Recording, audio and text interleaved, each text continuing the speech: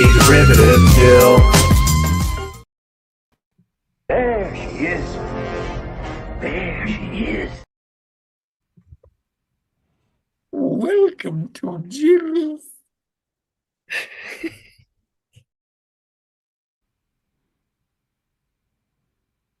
Can I offer you some tea?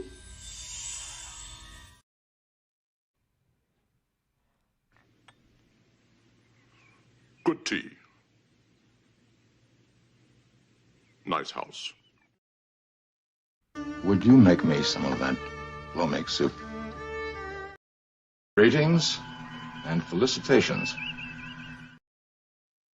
The pig and the farmer regarded each other, and for a fleeting moment, something passed between them. Hello and welcome to a Saturday Plomeek Tea Time. This is number 135. We're exploring a beautiful fable from my childhood.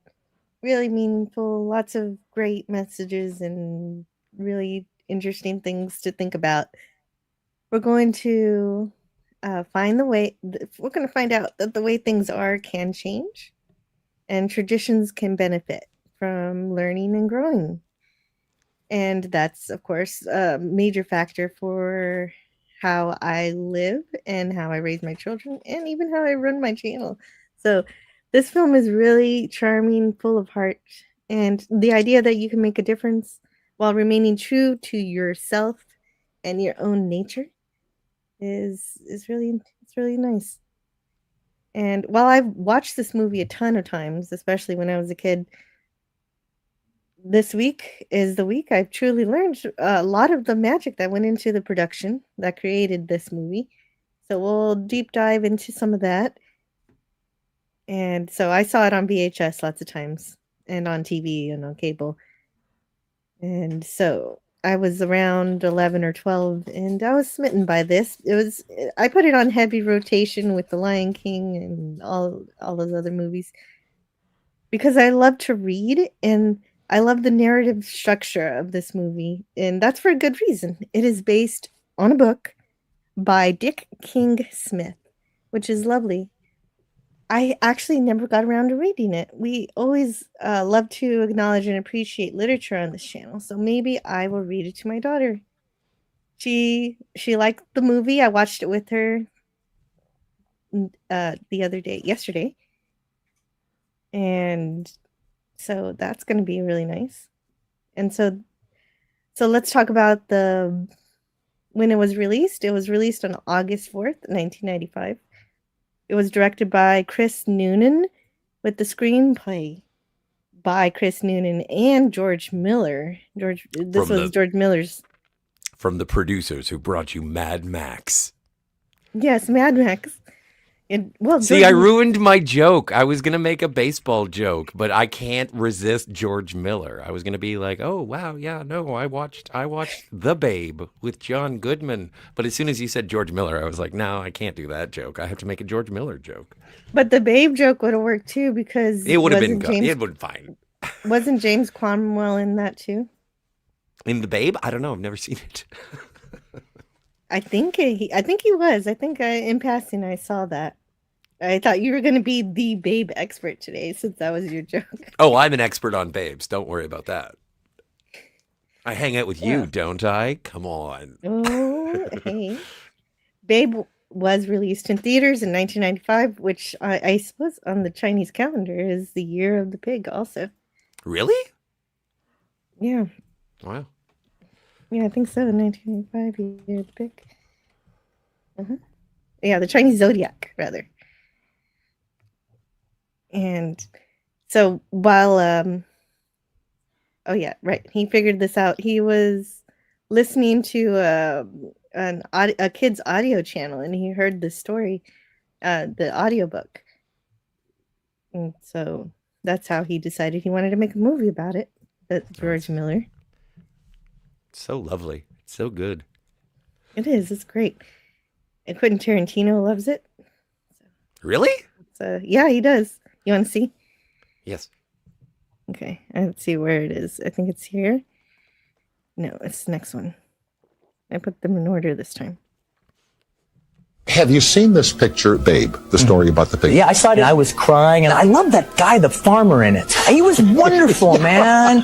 He was like, had such dignity. It was dead serious, and like, he's really putting himself in the line here, because he's not a laughing stock. He's a very proper man. And that last little line he has to the pig, good pig, or whatever it is, the pig looks like he's smiling.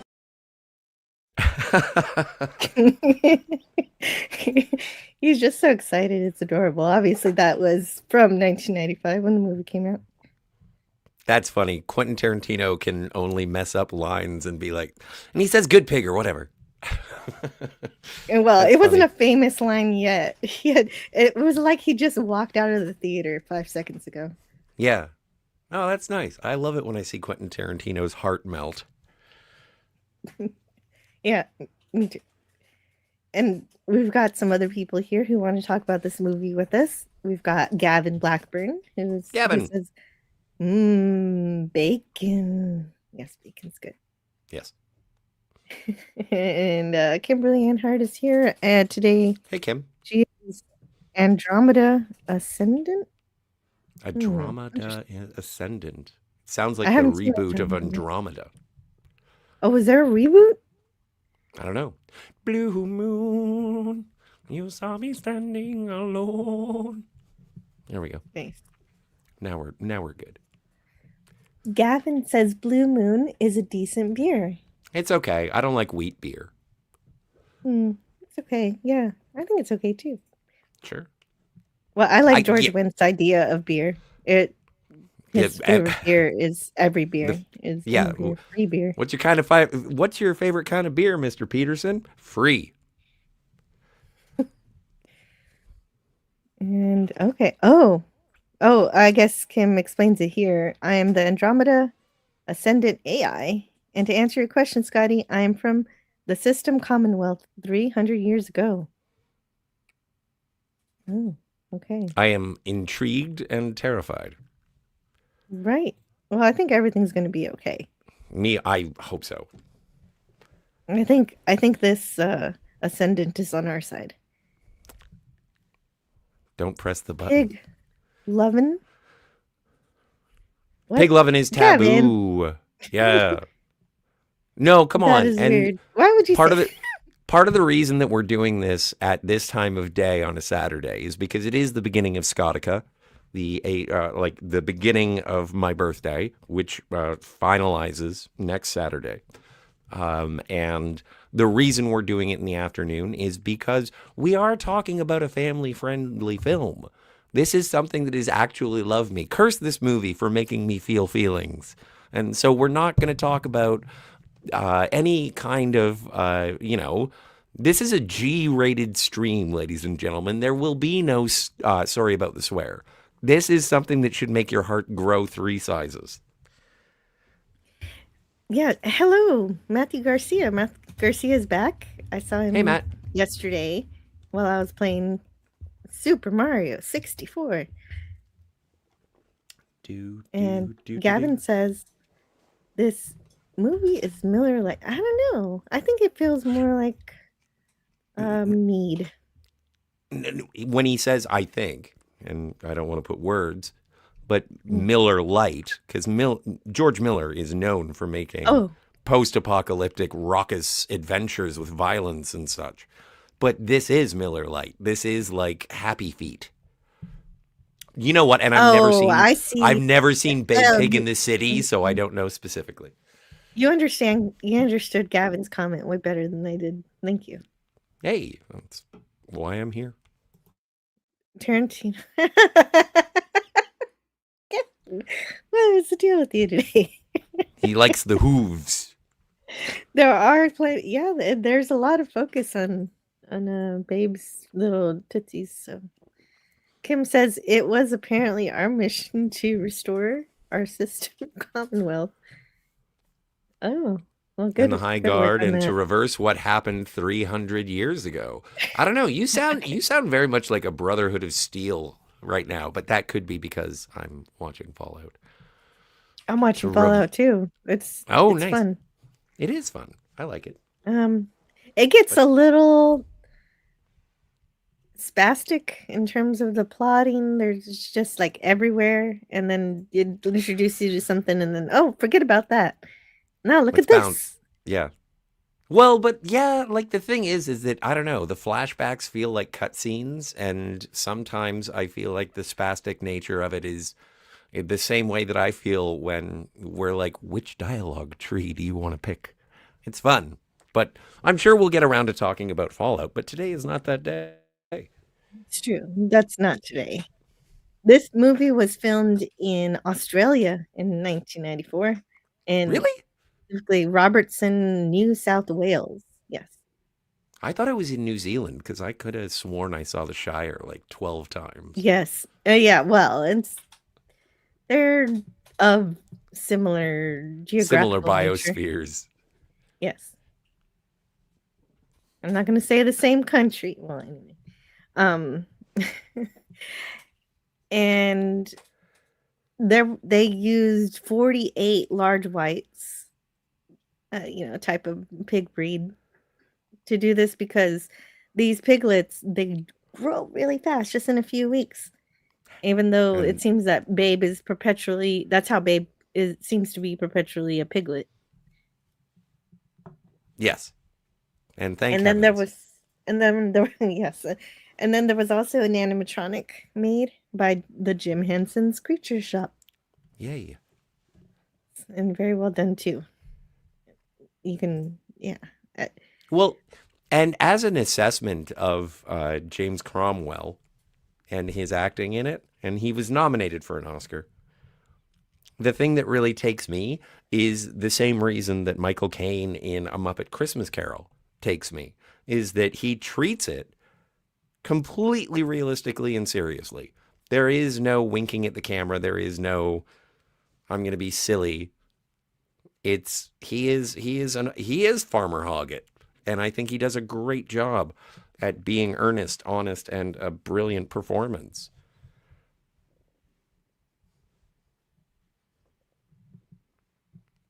But, what do I know? Apparently Jill is muted. Yeah, I was muted. Right. I was agreeing Were you with sneezing? No, I wasn't sneezing. I just didn't unmute. So, yes, I agree that he comes off as a genuine farmer who is just doing his job mostly, and he doesn't really have a whole lot of lines, but he is in most of the movie, and he does a great job portraying emotion and what he's supposed to be doing without saying much. I didn't remember him being in this movie this much. I always thought he was just the guy who showed up like 3 times in the flick. But he's there the entire time. He is. And that's what he thought too when he looked at the script. He almost turned it down for that reason. Like, oh, well, I'm not really in this very much.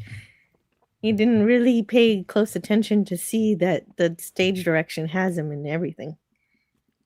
Well, and yeah, exactly. Well, what actor is going to look at the stage direction? First things first, read the lines. But it is an interesting story with James Cromwell, and he was, as you said, he was going to turn it down, and his agent was like, "Come on, just go to Australia for a bit.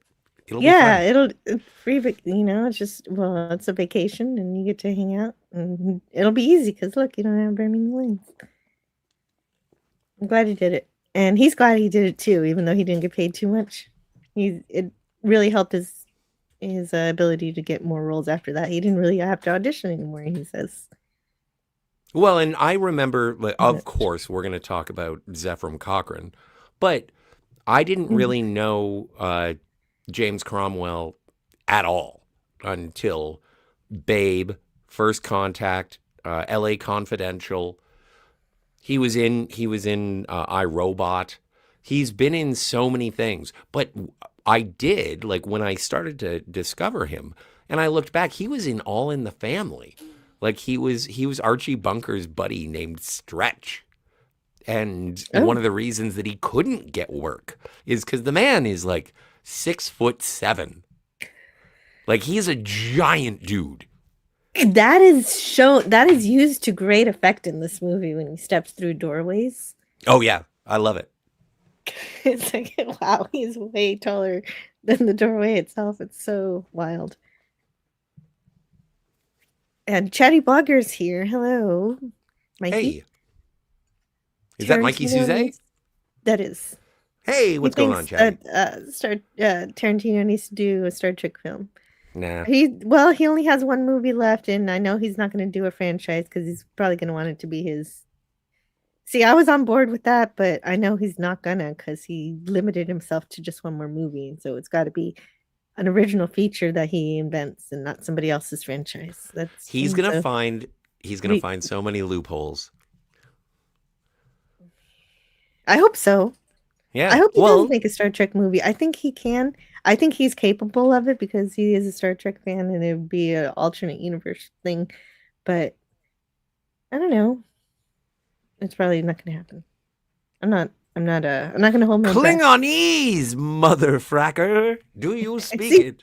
That's my thing is I don't think he would put profanity in it because it's Star Trek I and think he he would. knows better. I think he would. I think it would be sort of similar to when, again, going back to First Contact, when it's like, leak? I'm not detecting any leak. I think that the naivete of Starfleet crew to vulgarity would be a point of humor. Well, I hope one day we get to find out, but we probably won't. Probably won't. Lemon Pie's here. Happy Lemon. Saturday afternoon, Joe. You too, Lemon. Hello to Brogu. Brogu. Brogu says, hi, Jill and Scotty. Happy New Year. Happy New Year. What are you guys into this wonderful Saturday? We're admiring a pig. Yeah, pig. Apparently, of course, Babe's character is a boy, but all the piglets they hired were female because they didn't want to accidentally run into any boy parts.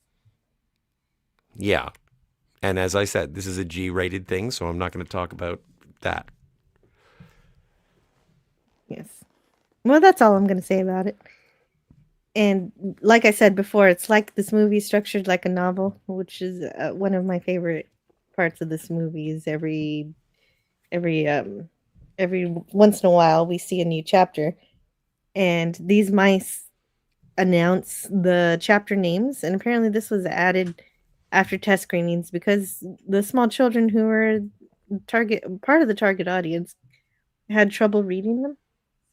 That's why the little mice exist. Oh, that's great. Because I love the mice. The mice don't interact with any of the other animals except, like, the mice they're the Greek chorus of the film, and they pretty much just tell the audience what's up. And I like it. I like it a lot. There. It works. It works that way beautifully. And the musical group, the Harlettes, sing for that. And yep. Oh, right. And the visual effects were done by Rhythm and Hughes, Animal Logic, and of course, as we mentioned, Jim Henson's Creature Shop. And that's really great animatronics, really great CGI, wonderful puppetry stuff going into this. Oh, wait, Jill, I just want to take a step Yes. back because I'm looking at how many people are here. And I just want to say, first things first, if you're not a member, if you haven't subscribed, if you haven't shared, if you haven't hit the like and rung the bell, I implore you. We try and entertain, and hopefully this is entertaining to you. However, there is one disclaimer that I have to provide. We are not going to be watching the movie, so everything about this revisiting, quote-unquote, review, quote-unquote, it's clickbait. We're not showing the movie. This isn't free uploads. So if you're looking to watch Babe, I would recommend you find it on your own regard. It is a delightful film. You will enjoy it. But no, we will not be watching it currently on screen. There will be slides, and we're going to have a grand old time. Well, and it says right there in the title, it's a review. There's no clickbait here. It's only if you're not actually reading. If you're illiterate, you think that this is Hey. movie. Let's not cast aspersions. I'm just saying. Anyway, Yeah. I we're think just we've talking done the about the movie. disclaimer. It's fine. We're enjoying talking about it, and Yeah. just as we're enjoying seeing our friends here who want to join us to talk about it. Suzanne. Suzanne. Suzanne is here. Hello. And Matt G. Hey, Matt G. Matt G. Tau, tau, tau. Yes. So I don't know what was going on with the production here. That there was, I don't know if there really was tension or disagreements, because it seems to be a mixed bag here. Noonan, I guess the director, said, "I don't want to make a lifelong enemy of George Miller, but I thought that he tried to take credit for Babe and tried to exclude me from any credit, and it made me very insecure. It was like your guru has told you that you are no good, and that is really disconcerting." And Miller responded to this. Chris said something that is defamatory, that I took his name off the credits on internet sites, which is just absolutely untrue. You know, I'm sorry, but I really have a lot more to do with my life than worry about that. When it comes to Babe, the vision was handed to Chris on a plate. And there you are. So there seems to be a bit of tension there. But that's interesting, because I would like to hear what the director of The Nightmare Before Christmas has to say. Because everyone says that that's a Tim Burton movie, when it's produced by Tim Burton, for sure. But it's not directed by Tim Burton. But the audience at large is like, oh yeah, Tim Burton's The Nightmare Before Christmas. And so, I don't know. I would like to see what that dynamic is, if the director of that one feels slighted by being sort of undermined by the producer. But Yeah, even watching Babe, I was like, I know George Miller directed Babe 2, but who directed Babe 1?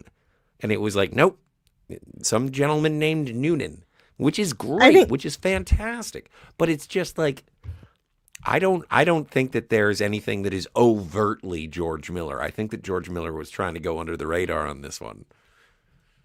I'm not sure about it either way. I just know that when artists come together, sometimes there's a lot of clashing that goes on, and I'm not sure why that particular altercation was a thing. But Chris Noonan, I like what he says here. Oh wait, who says this? I'm not sure who says this quote, but I'm gonna read it anyway. Probably Ferdinand. Yeah. For me, it all came down to Chris Noonan saying on the first day, "I'm gonna shoot the animals like movie stars, and I'm not gonna talk down to the children." And for the next 3 years, that was my mantra. We needed the animals to look like movie stars, and Chris was telling a real story. I think that was also George Miller. So they were working together for a reason. So I don't think it was always a fight.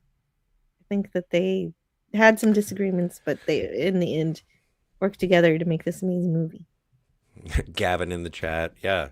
Chris Noonian Singh. That's the name of the director. Gavin, good one, Gavin. James Cromwell's career got a second wind at this time. Yes. Absolutely. And rightly so. Hunted TNG episode. Yes. All right. Was he an alien? No. In that one, okay, The Hunted is the one where the guy breaks out of the transporter beam. Remember that?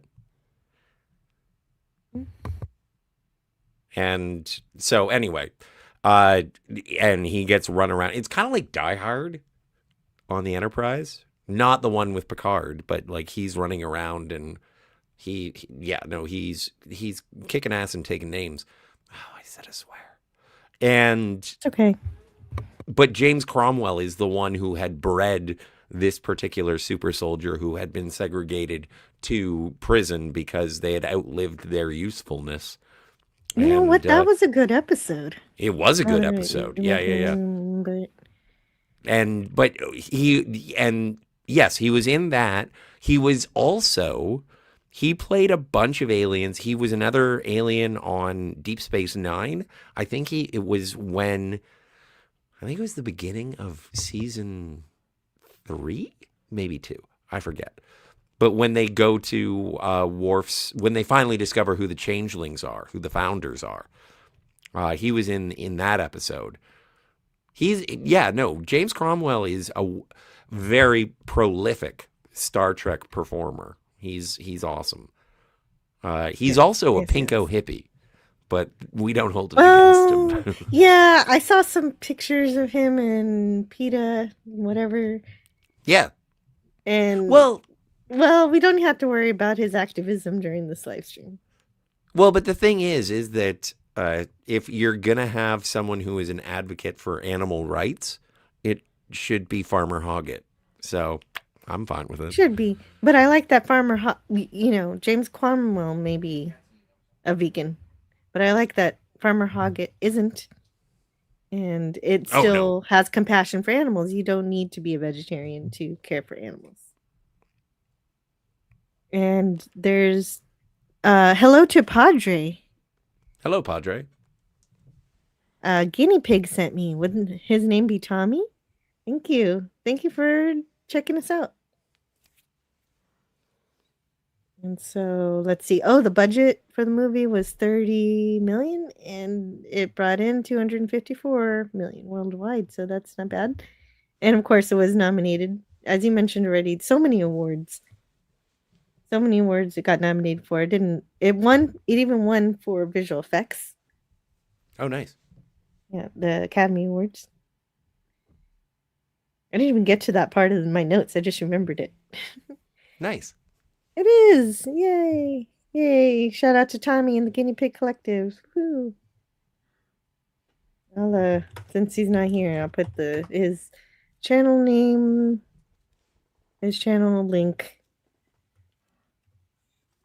manually, which takes just a second. There we go. So now we're ready to look at the movie. You can bring it up now. Yeah. Let's go to the farm. Did you? I didn't. Yeah, I said I watched it on VHS. Did you watch it in the theater? Or? Oh, no. The first time I saw it was on VHS. Yes. Clamshell children's video VHS. Absolutely fantastic. Hey, look, it's Crazy Horse. Woo. Hey, what up? We're just getting started watching this movie. So, well, not watching, but talking about having Observing. watched Yes. the movie. And we hope you can join in and talk about your reminiscences as well. True. Anything you guys have to add? We are paying attention.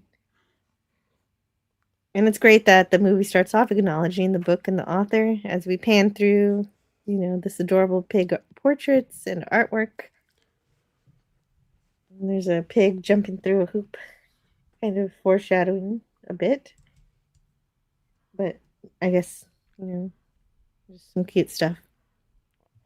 And the animals aren't quite so anthropomorphized as this pig you see who looks like he's baked a pie, but not in physicality, but they are in spirit and in their thoughts and philosophies. And only they oink and bark to us humans, but among one another they can speak to. All animals can speak to each other in this movie. So that is the magical fairy tale conceit that we got going on. They even have the intelligence of No. Pigs are stupid. So are sheep. Oh, we got an animal jingoist. I didn't know. God, he was on the side of the border collies here. Well, my stars. Well, there's Things are the way they are. That's just the way things are. It's so it's interesting because they recently released a trailer for Animal Farm, and that is, it looks awful because it doesn't look like a proper adaptation of Animal Farm. No, it's. But from what I can tell, it's not. But this movie kind of is like, oh, just stay in your lane, do what you do. And I like how you can grow to be into something more. But also, do you get Charlotte's Web out of this a lot? Yes, there are definitely the feelings of Charlotte's Web that permeates throughout this movie. Except for that Charlotte, the one in the title, is the hero. Yeah, well. And in this movie, the pig is actually his own hero. Yes. Well, but Charlotte's Web is like calling Star Wars Obi-Wan Kenobi the movie. And so. Well, I guess Wilbur does do a thing or two. I do love Charlotte's Web, and I'll probably review that someday. We'll do this every Saturday. We'll just review all of the pig movies. And then at the end, we'll review Dirty Harry. Dirty Harry. Yeah, well, That never sounds mind. fun. Well, right, because he's a cop. I got it. Yeah. Lemon Pie says, from now on, every Saturday, Jill will review a different pig movie. Oh, you stole that joke from Lemon Pie. I didn't. I grew upon that joke. I expanded that joke from Lemon Pie. You did. Very well done. Very well done. Did you know the original title of Babe was Chris P. Bacon? Yes. Yes. Oh. It is, no, I can't. Never mind.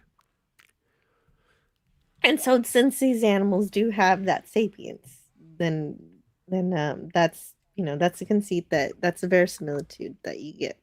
You know right away that is how you need to perceive them here. Imagining that animals can communicate exactly as we do makes it it's a fable. But it's great. And that's our fantasy world today. And I'm really happy to go to that place. Well, yeah, yeah. Another happy place I like to be within that conceit is the warmth of the soundtrack. Oh, the score is amazing, yeah. Delightful and triumphant and meaningful in tone. And it's perfect to watch in the new year because it heralds the comings of new possibilities and successes, I think.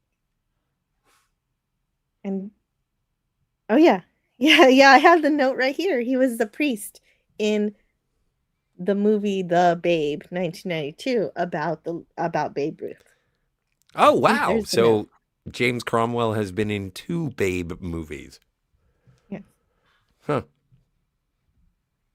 Yes, and our enjoyment of the artwork finally lands on this portrait of a real piglet, resting with his siblings and mother. And it is, they do portray the mass production of pork as a dark world, and I'm sure in many cases it is, but, and I enjoy that the narration implies this was the before times, and pigs weren't as respected as they are today. And yeah.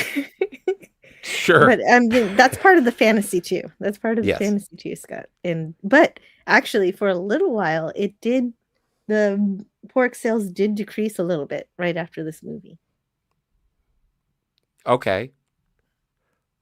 Also, I do okay.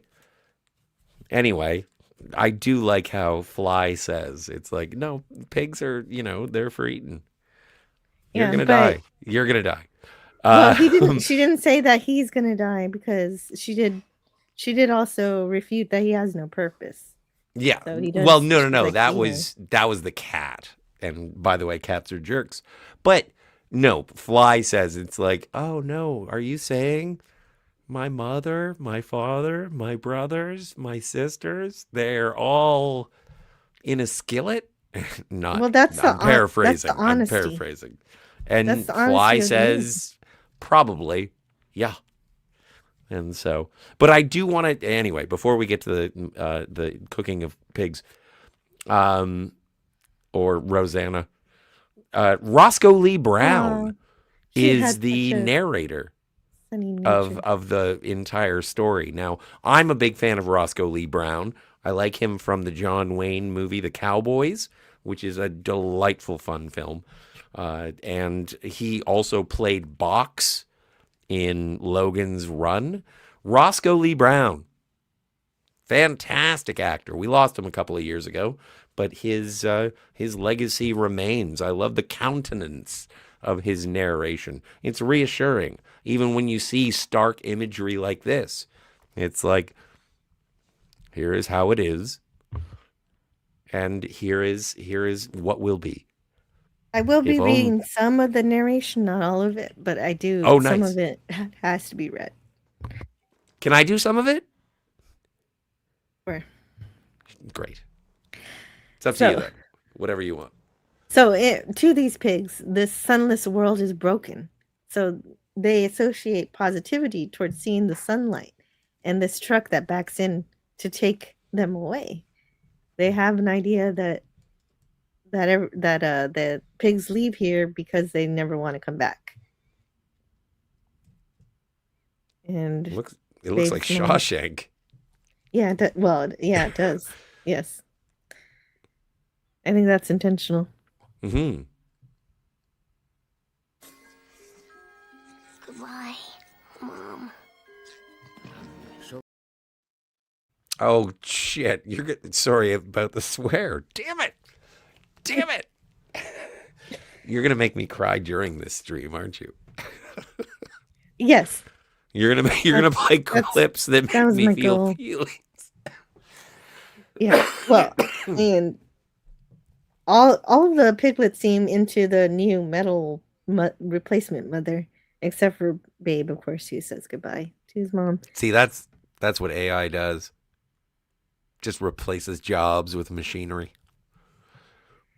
So the voice actress, of course, for Babe, we need to mention is yes. Christine Cavanaugh, and I know her from my childhood and other voices. She also voiced Dexter from Dexter's Lab and Chucky Finster from Rugrats. And the other one I didn't realize was Gosselin Mallard from Darkwing Duck. Oh, nice. Oh, wow. Let's get dangerous.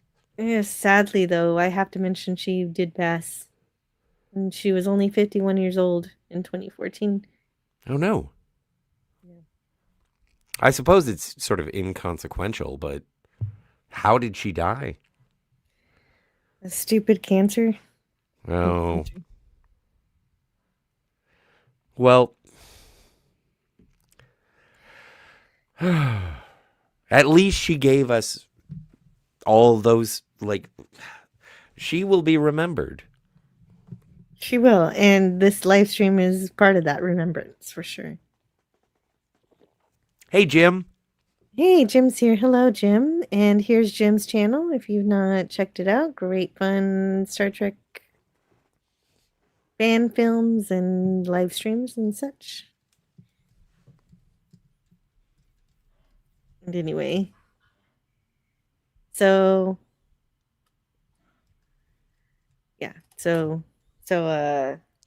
that's this scene. The pigs are taken away very dramatically, and we see for certain they're going to be. We already knew it, but the movie hones in on, hey, this is a meat truck. There it is. Well, and I really appreciate that, in terms of even old-timey fables and fairy tales and whatnot. They were kind of scary because you didn't know who was safe, who was going to die.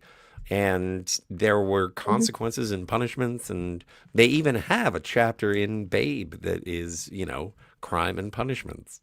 And the thing is that, yeah, that some of these animals are going to die, and they're going to die for the reason that farmers do it. And it is this movie is kind of pointy around the edges. It does have a little bit of edge, and I like it when I, as a child myself, not currently, but when I was a child, because anyway, moving on,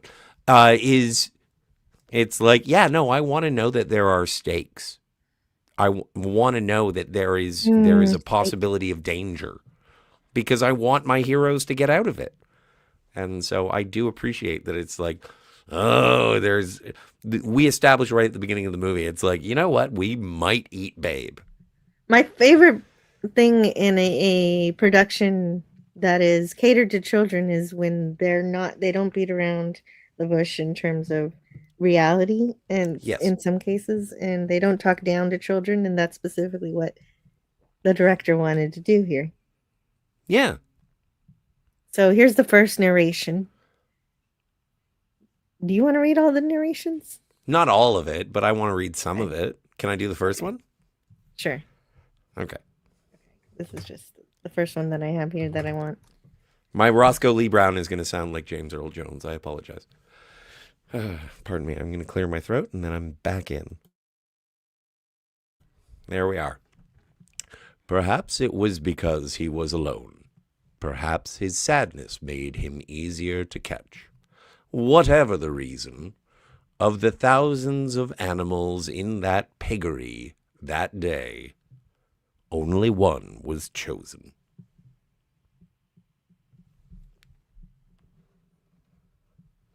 So, and it was Babe. Yes, and there was Babe.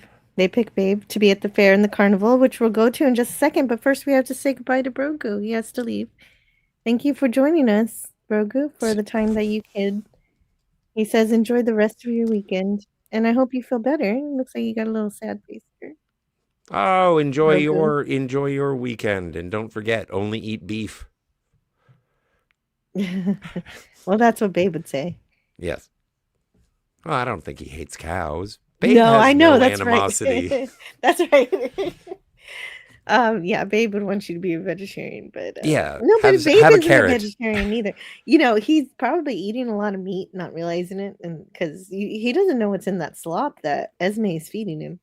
Yeah. Anyway. Oh my stars! I forgot her name was Esme. Yeah, it's a cool name. I like it. And yes, Kim, remembering the actor, they're interchangeable. There he is. Yeah, he was chosen because he's small. What is this? This is the fair. Life? Oh, right. So we see all these humans having a good time, but it was interesting the choice they made. There was a stark contrast into the way you could hear the pigs squealing as they were being herded into the truck, and all the squeals of joy from the children and adults having fun on their fair ride. So it was a bit interesting. There's an interesting sound thing that quality. Yeah, no, I think that the sound design in this film is interesting, just because aside from Farmer Hoggett, like everybody else is dubbed. Like their voices and faces don't really match, and the people are obnoxious to a point where it's just like, yeah, if you were Babe or any other animal, you're basically going to be like, what the hell are the people doing? Like, you do feel you're off put by the human characters. Like, it just, and the only one that you care about or trust is Farmer Hoggett. Well, and that's portrayed when the animals crowd around the house to observe that strange human behavior. Yes. Nothing like dancing to mess someone up. Mm-hmm. So we've heard meet Esme Hoggett. She just won her contest for jams and jellies, which is her big contribution to the Hoggett farm. She also deals in farming the fruit that goes into them and probably lots of other stuff. Mm-hmm. And let's see, I need something. A cowbell? I'm looking. Do you have a fever? No. Maybe more of a goat bell. A goat bell. So, right. There's nothing more impressive than making something all the way from scratch like that. And speaking of which, this is this didn't work out very well when I tried to promote her on Twitter, Twix. She actually lost a subscriber when I promoted her. So I'm going to try it again here. Someone else who farms and makes lots of her own food is a YouTube friend I met this last year in 2025 named Eclectic Goat. And I put her link in the chat. Please subscribe to her if you haven't. She also does farming, but her channel is about has lots of pop culture gaming content, including video games, tabletop games, and lots of media that people often don't pay attention to, and lots of other stuff too. As she says, she's eclectic, so I'm trying to give her channel a bit of a boost. So hopefully this does a better job, because we're trying to get her to 750 subscribers. She's around 727. So it would mean a lot to me to see that number go up a little bit. And I promise she's a delight to listen to. She has a great voice, I have a lot of fun hearing what she has to say.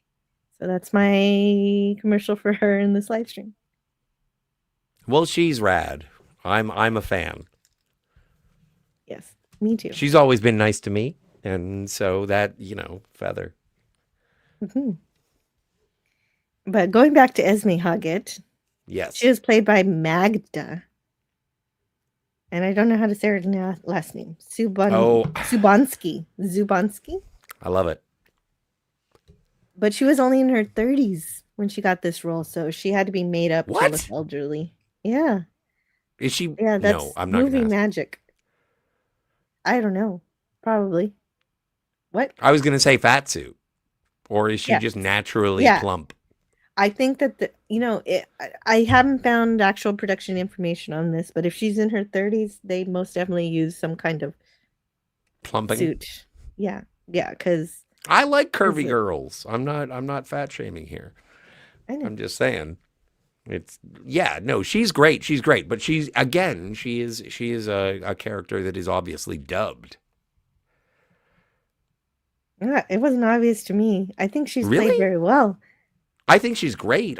Maybe I'm mistaken. I thought that. No, you could be right. You could be right. I don't know. I could be crazy. Rotund. Yes, she is rotund. Might just be a lunatic you're looking for. Rotund. Well, no, Rubenesque. Mhm. I believe is the most offensive thing that you can call a woman. No, but she's great. She is an amazing, and one of the things that I love about this movie in general is that the farmer's wife and the farmer, they love each other. There's no animosity. There's questions between the two, but they obviously love each other. And, There's a comfort. There's a natural nature Yeah. in their relationship and how they talk to each other and work together. Yeah, and I like it. Me too. Anyway, this is what Zephram Cochrane looked like right before external he to this. developed the warp drive. Yeah, before that. I'll put a pig in the rocket. Excuse me. Sorry. I was trying to say that Esme, what's her name? Magda is a Australian comedian, apparently. And I Really? didn't know that. Yeah. I don't know what she's in or anything, but I just see her as Esme. But yes, now let's meet Zephram Cochrane, James Cromwell, as Farmer Arthur Hoggett. Hoggett? Yeah, we already I've been talked- saying Doggett this entire time. Hoggett. You know, like there's the word name Hog in there. It's a little on the nose. My mistake. The snout. And we already talked about how he almost didn't take the role. But yeah, this is such a Watching this beautiful movie, I wanted to change my entire wardrobe. Did you? I was Do you just have like, one I'm of gonna those dress. little hats? I want one of those little hats. I want to just dress like Farmer Hoggett. That would be nice. I like it. So the cinematography, there was cinematography in this movie done by Andrew Lesnie, who did all of the Lord of the Rings trilogy. So some of it was done by him. And It's gorgeous. So It is that's- well shot. that makes sense. Anyway, Farmer Hoggett is persuaded to play a weight guessing game to win a pig. First he says, I don't really keep pigs. They convince him that the pig could be great to raise for Christmas dinner. Would you like to eat this baby? Look how I cute suppose that I'll dog give it a is. go. Sure. Yeah. That'll do, piggy. I love how when he's guessing the weight, and the people who are asking, and it's like, oh, that's crazy. That's the first time the pig hasn't actually gone insane. It usually screams its head off.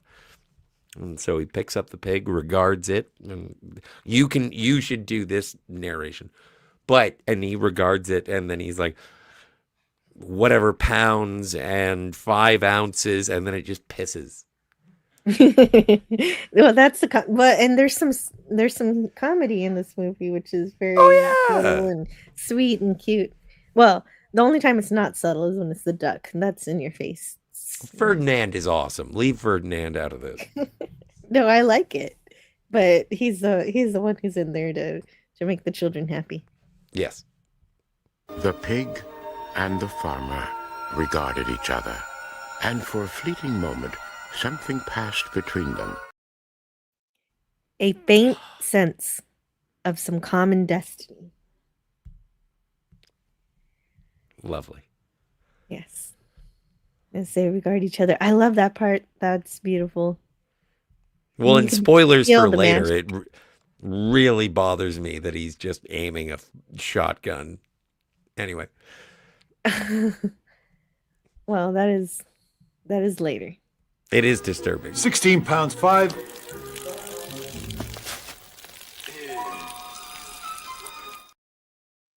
2 ounces.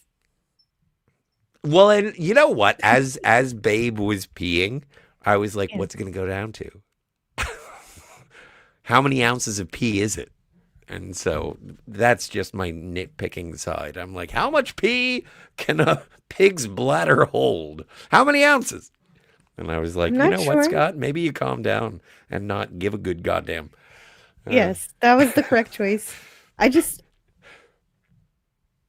love how gentle he was with Babe, and that's probably why Babe didn't. I like that squeal. Babe was so happy he peed. Yeah. Speaking of he which, was I'll be back he in a was so second. relaxed. He was very relaxed. That is a sign of trust. Yes, it is. But speaking of which, I'm sorry, I was just reminded. I have to anyway. Right. I mean, babies do that. He's a baby. Without even having weighed the pig yet, they seem to know he will win, and that kind of feels like they're like the fates. Like there's a lot of strange, really interesting literary devices that are employed in this movie that feel like this is epic, but it's not. It's just a movie about a little pig who herds sheep. It's just wonderful. And so we cut to Arthur and Esme at home. And when we get there, oh, well, I'm behind on the slides. You got to see all of these slides. And oh yeah, every pig that plays Babe in this movie has this little toupee on the top of his head. Just this little tuft of hair. That's fun. And again, these men know he's gonna win.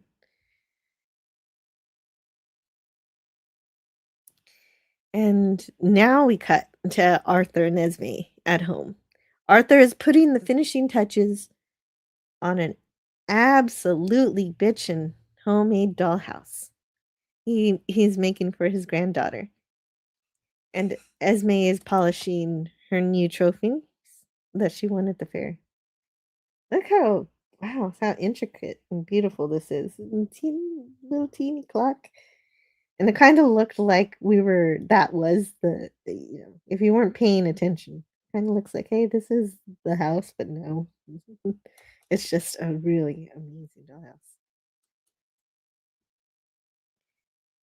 And Esme's polishing her trophies she won at the fair. If you look at these trophies, let me look at that again. The Kingsmith District Show. So that's on purpose. And so these are tributes to the author Dick Kingsmith. And they have all of their accomplishments on display. She's fantasizing right now what different cuts of pigs she'll produce if they win the pig. So she's hoping for the pig. And she's talking to her cat, Duchess. So that's how we learn the cat's name. And Arthur gets a phone call to tell him that he won the pig. Here's how excited he is about it. Oh, here we go. Let's go to the next bit of slides here.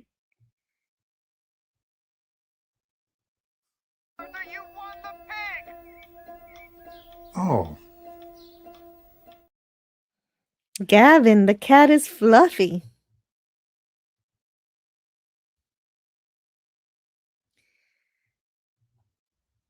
And so I like to call all of that the prologue because it doesn't get the title chapters.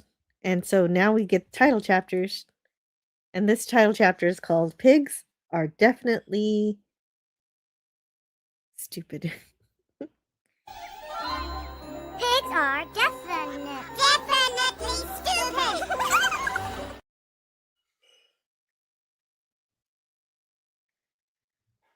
So, of course, all of these title cards as are assisted by the three mice who bring up, and they can sing too, like Alvin and the Chipmunks, but maybe better. And so Babe arrives on the farm, and the puppies are excited and curious and adorable. But the puppies wonder if they'll be well, and she just mentions it that he's gonna be eaten one day, and they're like, "Oh, are we gonna be eaten one day too?" And Fly says, "Good heavens, no! The bosses only eat stupid animals like sheep and ducks and chickens." So that introduces the concept of prejudice in this movie. It is pigs are not really stupid. In fact, they have the capacity to be as intelligent as dogs. And we eat them because they're prey animals and because bacon is delicious. And yeah, so I can understand people who don't eat pigs for that reason because they're naturally and overall as a species intelligent. I'm sure there are a few pigs who aren't. Just like humans, there are some humans who aren't so intelligent either. So there we go. And of course, this movie did lead to an increase of vegetarianism. I'm not sure how long people stayed vegetarian, but I can imagine watching this movie and going that way for a little while or for longer. James Cromwell went from vegetarian to vegan because of this movie, because of his participation in it. Anyway, it doesn't matter that I know that pigs are as intelligent as dogs. Dogs believe they're stupid, and that's what matters here. It's their unending prejudice in the matter, and it's not unending in this movie. That's what makes this a great movie, is because they can learn and they can change. And Babe shakes up that idea that pigs are stupid. He refutes it immediately, and Fly is shocked that he responded in such a manner. It goes against everything she's been taught. Well, it's the way things are. Mm-hmm. But oh, look, puppies! Like, don't worry, ladies and gentlemen. These puppies will be given away shortly. Yes. But I love their curiosity, how quickly they talk, and how excited they are. But only Babe is ignorant of the fact that he's for the dinner table. And let's see, there's over 970 animals in this movie with 56 animal trainers. That's a fact. Yeah, but 700 of them are sheep. See, this movie sort of touches me because I had, through associations, I had a cat named Bird who acted like a dog who thought he was people. And so Babe kind of reminds me of Bird.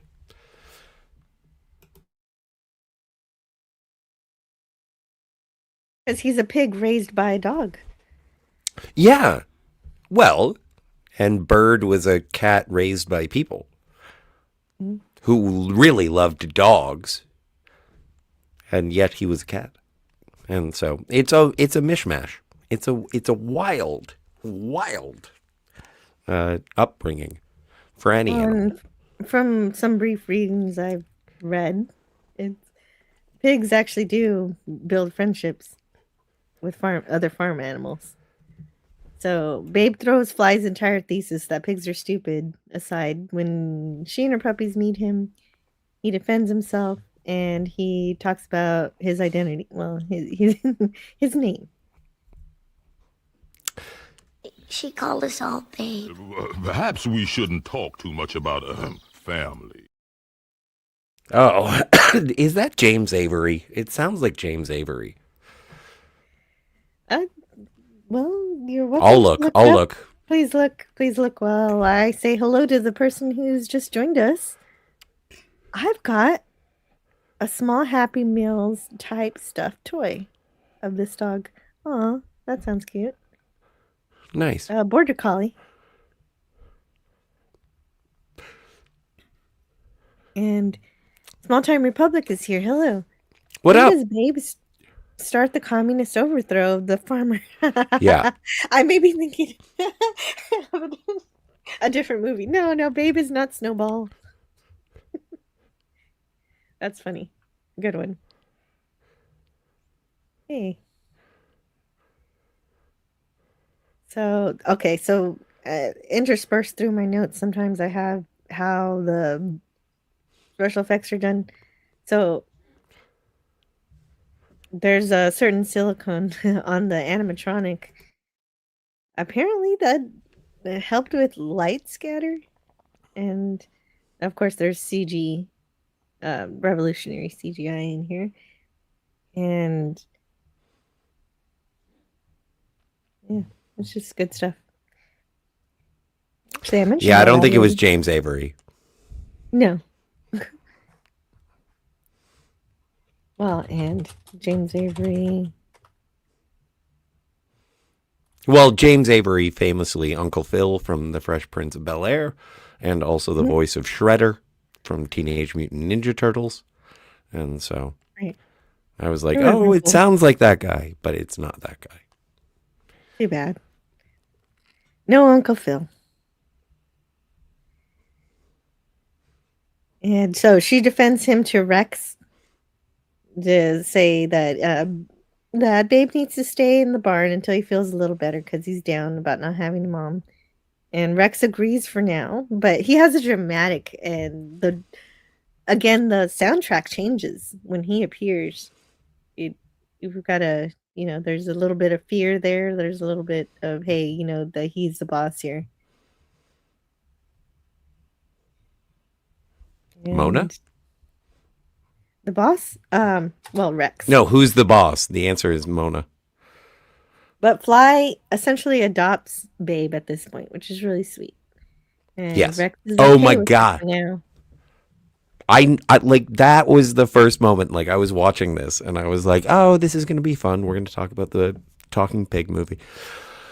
And then it was like, can I call you mom? And I was like, I just started bawling. I was like, I'm going to need a box of Kleenex for this. Yes. What's your name, Pig? What does he taste like? Where did he come from?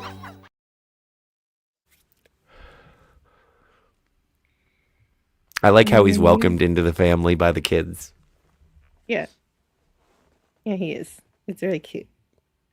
And later on we see. Yeah. Well, what if he wets the bed?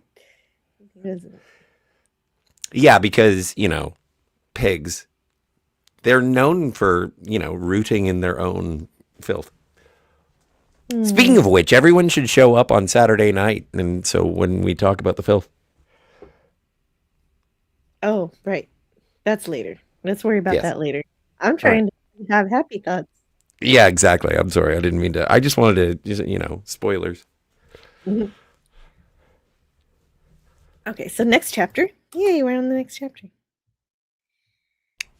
Which one? The way things are. Oh, that's amazing. I love the mice.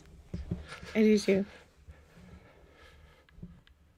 And in order to be a movie like this that's about shaking up the status quo, we have to define what that status quo is. And Yes. Babe's story parallels and foreshadows is foreshadowed by that of Ferdinand's story, who is the duck who wants to be a rooster.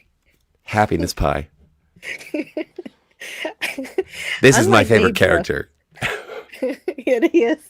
He's aware. He's the comedy relief, so that makes sense. He's Gonzo. Like, I He's mean that aware. in terms of he's the Muppet, Gonzo. Like, he is the guy who's just like, I'm going to do what I want to do. So production-wise, this is where my daughter could tell that this was a puppet when he's up close and he's talking. Okay. And Ava was noticing the artwork in it because she does play with clay. And she does a really neat artwork herself, and so she's recognizing it in movies now, which I think is fantastic because she's only 6. Anyway, Well, unlike go ahead. that's an amazing thing for a young person to be able to sort of identify and move past and like be like, oh, this is fake. I still like it. Suspension Yeah, of I like disbelief. it. She said she was just guessing, but I told her she was right. Nice. And yeah, she was able to do that. She's a bit mature for that. But, it fascinates me. She fascinates me all the time. Well, it's the way things are. Yes. Unlike Babe, though, he is aware that his destiny could include the dinner table. And so he wants to rather identify as a rooster so that he has a purpose. And if he has a purpose to humans other than being eaten, he believes he can avoid that fate. Oh, wait. in this case. He's doing his best rooster impression. Jill, is that duck identifying as a rooster? Yeah, for the Do I have to respect the pronouns of the duck? This movie is woke. No. I think that he's okay with people calling him a duck, but he's trying to adopt the job, the rooster's job. He's taking the rooster's job. They took her. Now I'm going to all sorts of. My name is Duck. My pronouns are him, rooster. I think I phrased it that way to be comedic, but it could very easily spiral out of control. Yes. Yeah. Well, I'm here. And Tiger Stripe says what I was thinking. Exactly. Okay. No, if pigs crap in their pants, it's because they're never allowed out. Most animals don't poop where they sleep or eat. And yeah, that's mostly true. Yes. I thought it, like, from Pulp Fiction, pigs eat and root in poop. That's a Only filthy if they're animal. forced to. I guess. they're Maybe. forced to. Yeah, I guess No. the pen. Yeah, no, you're fine. Yeah, no, Only you're if they're right. forced to, like Tiger Stripe says. Mostly they're in mud because Sure. they want to avoid the biting insects. Mud is a natural sunscreen, and pigs are very pink. So, Yeah, true. The duck understands that the rooster on the farm is less likely to be slaughtered. Is that right? Yes. yes. And even though the duck is trying to take the rooster's job, the duck cannot take the rooster's job of mating with the hens. So as it is explained later. Tiger says the people in Pulp Fiction are not reliable narrators of almost any sort of info. Well, yeah, no, that's why I identify with them, because Also- neither am I. And the duck is named Ferdinand. Yes, he's awesome. Ferdy. This is speaking. Oh yeah, nobody's ever called me that before.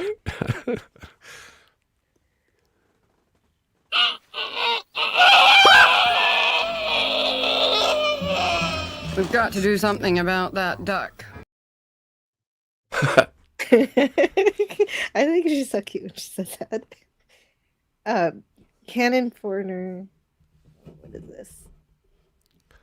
Oh, that's right. Okay, so Duchess the cat and Ferdinand are additions to the movie that aren't in the book. There's lots of additions.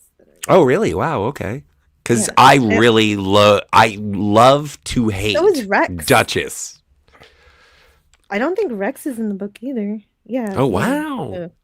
Well, I'll talk about Rex when we get to see him. Mm-hmm. So all the dogs are called in to eat breakfast, and Fly tells Babe he isn't allowed in the house, and Babe asks if pigs are allowed, and I love the way the puppy responds. Oh wait, before the puppy responds, there's this. We'll catch him one day and eat him, won't we, Mom? Yes, dear. Yeah. Who'd want to eat a duck? So they're talking about Ferdinand for that one. Yes. You wait here. Aren't pigs allowed? Not live ones. Sorry, dear. Only dogs and cats inside the house. Why? That's just the way things are. Go use a different water fountain. Yeah, basically that is the Allegory. analogy. Yeah. Dalek 451 is here. Hey, Dalek, what's going on, yo? Says, hi, Jill. Reviewing Babe? Nice. I love this film. I used to have the VHS tape of the film. Me too. I watched it a lot of times. Same. Send him the link. He has the link in various locations, but sure, I'll Well, send him directly. No. If he has it in various locations, that's fine. He's a Dalek. He can find it. Yeah. He will investigate. Unless he's not there, I don't know. I'll send it to him anyway. Okay, you're the asked, doc. I'm gonna do it.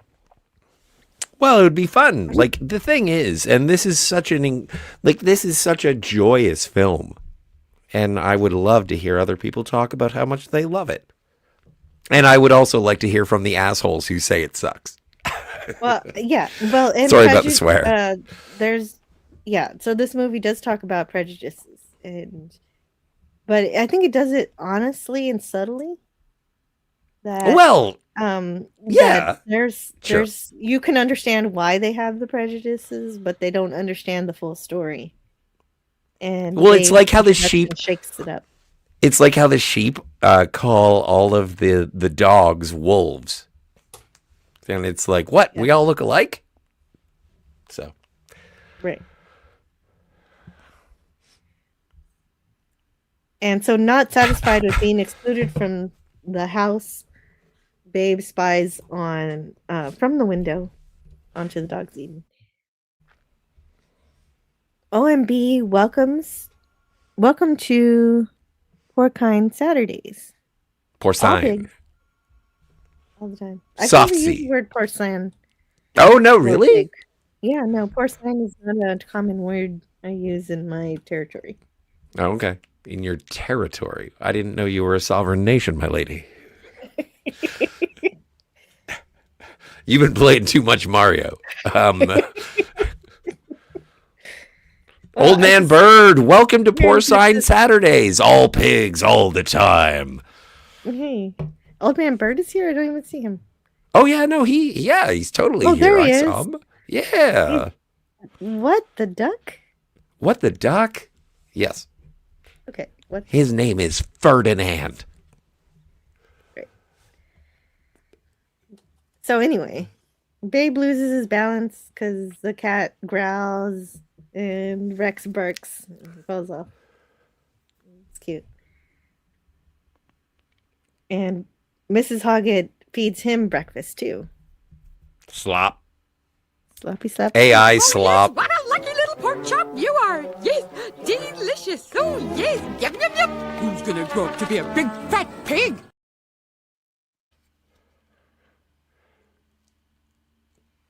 Well, thanks, Dalek. Whatever. Thank you. Oh, he says he'd like to join. Oh, maybe later. Well, that'll be good too. Whenever Yeah. you can. It's kind of fun that Babe got fed right when Dalek said he's like, I'd love to join you, but I'm getting food. Yeah. He's getting pork chops. Oh my God. I'm just kidding. I'm kidding. Too soon. All right. And men can't look after them without us. Why do they need us? We're sheepdogs! Yeah! Yeah. But this time, Babe doesn't get to go to the fields because this is dog's work. Yeah. That reminds me of when we reviewed Rudolph the Red-Nosed Reindeer, and he was like, "This is men's work," and then the ladies are like, "Whatever, we're gonna go look for Rudolph too." Well, and you know what? Now that you mention it, because there is a Christmas moment in this, so I was like, "Oh my God, is Babe a Christmas movie?" And it kind of is. Partially, It's also a New Year's movie. I think it's a holiday movie. Anyway, it's a holiday movie, yeah. But It's a the thing holiday is- movie. I thought you included it because it's a New Year's movie because it doesn't. no, say it's I just a wanted to Christmas- watch Babe. I had no idea. Oh, okay. So the I thought thing you were being is, clever. no, not at all. Me? Clever? Get out.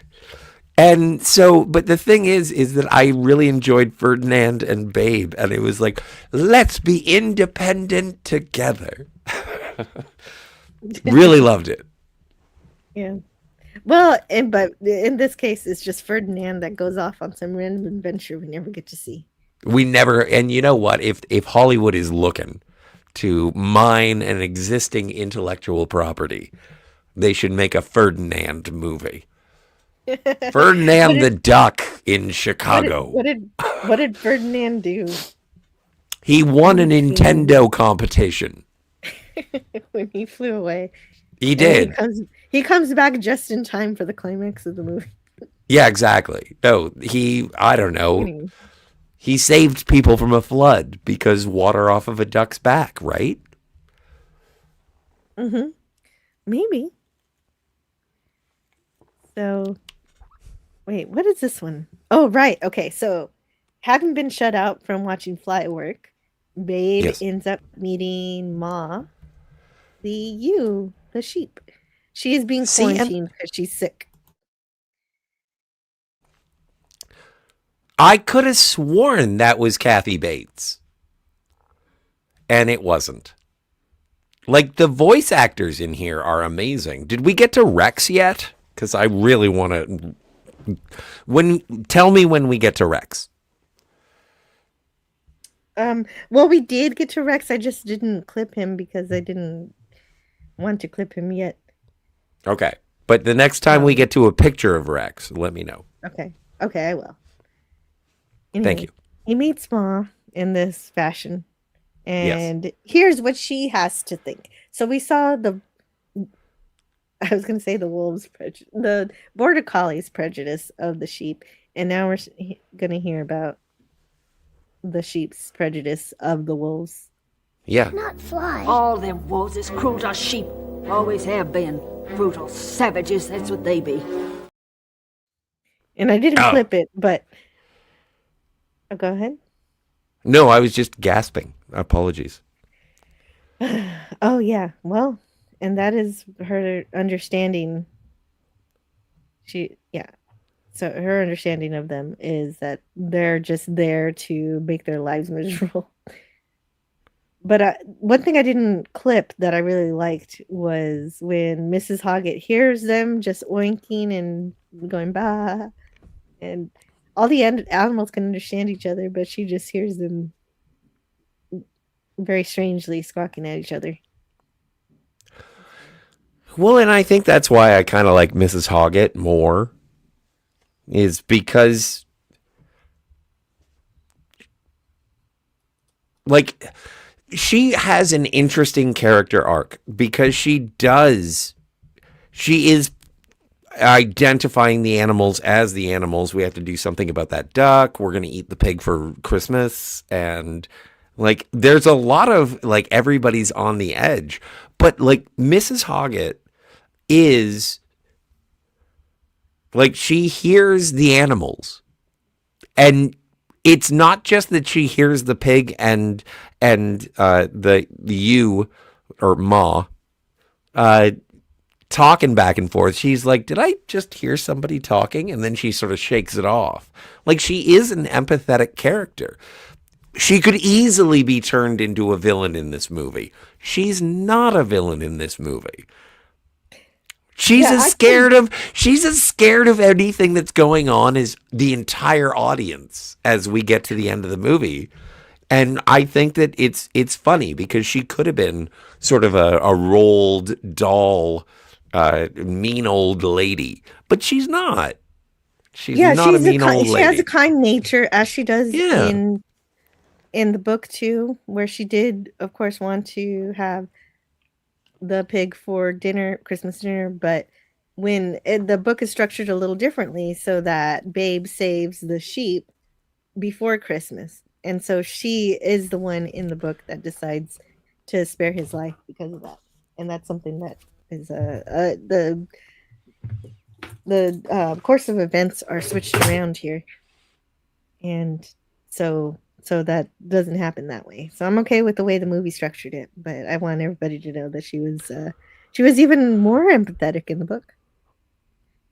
Well, and Tiger Stripes has a comment in the chat. Yeah. I hadn't realized Babe was a book. I've got to have a copy now. The sample on Amazon is wonderful. Yes, it's a very lovely children's book. And Dalek didn't know it either. Yes, it's really... I need to read it too. And then Melted Copper in the chat says, he's been to the big city. Now it's time for Babe 3. Pigs in space. Well selected, Scott. Yeah.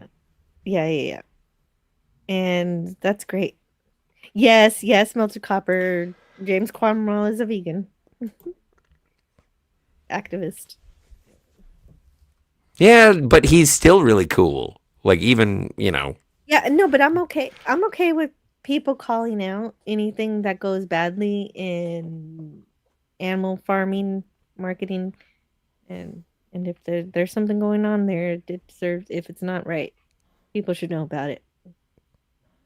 But being a vegan that's not is what like, it's about.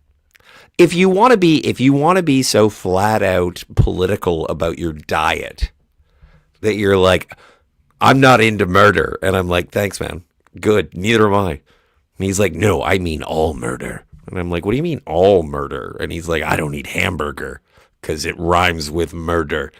And I'm like, okay, wow, let's move on. And he's like, no, that is a bit dramatic. I am angry at the fact that you brought deviled eggs. And I'm like, why? And he's like, because of the devil eating murder. Okay, you know what, vegan?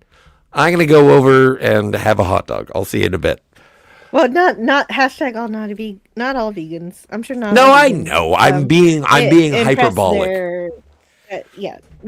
I'm pretty sure many of them do not push their beliefs on others, or some of them might just do it for health reasons. Omnivores aren't like, oh, when was the last time you had a scallop? They're the best. It's like, okay, calm down. I don't want to be a pescatarian. Anyway, Melted Copper assumed it was a ripoff of Charlotte's Web. I'm sure it was inspired, maybe, but I don't know. I don't know much about the author of the book. Charlotte's Web was a ripoff of Animal Farm, yo. And everything influences everything. And in terms of this movie, it's definitely different.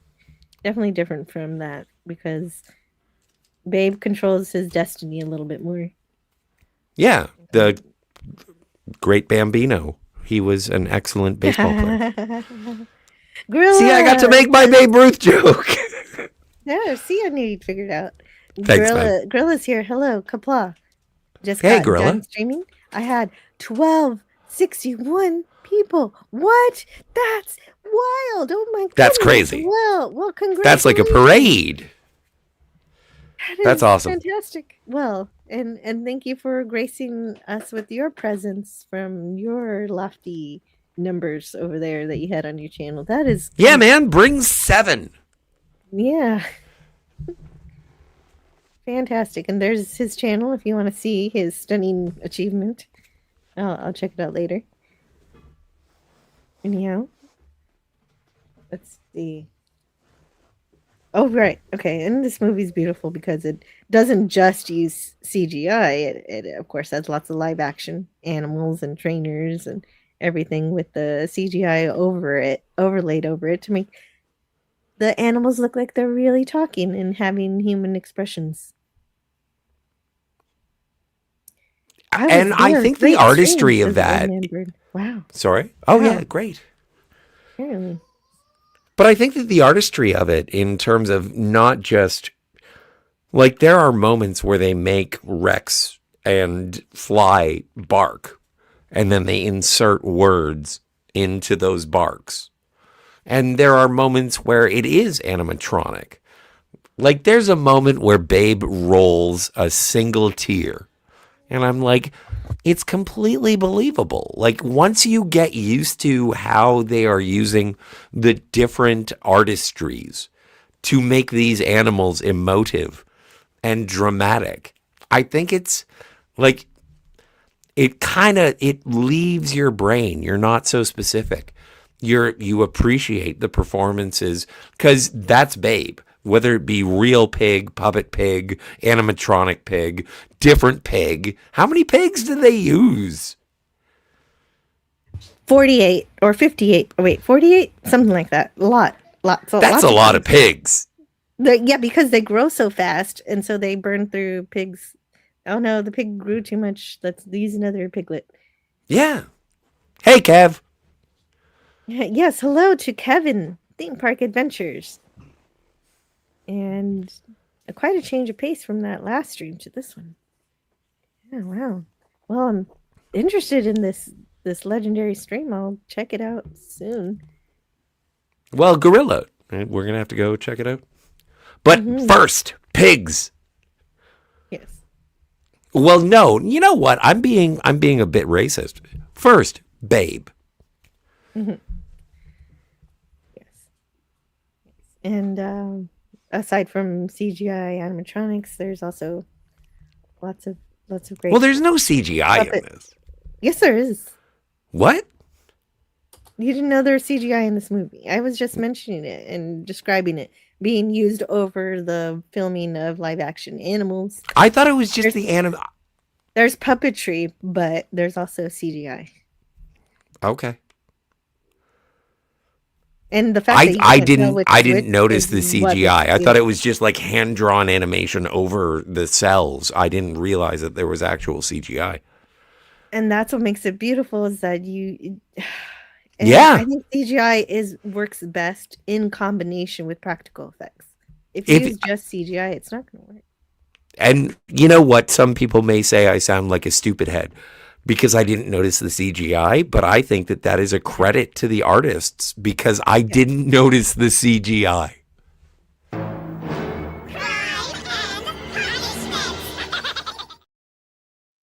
This is my favorite. Although it does make me understand why cats hold grudges. Well, and I love the villain music that plays at the start of that. And yes. And how Babe is starting to question Fly. Like, what is she doing over there to the sheep in those fields? And but the questions soon vanish as soon as she kisses him. Like, and when I say dogs kiss in this movie, I mean lick. Yeah. Dog kisses. Hey, PS2 Chipper. Or Kuiper. Oh, right. PS2 Chipper's here. Hey, I haven't seen you in a while. Great to see you. I've got to play this, though. This one's funny. Oh, I was worried that it might have a harsh tone, but that's quite a nice musical ring, don't you think? Oh, you know what? And this is another reason why I like Esme. And she's... Oh, that's not a bad ring. Mm-hmm. And now Ferdinand has an enemy, and it's called an alarm clock. You know, just another hard-working individual who has their job replaced by technology. Yes, and thus it's not just his job. He thinks this is a life and death situation. If he can't have this job, he's back on the menu. I think Ferdinand is like Klinger from MASH. He's like, I gotta be weird or else I'm useless. Yeah. Melter Copper suggests that we review Cruella, that time that Disney thought, let's make the Puppy Slayer a misunderstood good guy. I don't think I will be reviewing that. Although I do like Emma Stone. Although I do have a resolution to review 2026 item every month this year. So look forward to that. I will be. Well, what reviewing did you these tell them? things. What the first one is going to be? Not yet. Okay. I'm not sure about it yet, so I'm. Okay, fair enough. Good answer. Good answer. Oh, topic wise, quite a change. Oh, that's right. Okay, fair enough. Well, I'm having a fun time. But still, there's a Star Trek connection. The last review we did was Deep Space Nine. And this one is not science fiction, but it does have James Cromwell. And so And Robert O'Reilly plays the horse. He does? No. Uh-huh. I know. I wish he did too. Yeah. All right. Yeah, this is delightful. And so she and Arthur and Rex, I guess dogs are allowed at church. They go to church. Yes. And so well, dogs are the only quadrupeds on the planet that believe in your Lord and Savior Jesus Christ. I don't know if you know this. I don't know. Cats are Satanists. Dogs are I don't Christians. think so. No, I'm okay. So I was trying to jump on with that when you were being positive, but if you're going to be disparaging cats, I am off. I'm not going to help you now. You're right. You're right. Narrator says, when embarking on an audacious crime, a duck needs a willing accomplice, a creature who is reliable, beyond suspicion, and above all, extremely gullible. I wish the narrator hadn't used the word gullible. But he I is wish he had gullible. used.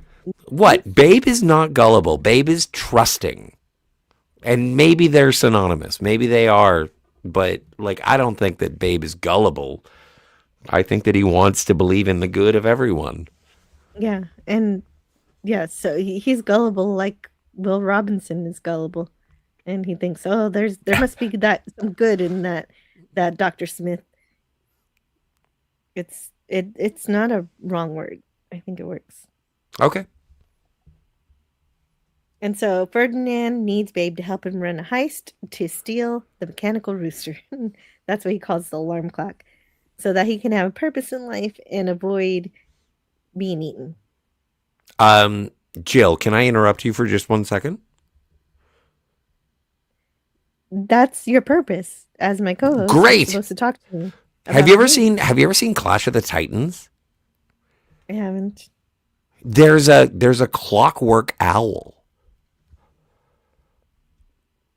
Like a literal machine owl. Mm-hmm. So anyway, I just wanted to point that out. Maybe we should talk about mechanical roosters and birds. We'll put it on the list. They make eggs with the hens and wake everyone up in the morning. Right. I tried it with the hens, it didn't work. So I turned to crowing, and lo, I discovered my gift. You know what? He's not Gonzo. He sounds like Rizzo. Okay. The shrimp? Like Rizzo the rat? Oh, the from rat. the Muppets. Okay. So anyway, yes. Right. Oh, the rat. Okay. So Babe is astounded and doesn't believe it so he doesn't really realize that the farmers eat meat, and he's surprised by it. He gets the first list of animals and their purposes, and the duck realizes he has no other purpose.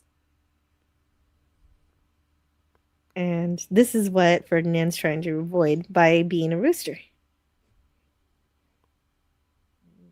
And he calls himself anorexic. He does. That's really strange. What is anorexia? Because I was thinking bulimic, which is the throw up one. Be careful. But what's the anorexic one? These are potentially demonetizing words. Oh, apparently, because I don't know why. They're medical. I'm not trying to be rude.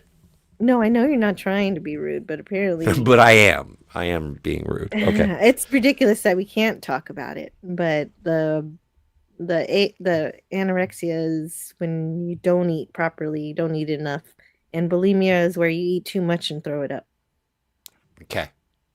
on purpose. Yes. Okay. I don't want to talk about it anymore because I didn't realize I had crossed a line. I didn't either. Like, I just hear other YouTubers saying that they can't say that, and I don't know if it's true. It could be false. Well, but we also, like, on your channel, we talk about people who, if they are in distress and they need to talk to other people. Like, I think it's important to be able to identify things, and if you're a part of anyway. So Ferdinand is an anorexic. He is self-proclaimed. Self-identified, yeah. It's part of the movie, people. It's he does it in passing. We don't dwell on it. He doesn't express his Just trauma. saying. If you think you have a problem, see a doctor. I implore you, because your continued survival is important. Agreed. And okay. So I do agree with that. But also there's some more notes here on the special effects, especially the animatronic required. The animatronics were handled by 2 puppeteers who could hold the head, body, and all the facial expressions, including the dialogue. They don't say much. They say a lot about Babe's animatronic, but they don't say much about the ducks puppetry and all that stuff. I feel like there's a lot missing in the production information out there. When it comes to the duck, like, I can tell when it's a duck and they just had like a cane with a duck head on it, and I was just like, oh, okay, fine. But I still buy Ferdinand as a character, like, throughout this. Me too. Well, he's allergic to cats, and that's why he needs Babe's help. Yes. And so it's like a Mission Impossible movie for a little I while. thought he was scheming and being like, I'm allergic. And then when he does finally sneeze, I'm like, oh, great, he wasn't lying. Yeah, it's wonderful. This is a great beginning adventure scene.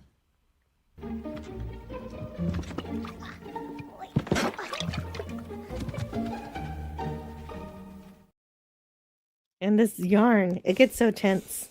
Amazing. Oh no. Okay, hold on. Oh, it's Universal. Are you playing another clip? No, yes. Well, there's lots of clips, so maybe I should just play them. Well, are you...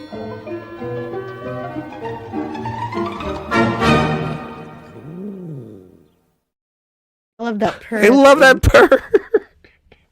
It is so cute. She's only peaceful in her dreams. Is there more? Yeah, there's more. Of course there's more. Of this cat thing? There's Play all more. the cat thing.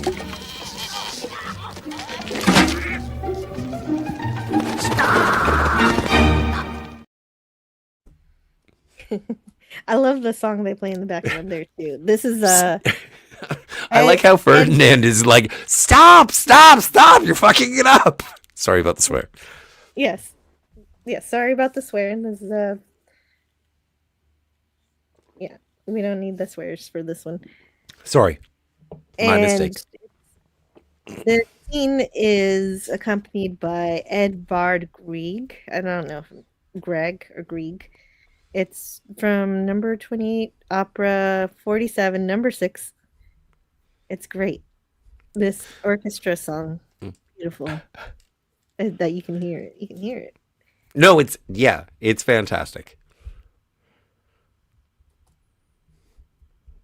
And I love the frenzy of it. It matches the scene really well.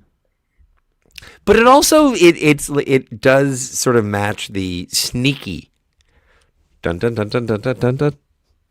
But it's a little bit up as opposed to being dun dun dun dun dun dun dun. Anyway, I'm sure I'm not making sense. No, you are. You are making sense.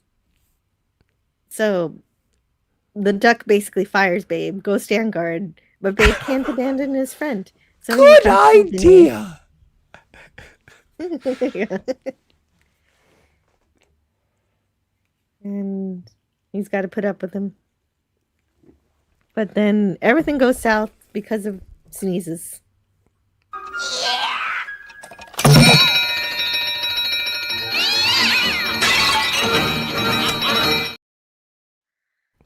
Now, my favorite part about this scene is that I was like, I hope they frame the cat for messing up the house. I want the cat to take the punishment. Oh my God. And then, before she even did anything wrong. I don't like cats, except for one, and he's dead.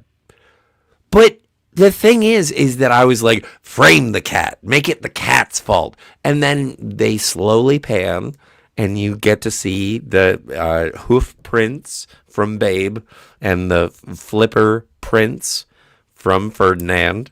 And it's like, oh no. Webbed feet. Well, they're flippers, aren't they? Yeah. Anyway, duck feet. I don't want to get into an anthropological fucking I was thing. just adding. I know. No, you're doing great. I think I'm doing okay. And so, but I do like that there was evidence. There they are. There's the evidence. Yeah. I love the evidence. I thought the footprints were funny, but they're there specifically so that Rex can know exactly who is responsible for this and who to be angry at. Well, we are at the perfect point. We are dealing with the sheriff of Hoggett's Farm.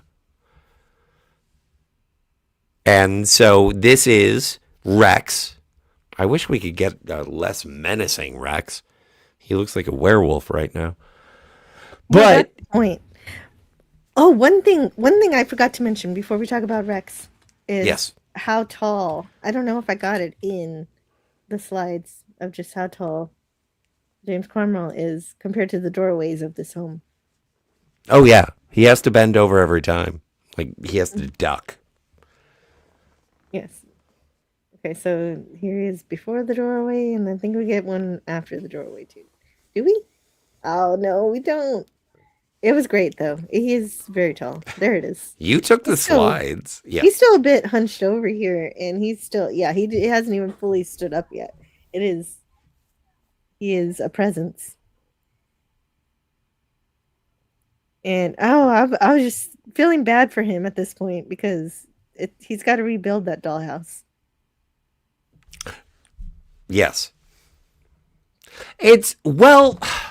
I was like, why is he building a dollhouse? And then when you find out that it's for his granddaughter, I'm like, oh, okay. Yes, that's why. Yeah, that's why I just said that up front, because it's not like a big spoiler. So Rex has to lay down the law. That's, speaking of Rex, I want to bring up what Shrubby's saying, is that, yes, voiced brilliantly by Hugo Weaving. This is Agent Smith from The Matrix doing the voice of Rex. And I love the character arc. I love that pig can't be a sheepdog to, okay, the rest is up to him. I love. He has a great character arc. He's got a redemption arc. Yeah, well, yeah, he's a gatekeeper, but then he opens his arms to someone who can do it as well. Each creature its own destiny, every animal in its proper place. And a pig's proper place is under the old cart. Hey, that's funny. That's where I usually sleep. Yes. And this is another one of those scenes that heralds the status quo as represented by Rex's adherence to the rules. Of course, Babe immediately breaks them as soon as he can. Well, he doesn't do it in spite, not in jest. No, he's not doing it. No, but just his nature is to be kind to others and not ignore people. So when the duck does come up to him and they talk again, he's like, oh, wait, I'm not supposed to talk to you, but also, why not? And, I just want to be a nice pig. Oh, it's like XCOM private chats. Yeah, they all take place in the butcher room. Yeah, exactly. Exactly. So Old Man Bird says, do you think ducks see two screens in their minds with their eyes on opposite sides? Yeah, yeah. I think prey animals do have their eyes like that. What? I don't know. Like I don't know that I don't know that much about the ocular sensory interpretation of birds.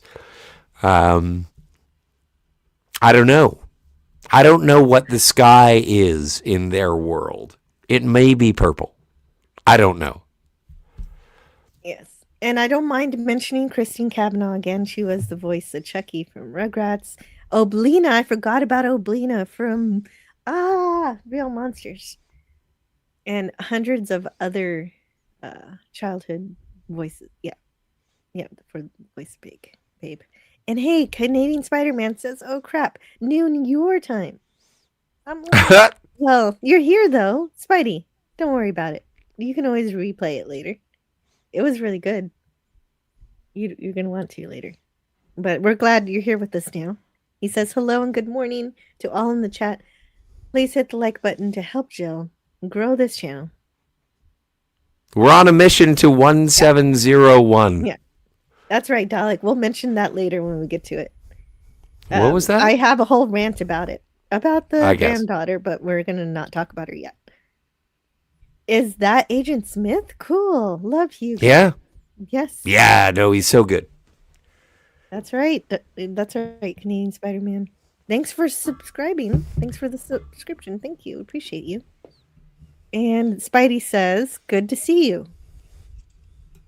Hope you had an old-fashioned English Christmas, Spidey says to Dalek451, just like in Dickens. Someday I'll come over for it and eat some figgy pudding. You'll have to tell me where to get it. Jill needs a disclaimer for Scotty, like I have for my streams. He's doing okay so far. If you do want to slow down though, Scotty, I would appreciate it. In terms of what? Am I going too fast? Consumption wise, I wouldn't mind. Yeah, let's slow down on that. I'm just chugging Mountain Dew, yo. Okay, if you did change to soda, that would be, yes, grateful. Shrubby says Miriam Margoyles voiced Fly as well, which I'm surprised I didn't notice before. That snarl with, was it Wolf or Babe? Kind of hard to unhear her now. Well, and it's amazing. Like, it's so beautiful. It's so, and like, it's incredible that this movie can, I don't want to say inject or infer. What a word am I looking for? It's like it does express character through everyone. You get to know what the dog looks. You know who Fly looks like. You get to know who Ma looks like. Obviously, Babe, Ferdinand. Like, these are animals. They're not real. They're anthropomorphic just because we've applied the voices. And yet I am so emotionally invested in each one of their journeys, as much as I am with Farmer Hoggett. It is really, I think it's a beautiful film. Can I have a cigarette? Am I allowed to have a cigarette? Yes, you may go have a cigarette as I talk about how Rex continues to lecture the animals through the night. And you mentioned Animal Farm earlier. That is very reminiscent of Animal Farm holding the meeting in the barn and Rex laying down the law. Of course, this is a different structure. Fortunately, we're not having to deal with communism this time in this fable. And the farmer, Hoggett, and his wife are talking about Christmas dinner. So they're having their own meeting and they're trying to decide between eating roast pork or duck à l'orange. So that's you could tell Esme is very interested in the pork. So the next morning, the puppies are chasing Babe for fun as they're practicing their own herding skills. But they accidentally lead him into a butcher's room which is so ominous that they know exactly what they just walked into. And they start whining as they're backing away. And it's very symbolic that both Ferdinand and Babe communicate in secret in here. Because either one of them could meet their fate in this little room. They even pan up to a sign in the butcher room that says, "What you eat today walks and talks tomorrow," which I suppose is a classic way of saying you are what you eat, is my interpretation of that. I should have looked into the quote to see what's behind it. I'm sure there's something more behind that, but I didn't get to do. There's always more to do on my research. I'm sure there's way more information about this movie. But anyway, less than a third into the movie, and now we have to lose all these adorable puppies that Fly has had with Rex. And so they stand by one another to watch as other people come to adopt them. Oh, there's a mice singing something. So I like these homemade signs. Hand spun wool, homemade preserves, prize winning homemade preserves. And then we get a new sign just made for today. Sheepdog pups for sale by Rex, twice national champion. So that's the first mention that Rex was a champion. Out of Fly, apply within. And so lots of families come to adopt these puppies. And then there's one farmer who buys 3 of them, so at least those siblings get to stay together. And a note on the man who buys the 3 puppies. He is the head animal trainer, Carl Lewis Miller. So he's the one who specifically trains Babe and other animals. And unfortunately, I didn't get his whole face, but you can see it in the movie.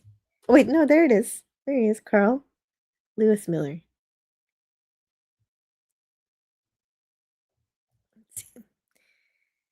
And let's see what's going on in the chat. That it is, Scotty. That heroic moment as the gate slammed shut. Oh, yes, yes, yes. We're going to... you play it when you're feeling low. That's special. This movie is so beautiful and heartwarming and inspiring. Lots of reasons why I agreed to do this movie, to review it. Were there any meteors last night? I heard that there were supposed to be. The farm would be the best place to view them. Yeah, right. If you want to stargaze, it's great to find a place that does not have so much light pollution.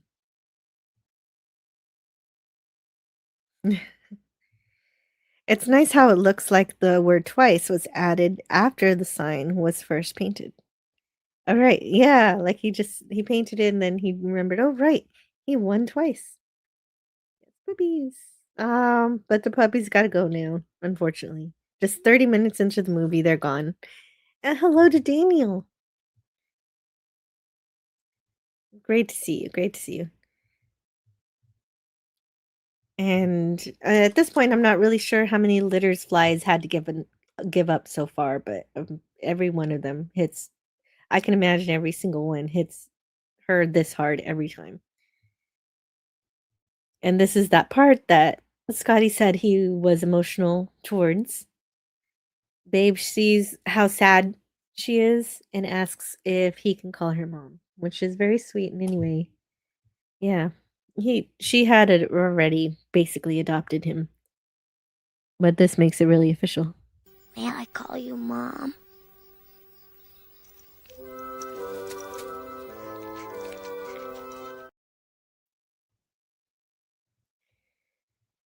And now he's actually very happy. He doesn't mind sleeping under the cart. And now he has family. So everything is fine. According to him, he's not aware of the danger just yet. Pork is a nice, sweet meat. Oh, that music, so pretty. So Hoggett sets up a really nice outdoor Christmas tree. I really love this Christmas tree. And then they light it up. It's really pretty. And this is where we get to meet that very ungrateful child who fake cries at everything. That's the most annoying thing. Is I can understand a toddler or small child who cries at stuff and needs to, you need to explain to them the ways of the world. But the fake crying, ultra manipulative behavior that kids do sometimes, and you've got to know how to handle that. In this case, this child needs some help with that. She's already having a tantrum here. I don't know about what. They just exited the car. The little boy seems to be okay. He doesn't have any lines. He's just got a book.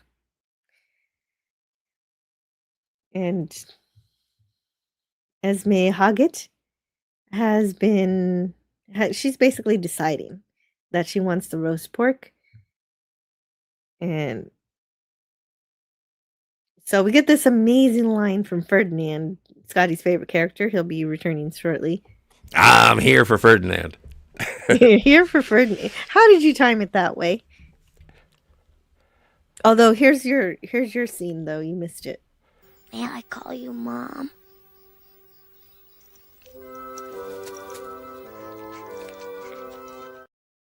Why do you want to make me cry?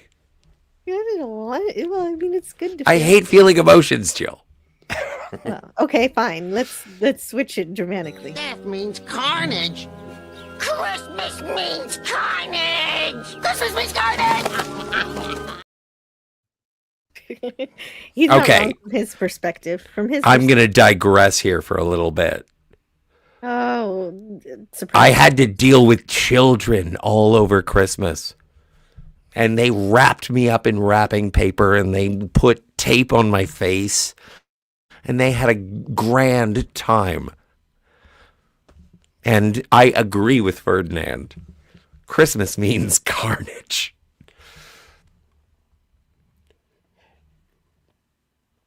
Sorry, I decided to take a bite of a sandwich I was given. And Oh, nice. Sandwiches.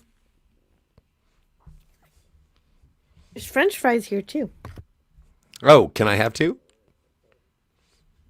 Oh, okay. There's two Just different put them in an envelope and send them. But like the pizza rolls from Yes. Yeah, from Red Letter Red Media. Letter Yeah, Media. totally. I want Mr. Plinkett pizza rolls. I want thank anti-derivative Jill French fries. Or freedom fries. I don't know. Yeah. Well, we haven't that really didn't stick. I wish it would. I would love to order freedom fries. That'd be great.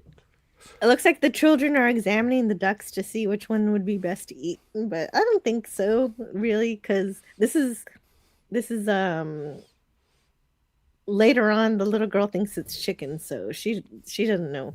They're not really doing that. It's just the perception of it. That's how we see it. But this is, and like, I do think that this movie is, and perhaps the book itself is referential to, or reverential to Roald Dahl, is because the children in this movie are monstrous. Well, just the little girl. The little boy doesn't do anything.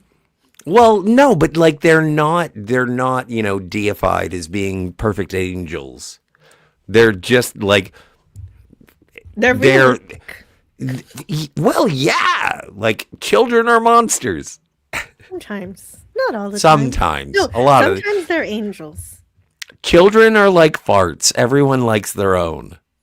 Yeah, mine are beautiful angels. Exactly, just like your farts. And so Esme's measuring Babe for dinner. He doesn't know what's going on, so he ends up enjoying the attention and being tickled. And Gosh, it feels like this little girl is just directed to have a sour face in almost every scene. There's one where she doesn't, which we'll see later. Mm-hmm. And then we have this. Eating pigs. Blah. Barbarians. You're going back to the fields, Ma. Oh, Ma. She is the Charlotte of the movie. She is. Yeah, she's the yeah, I would agree with that. She's the older, wise sheep who presents to Babe how things are and what's going on. Oh no, my monitor is not where it should be. Oh no. I fixed it. Super. Anyway, this is a picture of a pig. La la la la la la la la la la la. So after a Mickey of bourbon, a half gram of shrooms, and 2 joints, this is what I was doing on Christmas Eve. Just wandering around. La la la la la la. Anyway, I was arrested and taken home. Oh no, because you weren't a cute little pig doing it. I was not a cute little pig. So the movie, it really gives you that sense of danger that Babe's life is in danger from Christmas. Christmas is carnage. And Esme even says the blood will drain by morning. She Oh seems my set on it. stars. But Arthur changes her mind with these words. Shame to miss out on the best ham prize at next year's fair is all. And so he kind of directs her to help change her mind. And it works. He appeals to her pride. Yeah, she loves her trophies. Which is visually presented as opposed to being like expositionally presented.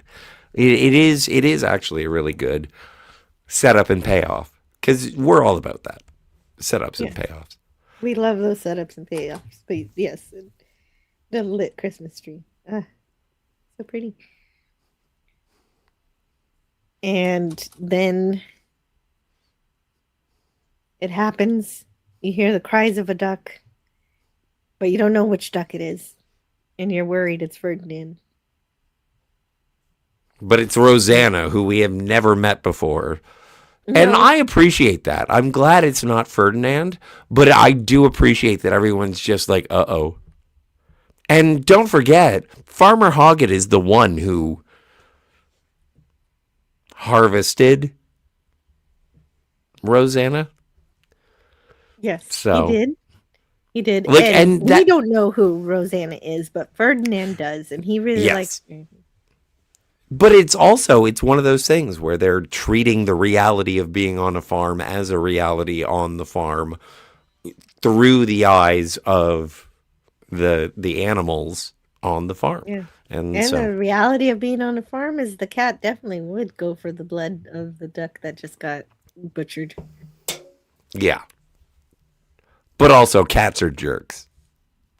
Well, this cat is a jerk in specific. Mhm. My cat's not a jerk. I like Lana.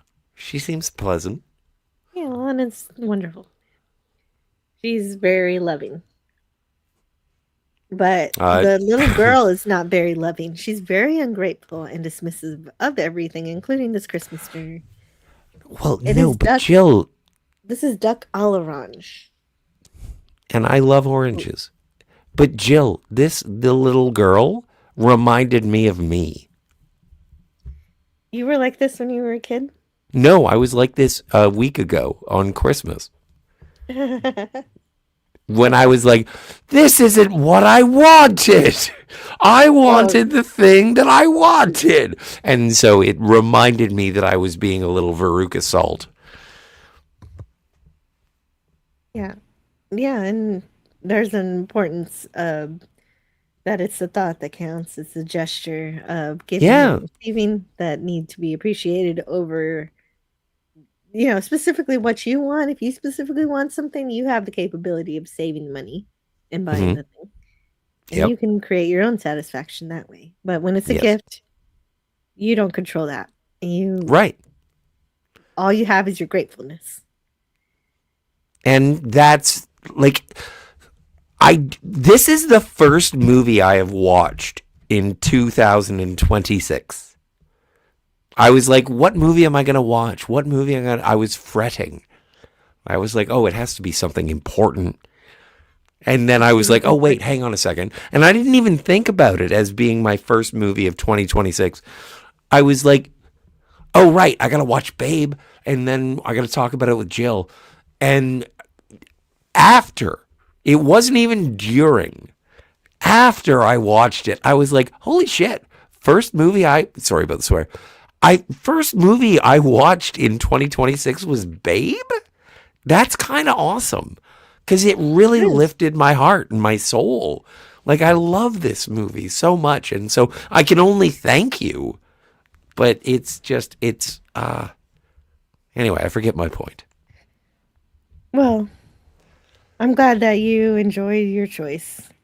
And so the sheep and the cows, they say, this is just the way things are. And that's it. That's it for Ferdinand. The way things are stinks. I'm not gonna be a goner. I'm gone. I love that line.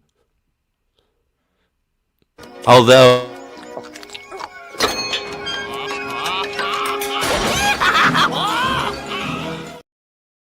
He's got a dramatic liftoff. Yeah, well, like Gonzo. He got shot out of a cannon. I mean, he didn't have to do that. He could have ran and flew, but he wanted to do it this way. Everybody likes a boost. And also, it sort of represents the fact that Babe and Ferdinand are friends. They are. Help me, I'll help you. Yeah, Rex told him to stay away from the duck, and he's still helping him. Well. He's a good friend. Babe is a loyal, good friend. And that overrides the rules. Well, and also, like, Ferdinand is the person who said, you don't necessarily have to be what they tell you. You can do whatever you want. Yes. And this is where Babe learns it from.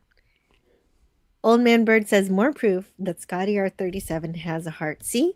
Yes, more and more people are realizing this. And Don't tell anybody. Don't tell anybody.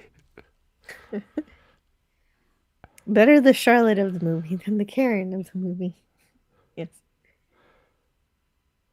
I love that. I'm going to have to pick up a copy of Babe the next time I see one. Oh. I'm glad Scotty or we. Heard that. I wonder what happened to Babe. I hope he had a great life. Well, there are like 48 of them. Yeah.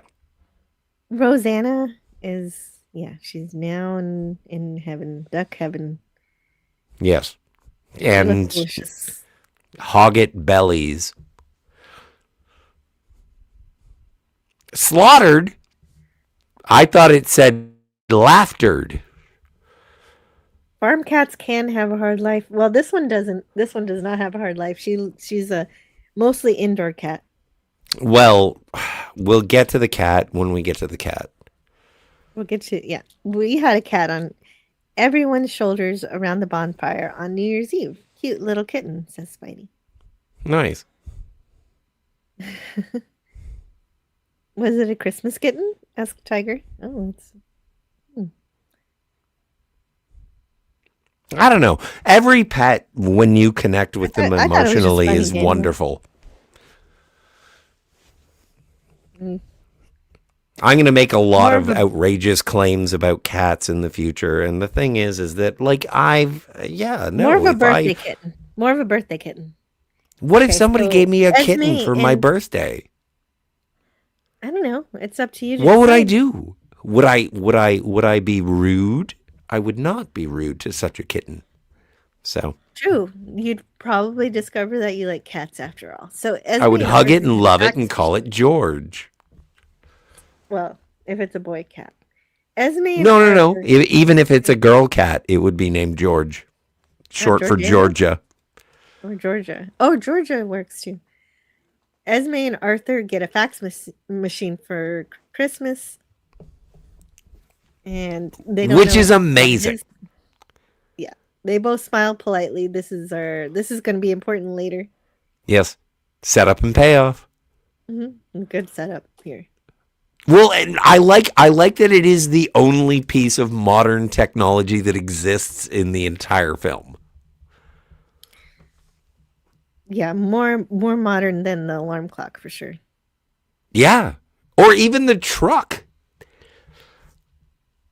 Like, a fax machine does not belong in this world, and I do enjoy how Arthur and Esme are like, I don't even think we're going to be able to use it.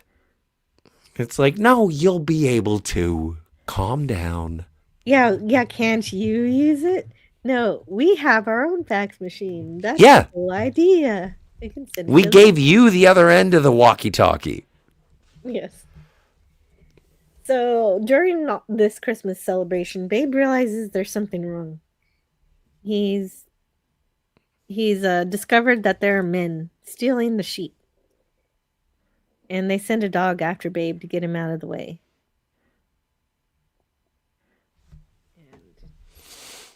In the book, he saves all the sheep, but in this one, they get away with some of them. But I like Babe starts, fighting. Hardcore. And this little girl gets the best dollhouse ever made, and she cries. I wanted the one. Oh wait, I actually have it. Okay. The wrong one. I want the house I saw on the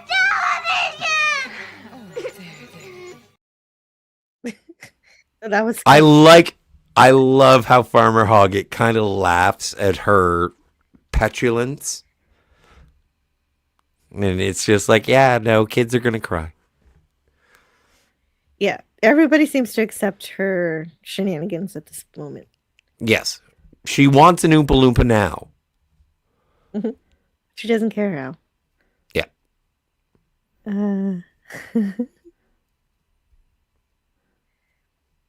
So, yeah. So Daniel used to have a bunch of cats in the 90s. And he lived in the country. And when the cats were hungry, the cats went hunting for mice in the field. Oh no, but your cats were gobbled up by wolves and coyotes, and that's the circle of life. But I'm sorry, Daniel, but I guess that is, as Tiger said, some farm cats have a hard life. Those definitely did. Oh yes, the fax machine that ends up being a knick-knack rest. Typical. Oh yeah. Moment. Yeah. It ends up being a photocopier. Making us kids look bad, says Shrubby. Yes. True story. She's definitely ungrateful. She doesn't know too much about gratitude. Hopefully she learns it one day. It's a stunning dollhouse. And Farmer Hoggett put a lot of effort into it.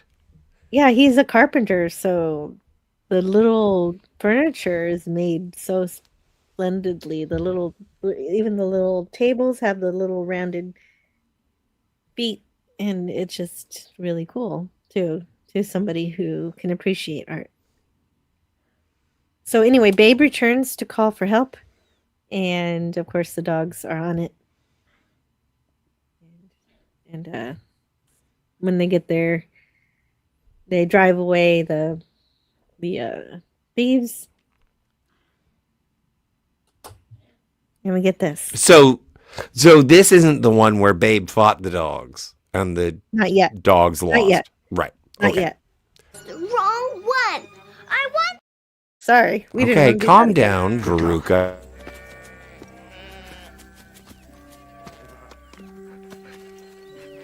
Good pig. Yeah, I love the development of the relationship between Arthur and Babe. Yeah, and also Rex doesn't seem to like seeing Babe get attention for doing the dog work. Well, But and ultimately, we should like be it, appreciative that the sheep were saved. yeah.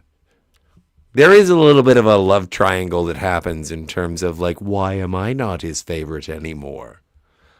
Well, it's not. I wouldn't call it a love triangle, but there's definitely some envy going on. Sure. Because there's a specific connotation when you use that phrase, so it's more. Of, No, you're yeah. right. You're right. Yeah, affection. Well, maybe. Maybe is getting a lot of affection from Fly, maternal affection.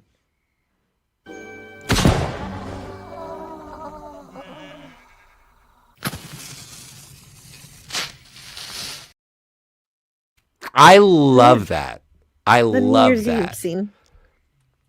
Well, but also I like the fact, and this is why I kind of think of them being in the Shire, is that it's they do Christmas and they do New Year's, and everything is green and warm ish.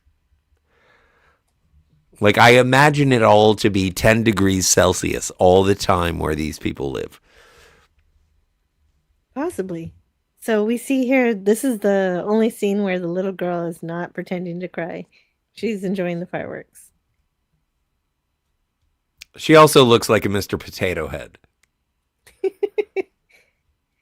Well, children. Anyway. So there's more than one pig in this movie, is what I'm saying. Oh my God, Scott. You're silly. I'm sorry. All right. So during the fireworks, we hear the mice singing Blue Moon. So the mice are just in the background singing. Can you sing it? I'm not gonna. Okay.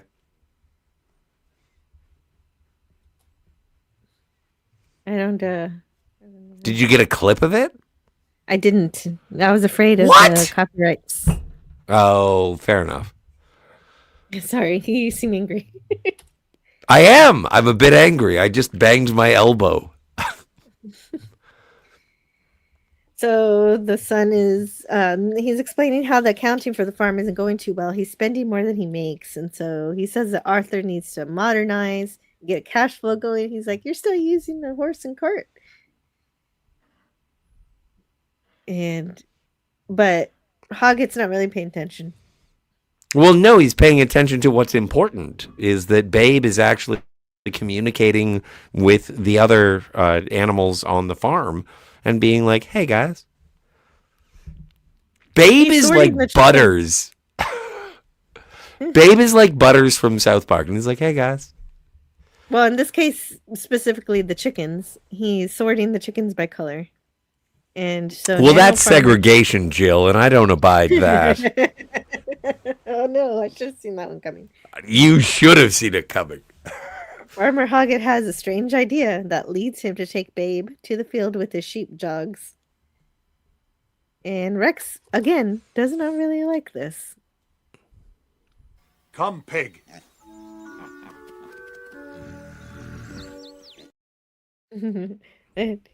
Who's the voice actor again? Hugo Weaving. Incredible actor. He's great. He's great here because he actually has he instilled the nature of a dog in his lines. He can actually growl. He does a really good dog growl. No, he's absolutely fantastic. I think out of the pardon me, Australian and New Zealand actors, I think that the best of ever, there are two, because it's New Zealand and Australia, is Hugo Weaving and Sam Neill. And so Rex and Fly herd the sheep. And Hoggett says this 3 times during the movie, so this is the second time where he says, oh wait, I need to get to more of these. Sure. Give me a moment. I'm switching brands.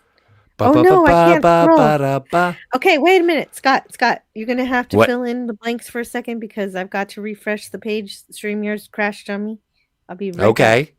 Oh, this is going to be amazing. Hi, everybody. This is the part that you're going to have to skip ahead on if you're watching on the rerun, because there's no reason for me to be here. There's no reason for you to be here. Of course, there's every reason for you to be here. You're my friend, and I like talking to you. About Oh, wait. Jill. I know the answer to this. Jill, can I What's call the you question? Mom? No. Thank you. That'll do.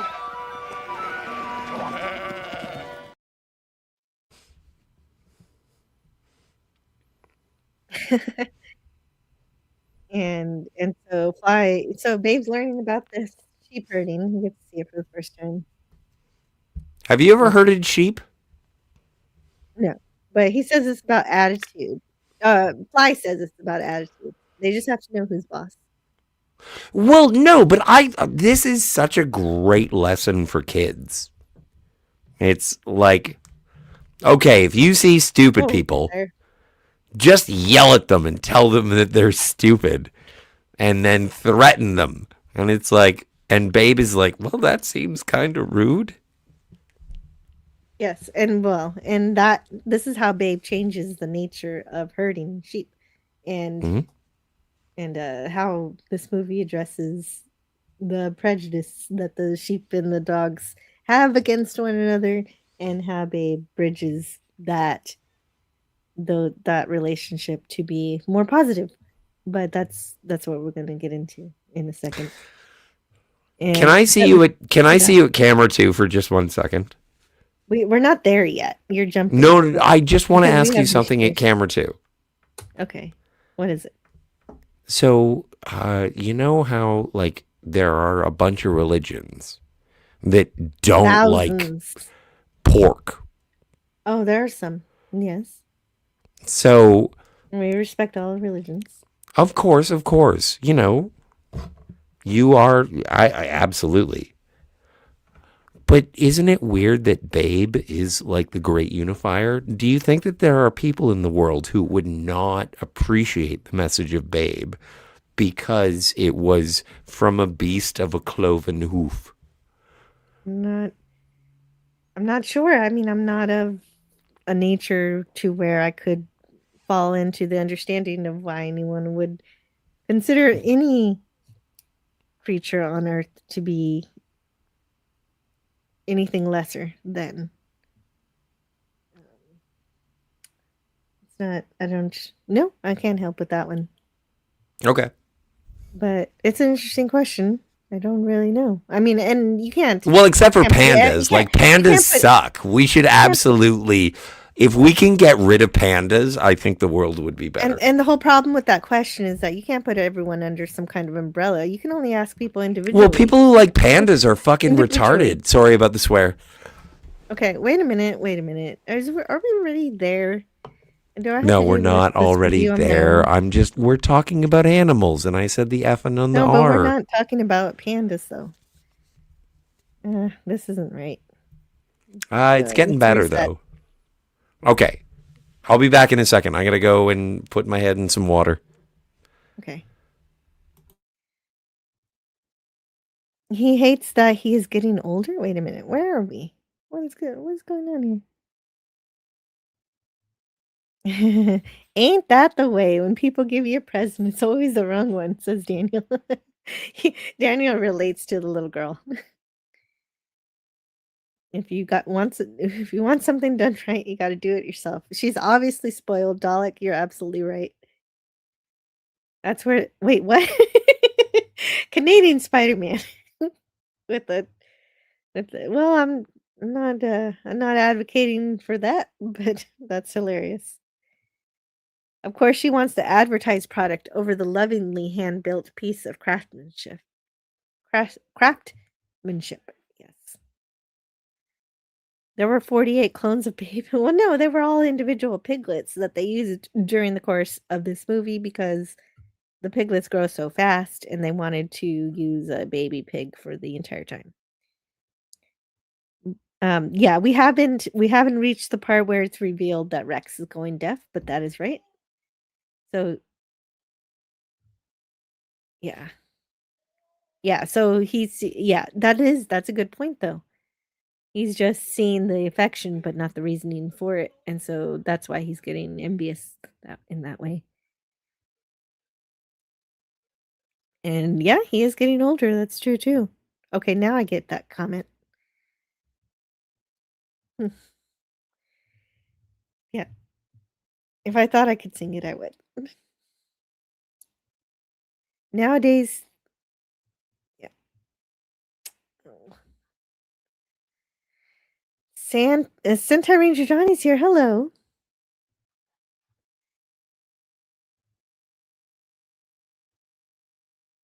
You mean That'll Do. Yes, that's right. He says that 3 times this movie. That was the second time. Not eating pork in religion comes from a practical reason, stemming from health reasons. That's true. That's true. That's where it was, but that was in the past. It made sense for the times. There are questions that make anthropology such an interesting field to study. True. Babe does provoke many philosophical questions, Jill. It does, really. Even just in the comedy character Ferdinand, as we discovered earlier, and it could be experienced on many different levels, and it is a mastery of filmmaking. And speaking of the movie itself, I've caught up with the chat here, and NZT is here saying Gibson is from New York, Sam Neill's from Ireland, Weaving from the UK. Bloody immigrants. And let's get back to the movie. And I'm going to share my screen here, so we can get back to it and we can see this beautiful shot. Let's make it larger.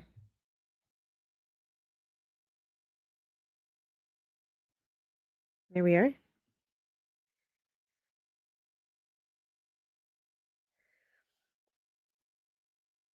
And Shrubby makes a correction to Nazi 3PO. And John Farnham is from Wapping. Australian is Australian. All right. So this is a great.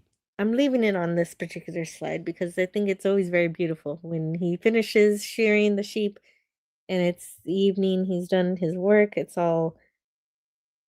And as we mentioned before, he doesn't have many lines, and so here he's just doing his work. And it just, I like the contrast of the wool with the clouds.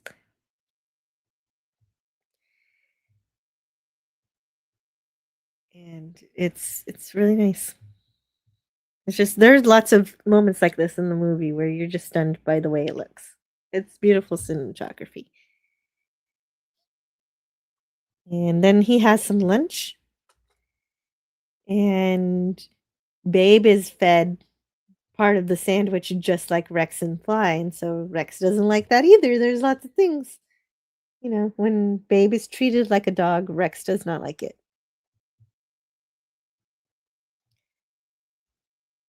And then Babe is instructed by Arthur to drive the pigs out of the yard. And Fly instructs Babe to dominate them. But the sheep just laugh at him. Fly instructs him to be ruthless and bend them too as well. And so he tries to insult them, and he even bites them as Fly instructs. This finally gets Ma to speak to Babe. And while this is happening, Rex continues to seethe about heritage and what a joke this is. He is the embodiment in this movie of the way things are. He's the status quo. This is the tradition, this is the way things are, nothing can change.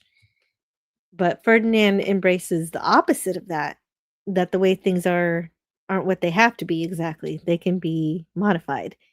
And these things have shaped Babe to be different to begin with. And Rex is pretty upset that this is happening. But it is his master's call, and so eventually he does think differently about it. But for now, he's still against it. Anyway, Babe, like I said, Babe bites one of the sheep, and I wouldn't necessarily call it a bite. well, he tries to bite. Yeah, he gums a sheep. I don't know. Like, I've heard from horror movies that if you want to get rid of a body, pigs can eat it. Well, that's a terrible idea. Well, no, but bite myself. You got teeth in that floppy mouth. Yours are just gum.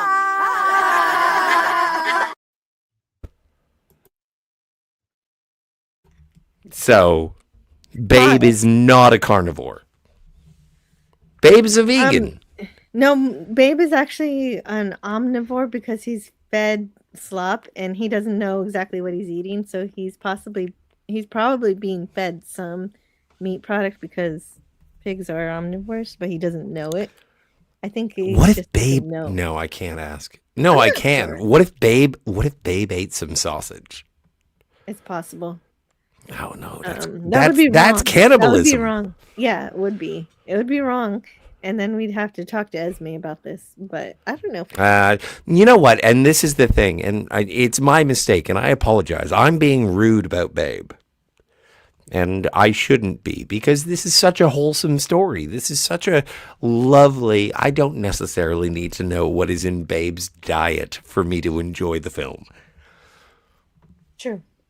But here, Ma is explaining to Babe that he doesn't have the nature of a sheepdog. He's not like...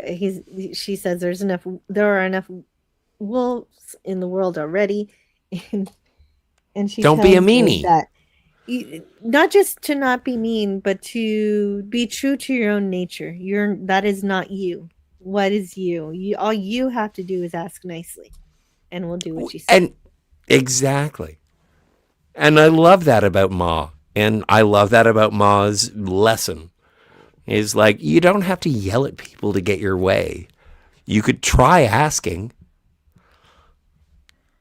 You know, you draw more flies with wine than vinegar. Oh, you still get some with the vinegar. Well, the stupid ones, yes. So Rex is actually Hog had even started to give up on it. Like, oh well, this didn't work, and then it did. And Rex is very curious to see that it did work. Shrubby in the chat says, "It is a cold, hard fact of life that sheep were stupid. It is a hard fact of life that wolves are ignorant." Nothing would convince them otherwise. Yeah, that's the important one. That's the keystone of that statement. And Shrubby goes on to say, you're also talking the breed of pigs. Usual pig farms use Yorkshire or blue butts. And the only reason I had to read that up is because you said butts.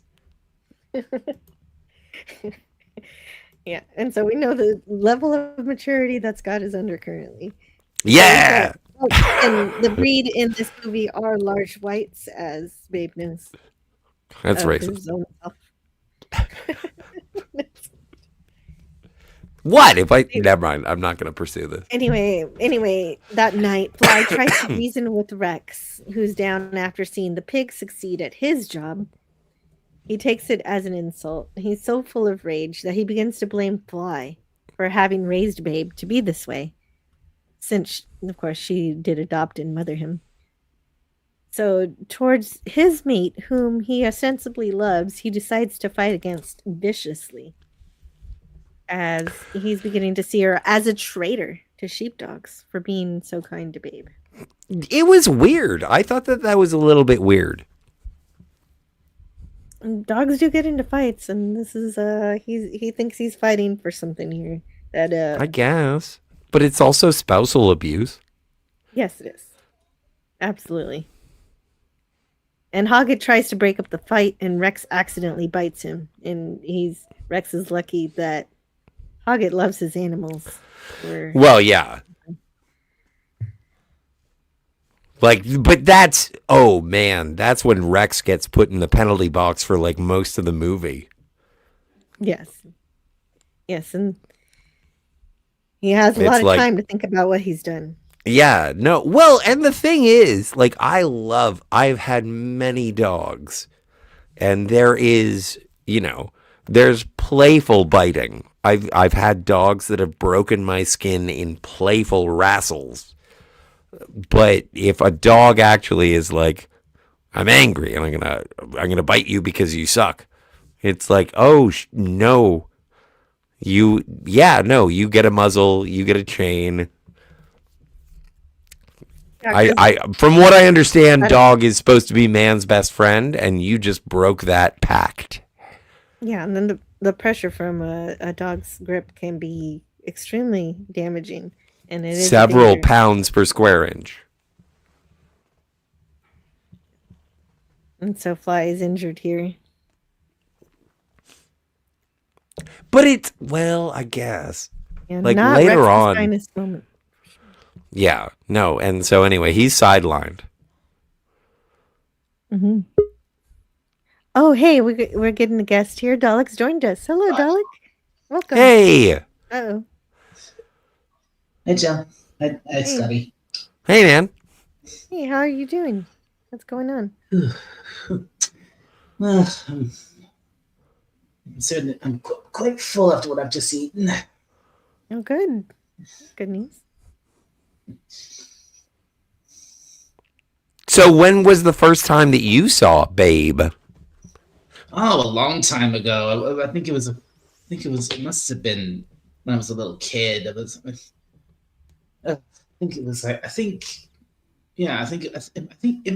not entirely certain when, but it might have been when I was one time when I was very young, visiting my grandma's old house because she actually had the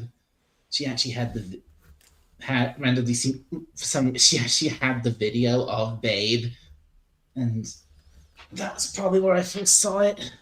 Like VHS, beta? Yeah, VHS. Me too, man. Oh, same. And that's great. And dog bites are always taken very seriously. So of course the vet comes out to determine what's going on. And he rules out distemper and rabies, and he thinks it's just maybe hormones, so he wants to neuter. But Hoggett, having paid close attention to his animals' strange behavior, has considered that Rex could also be envious of Babe. And some are even put down for it. This kind of thing. Like when a dog bites a human, that happens sometimes. But Farmer Hoggett loves his dogs very much, and he values Rex for breeding also. Yeah. So instead of neutering him, he goes for sedation. We could neuter him, or we can put him on heroin, and he's like, don't. I was wondering. I don't know exactly what they give him, but it's going to be some kind of pills they put in his food. No, it's injection. Well, the first time's injection, but if you listen to the dialogue, underneath the dialogue, he says something about pills. Okay. And so the only problem with this is that he won't be able to work. So, and then Fly's injured from the fight with Rex. So this sets up what happens next, where Hoggett decides to train Babe to be a sheep pig. With the help of Fly. Well, Fly, yeah, definitely Fly and Ma. And Ma. The sheep pig.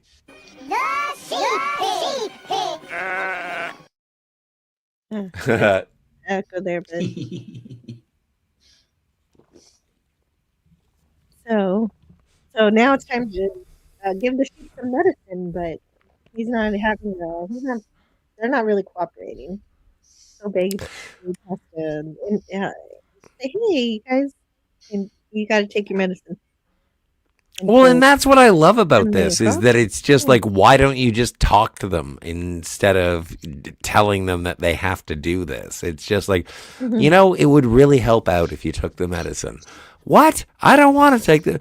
Well, it's for your own good. Okay. I love it. I think it's great. Okay, I'm giving you a narration in the private chat, Scotty. It's Oh, time to nice. listen to Beth another I one. love the narration in the private chat. This is going to be awesome. What do we got? Hang on a second. I got to clear my. When the thought first came to him, Farmer Hoggett dismissed it as mere whimsy. But like most of his harebrained ideas, it wouldn't go away. I am not doing as well as Roscoe Lee Brown, but I am very, very happy that you are allowing me to bastardize his narration. Thank you so much, Jill. Well, you're not. No, you're doing fine. Of course, I don't do. No, but I have you such know, a high you- regard for Roscoe Lee Brown. That's why I'm. Anyway. I understand that, but I don't do so great when I do readings either. The point is to enjoy the movie. You do and great also, all the time. Also, we're getting around the copyright because if I played the entire narrations, that would get that would definitely get claimed. I am happy to help you with this crime. It's not a crime. Anyway, Blind Babe and check out a sheepdog trial competition, which includes points for speed. You notice how Fly's bandage changes just when we first see immediately after the fight, she's got that little bandage tied just around her paw, and then later for the rest of the film she has this bigger bandage all the way up her leg. You notice that? Well, thanks, man. You ruined the entire movie. I didn't notice that, Dalek, but is it on the same leg or does it switch legs? Oh, that's a It's good all- question. I think it's always on the same leg. That's good, at least. It just gets dressed. That just means that the farmers care about their dog and they change the bandage a lot. I did notice the bandage throughout the film, and I thought that the bigger the bandage and as it reduced over the time of the movie, it would be a representation of the passage of time.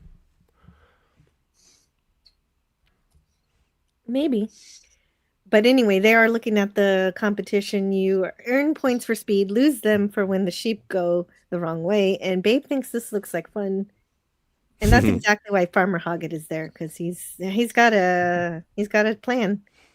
And we finally get some backstory on Rex and why he's so angry and bitter that Babe is so naturally good at herding sheep. I think this He used to be twice champion, as we saw earlier.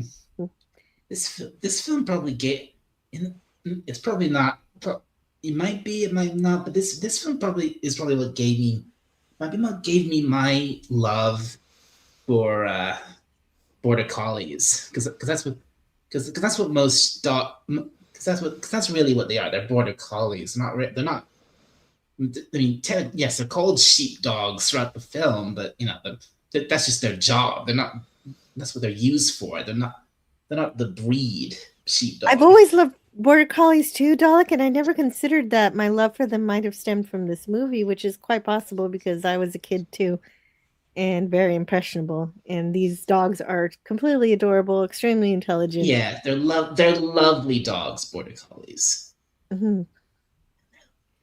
And so Rex had to stay out in the storm because, well, he decided to go after the stray sheep that were out during the flood, and they all got drowned because they wouldn't listen to him. And so he lost his hearing, and that's something that people are relaying in the chat earlier. And that's true. That's exactly what happens. Sorry, what? And then Fly says, all this was barely a month before the Grand National Challenge. He tried his best, but he couldn't hear the boss's calls, and it slowed him up. And here's the next line I want to. Where is it? The cold truth is that but for the stupidity of sheep, Rex would have been the champion of champions. Racism. Yeah. Yeah, Yeah, I was the trying to. movie I does was touch on the prejudice. I was trying to remember how that line went. Well, we just saw it. Well, and these kind of stories are a good way to talk about those prejudices without without actually getting too deep. Well, into and anything. that's the thing, and that's what I love about it is that Rex doesn't like Babe because it's like, know your role. This is the way things are, and then he is humbled to the point of diplomacy to go to the other sheep and be like, you guys know Babe. How do I help Babe? And so I do like the progression. That happens later. I know, spoilers. Spoilers for the Talking Pig movie. Yeah, spoilers for the Talking Pig movie. So Hoggett starts to build some more mock obstacle courses of his own, and he's showing Babe what he needs to do to get through the obstacle courses. And yeah, so it's cute. Through here like this. And then big hook to the left, big hook to the left. And Mrs. Hoggett is looking on nervously. I'm going to read this one. It was at that time that Mrs. Hoggett began to worry about her husband, but Farmer Hoggett knew that little ideas that tickled and nagged and refused to go away should never be ignored. For in them lie the seeds of destiny. Close the gate. Like that, and you're done. For in them lie the seeds of destiny. What a glorious line. I'm going to put that on my business card. I've always liked that the scene just ends when he goes, and you're done. I like that. Yeah. He goes, Yeah. This movie earns every scene. Yes. I don't know what I mean by that, but it's just so beautiful. It's Here. 90 minutes and it feels like 5 minutes. Oh no, not this part. A tragic day. I'm not going to watch this. I'm going to go have a cigarette while this is going on. And I'll come back and I'll be like, no, I came back too soon. Hoggett decides he has a sheep pig and no one can change his mind. He's on a mission. But yes, then we're going to the tragic day. And at this point, Babe is very excited to do his sheep pig duties. He's got a purpose. And to the point where he's coaxing the rooster to crow early so Fly will get up. But not getting what he wants. Yeah, he's little Babe. He's so eager to actually start doing his new job as a sheep pig. but then of course, but then he kind of pesters the rooster. He's like, get out of here, get lost. Yes, that's exactly what the rooster says. Not getting what he wants, he decides to open the gate himself to head to the fields where he finds a pack of wild dogs. And they don't have their nasty owners this time. They're tearing apart the sheep on their own, even though this is very likely exactly what they were taught to do, but in a different context. And the narrator says, now the pig understood why the sheep called all dogs wolves, and he was filled with a deep and terrible rage. Mm-hmm. He was filled with a deep and terrible rage.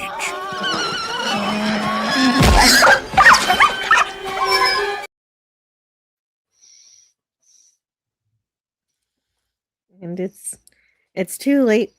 It's too late for Ma, though. He's by her side as she lay dying. And there's this death scene, when you watch it, is very touching. He bleats like a sheep crying for her. He sheds a tear.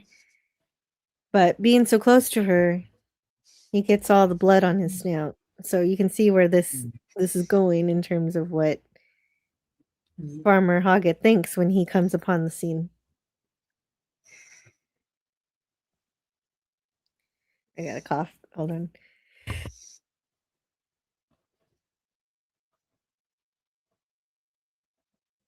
no, I ran out of coffee. But also, oh no, Ma's passed away. And of course, we, the viewers, know that Babe didn't do this because we just saw everything that happened. But Farmer Hoggett doesn't know that. Sure, it may seem impossible for a piglet to kill a fully grown sheep, but this pig has already been doing impossible things for a pig. So maybe that's why Farmer Hoggett believes it could be possible. But Fly knows better. The narrator says, Fly knew that there was only one fate for any creature that took the life of a sheep on Hoggett Farm. So she remained in the field to do something. Do something she had never done before. Talk to the sheep. Yes. Yes, exactly.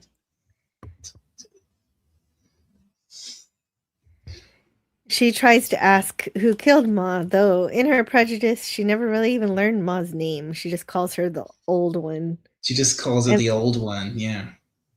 They all just indiscriminately start bleeding out Wolf and Babe, and so she can't figure out what's what. And so, meanwhile, though, we look back at what Farmer Hoggett is up to. The narrator says, Farmer Hoggett was carrying something in the crook of one arm, a kind of black, shiny tube. The pig had a vague memory that shiny tubes produced food and guessed that some quite unexpected surprise would come out of two small round mouths. Mm-hmm. So Babe has no idea he's about to be put down for a crime that he did not commit. And meanwhile, Fly is trying to save him.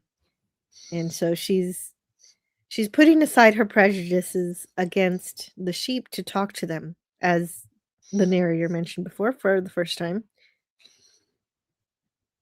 But they both, of course. Yeah, for it was a cold fact of nature that sheep were stupid, and nothing would convince her otherwise. Yes. Fly decided to speak very slowly, for it was a cold fact of nature that sheep were stupid. And no one would ever persuade her otherwise. Yes. So, but they both show their prejudice here, of course, as also posted in the chat. The sheep spoke very slowly, for it was a cold fact of nature that wolves were ignorant, and nothing would convince them otherwise. Exactly. At least, though, this time she's saying please. This dialogue speaks to me.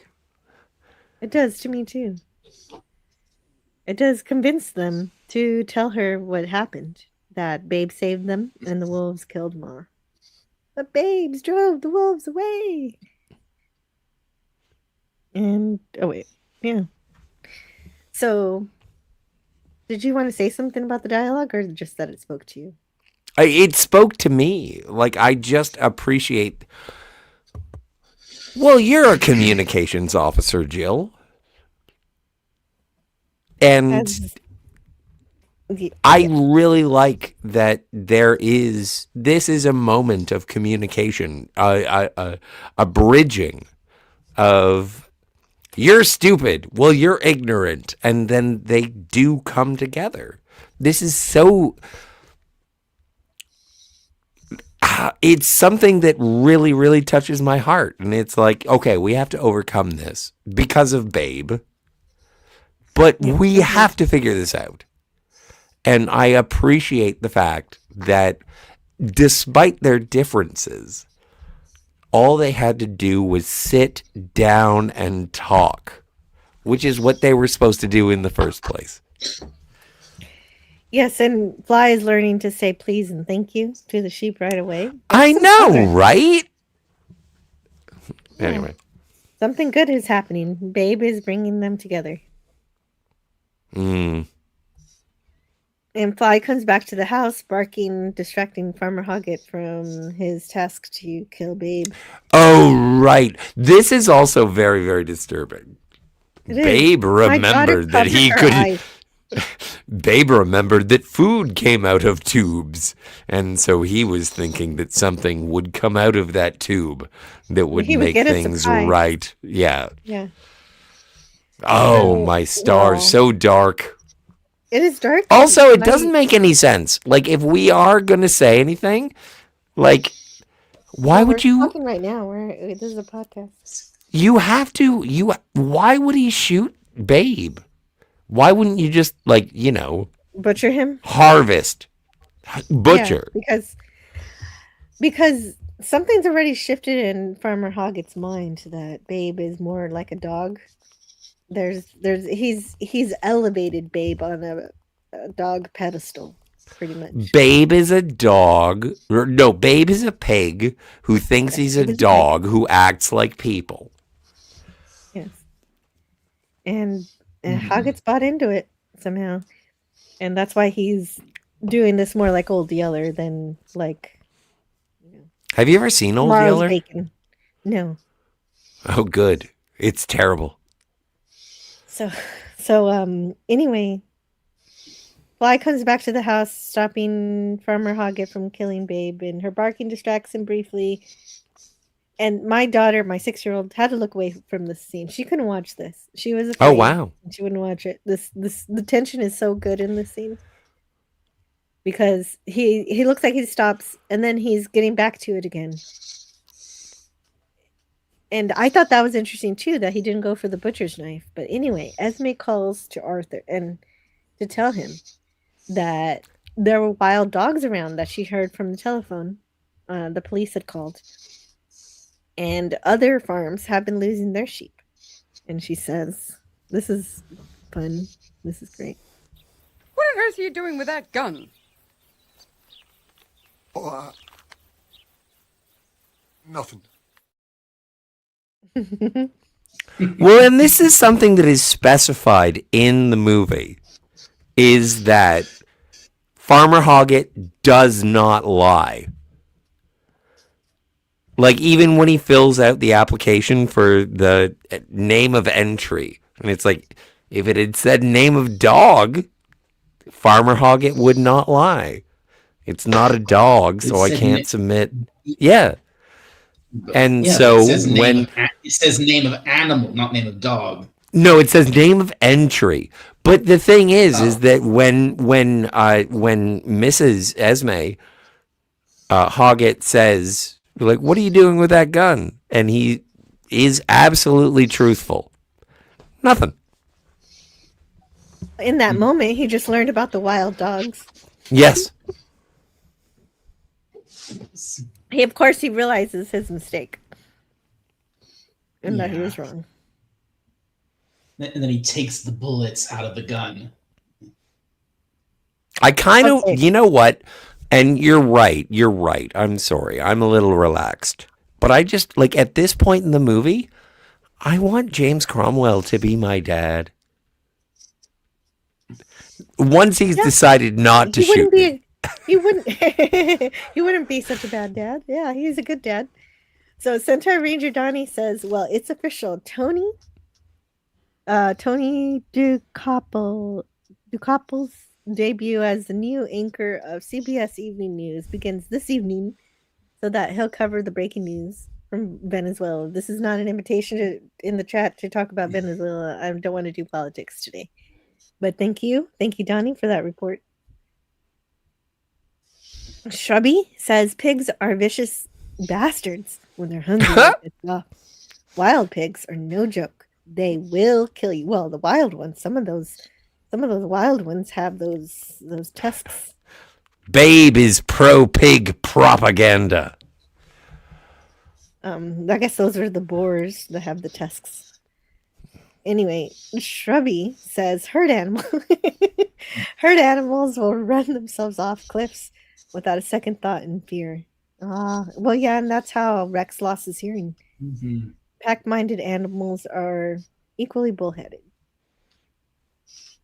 Yeah, don't shoot Babe. I love him too, Daniel. And fortunately, he does not. I had to coax my daughter not to leave the room. She was really upset. She did not want to see Babe killed. They Shot in the definitely had face, that one. specifically. Yeah, exactly. Very specific. Canadian Spider-Man says we're all in this together, as Red Green used to say. But if you guys do want to talk politics, though, Canadian Spider-Man will have a bonfire, and you'll have a lot of fun there. We'll talk about how Babe should have run the farm with another pig, where they get into a power. No, it's Babe and Ferdinand. That's how they run the farm. Let's see.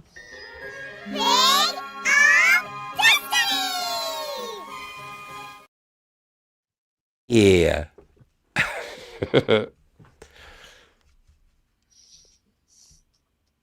That's my favorite Tenacious D movie.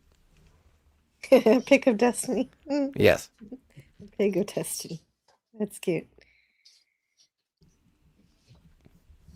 But this movie is about destiny. But for now, Esme is off to a women's conference with other A women's conference? Yes, it's a women's conference. A conference. What do they talk about at these women's conferences? I don't know. Like leadership things, like probably what kind of, just my guess is maybe what foundations they're going to support or charity work they're going to do, or I don't know, like farm stuff. Farm stuff. Okay, good answer. I'm in. So they're all a community of some sort, and they all want to make their lives better somehow. And I don't know. We didn't go to the conference, Scott.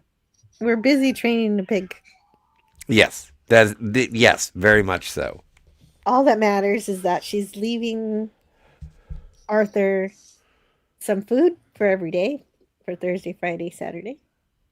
And as she's driven away to a convention, she confides that she's worried about Arthur, but how much trouble could he possibly get into in 3 days?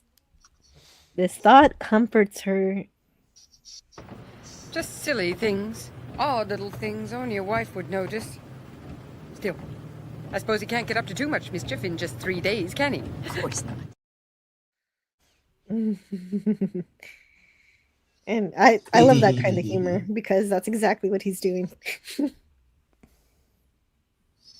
And he does one of those things now. He lets Babe into the house. Oh, there's Kiss Goodbye. Well, and again, I just want to reiterate that that Arthur and Ismay, they love each other. They do. Oh, yeah, they do. Absolutely.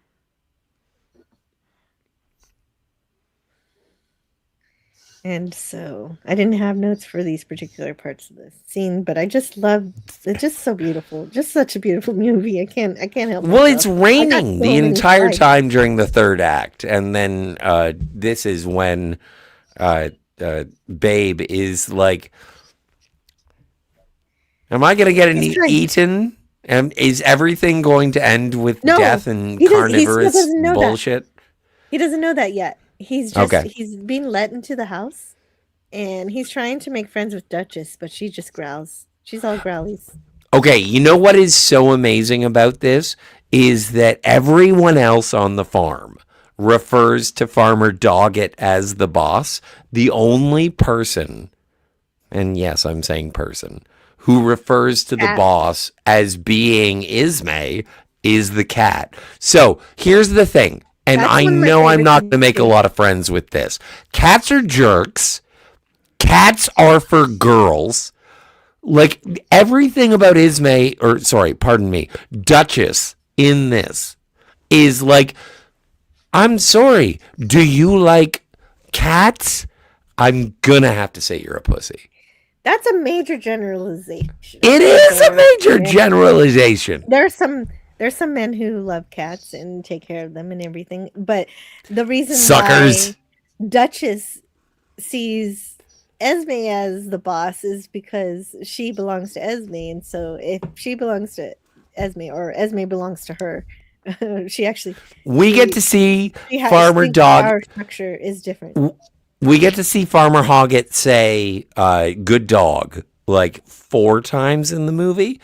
He does not utter the words good cat at all. Well, because the cat doesn't help the Because cats are not good. This particular cat is not good. Not every cat is bad. You're right. Thundercats are cool. My goodness, here it is. Beware the bad cat bearing a grudge. All cats have grudges. That's how they live.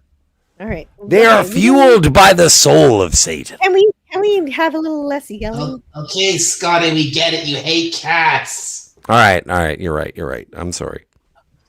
So we see Arthur checking the sheepdog rules to see if it isn't against the rules to enter a pig.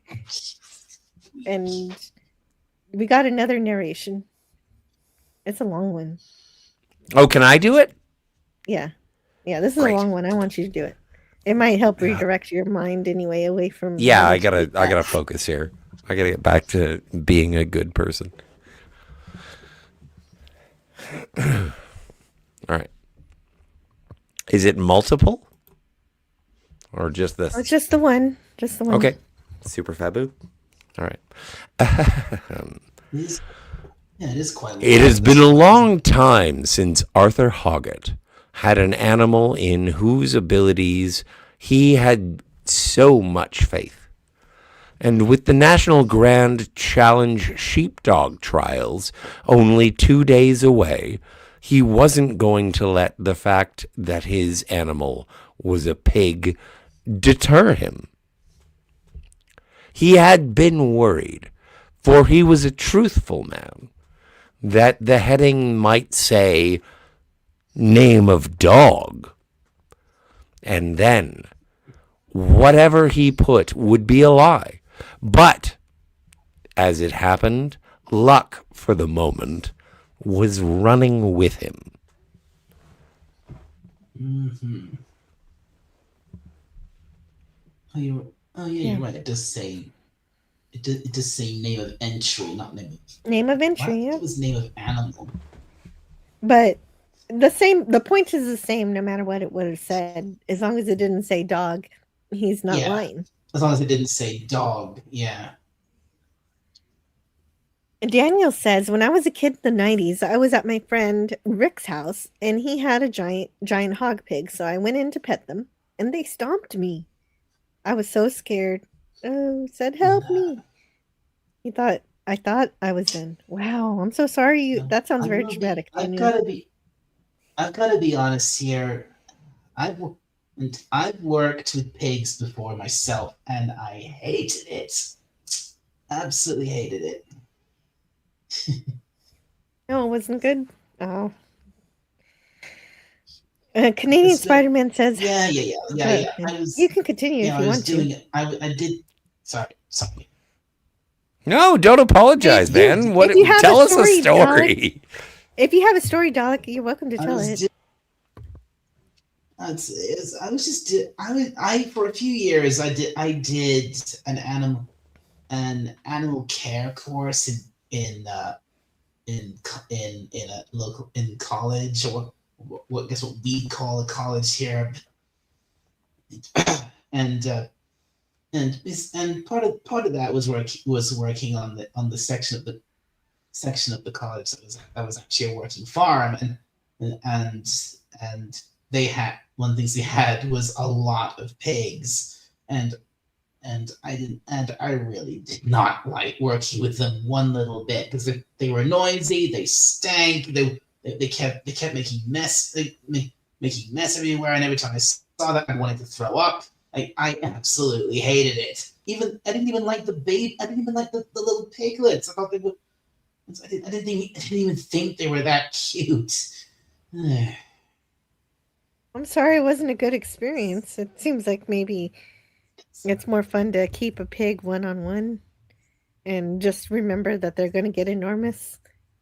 Well, no, the main thing is that you should introduce a pig to a duck, and then pigs will, make friends. I guess however they were keeping them. there were animals. There were animals on that course. I much preferred working with than others. It's like, I mean, like for example, in one area, they had lots of rabbits and guinea pigs. I loved working with those, but not.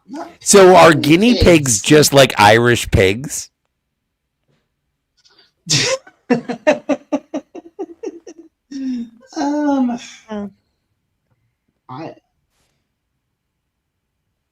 don't know. You know what a guinea pig is, right? Yeah. Yeah, it's an Irish pig. Those are the little pets. They're big hamsters. They got a. Isn't that like a derogatory slur for Irish people? Guineas? They're like Scotty's very right. big Scotty. hamsters, guinea pigs. You don't need to do that. Let's nix that kind of thing. All right, Canadian- well, it's clever, but apparently it's too early in the day. Weird. Well, no, it's not really that clever. Canadian Spider-Man says, "How What are do you talking Scotty about? And I Shut get your invited mouth, Willis." To the how do Scotty and I get invited to the women's conference? Are pants optional? Oh, of course. That's why we get invited, is because I'm bottomless. Okay, so Shrubby says it's not a women's association; it's Farmers' Wives Association. It's like a YMCA for farmers' wives. Farmers' Wives Associate. So, FWA? FWA? What you know? First time I'm agreeing with Scotty, but that joke was not good. Yeah, it was fine. Someone agreed. And also, not Z3PO, wrong epithet, Scotty. You know what? That's how I know I'm not prejudiced, is because I mix up my epithet. I suppose. But here, let's forget all about everything we just said in the last minute. Yes. And switch back to the entry form for. We're going to edit that out in Babe. post. Of course, Babe knows. Of course, Hoggett doesn't know that the pig's name is Pig, so he calls him Pig, and he uses the fax machine for the first time. Babe, he doesn't. And yeah, he's the only. Yeah, he doesn't know. Yeah, he doesn't know his name, Yeah. and so he all sends. the animals call him Babe, but none of the humans call him Babe. Right. And to Farmer Hoggett, he's just Pig. Yeah, so he sends this application, and it's very lucky that he has this fax machine. If he had to mail this, he would never get this entry in time. And I like how it works exactly how it's supposed to work. But it stops for a second, and he's like, oh no, I broke it. He hasn't touched it. He did everything properly, and it fed the paper in, and it stopped for a second, which is what fax machines do. And then it pulled it back in, and he was in awe of the technology of a fax machine. I thought it was adorable. It was. I agreed. I agree with that. Yeah. Let's see, where are we? Grudge. Oh, right. So Babe kept trying to be polite to Duchess, so she finally got sick of it and scratched him on the nose. And this earned him outside. And so F she that split B. out. I don't think Mrs. Hoggett would have liked this, but she's not here. She cries to be let back in. And I'll play the clip again. Normally, The bad cat bearing a grudge.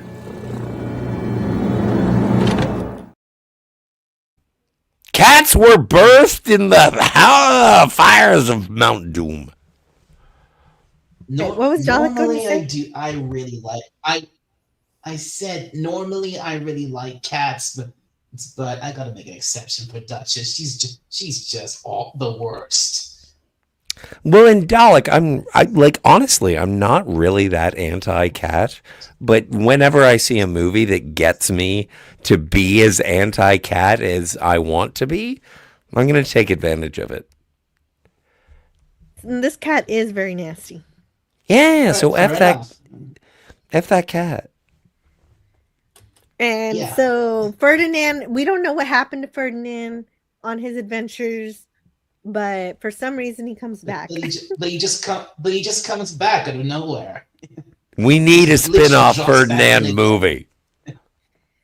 Babe 3, Ferdinand's It's adventure. It's so funny the way he does it. He just goes flash. He just And one of the slashes animals, back in. yeah, one of the animals says, "Oh no." Oh no. Yeah, I think it was the cow. And Well, and what does he say when he gets back? He says when Ferdinand shows up, he's like, "Oh, what's going on?" And when he landed, What's happening? yeah. And then when he landed, I was like, I hope he says, "What did I miss?" that's exactly what he says too. Basically. And well, we have no idea what his adventures are. So he's surprised to see Babe being comforted and taken care of so gingerly inside the house. Because when he left, his place was under the cart. I think, I don't know. They just loved Ferdinand so much they had to bring him back. The people who made the movie. Well, no, but I wanted him to come back. It's the same thing that happens with Rex, because Rex is all bound and whatnot in the beginning because of the fight with Fly, and with Ferdinand, he was set free. He did his thing, and then he came back and he was like, "Oh, how's Babe?" Yeah. So I like how it all sort of folds back onto the story. It does. It's pretty. It's very poetic, this movie. It Hoggett is rhymes. watching some opera on TV, but then the storm takes out the electricity. And that clears out the room because the competition is the next day and Fly wants Babe to get some rest. But now This is where the cat yes does its worst. Yes, now the cat is out for blood and Babe's heart is her target. I'm gonna step away for a second because I cannot. I'm just gonna be racist against cats. Okay, she feigns an apology for scratching him and then tells him something no one has bothered to tell him, so she knows it'll hit him hard. And she says, "I probably shouldn't say this, but I'm not sure if you realize how much the other animals are laughing at you." And well, they say you've forgotten that you're a pig. Isn't that silly? They even say that you don't know what pigs are for. And so she essentially starts listing what all the animals are there for. The cows are to be milked, the dogs are there for helping with the sheep. And she's there to be cute to the boss. And like Scotty said earlier, I like that she thinks Esme is the boss. And she also says that ducks and pigs don't have a purpose. But then the truth is they really do have a purpose. And I'll play the clip.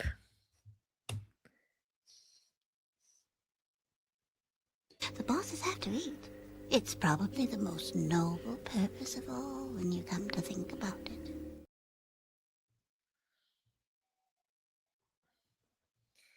Yeah. And so she acts, she's like, "Oh, I haven't upset you, have I?" And even when Babe says, "Hey, but I'm a sheep pig. I'm doing something." And she says, "No, you're going to be eaten too. It's going to be the same story. It's the same story all the time. It's going to be the same story this time." And Babe is upset and he rushes out in the rain to confirm this with Fly. And of course, Babe extends this to give him an understanding of also what happened or will happen to all of his family, because this is brand new information for him.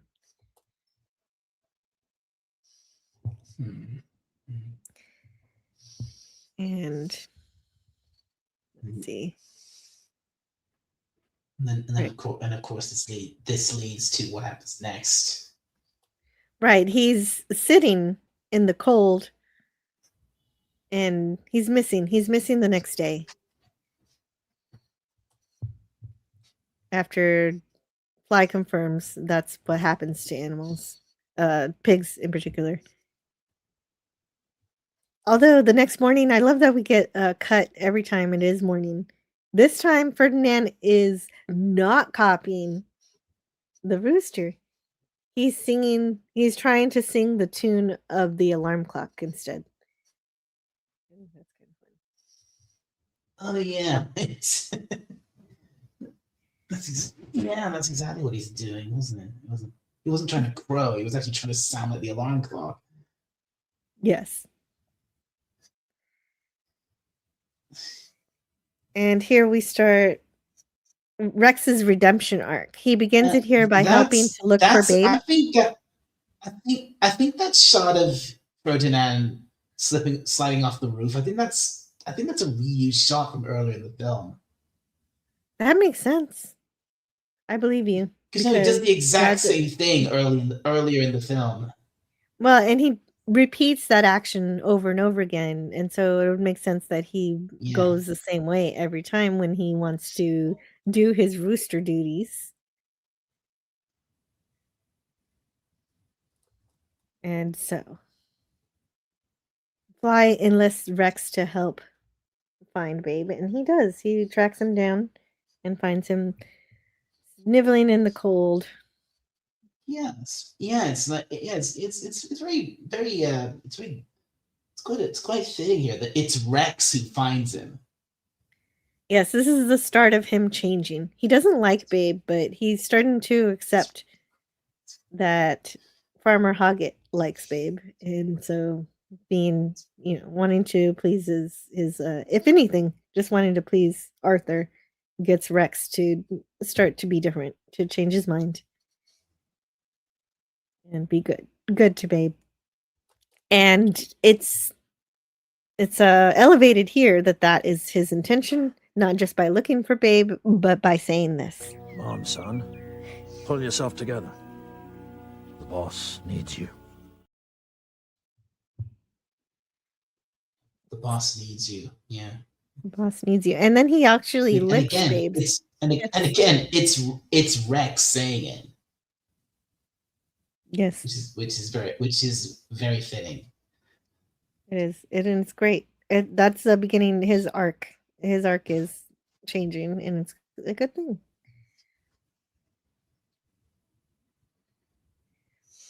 And he can, the Adventures of Ferdinand. We'll get to that later.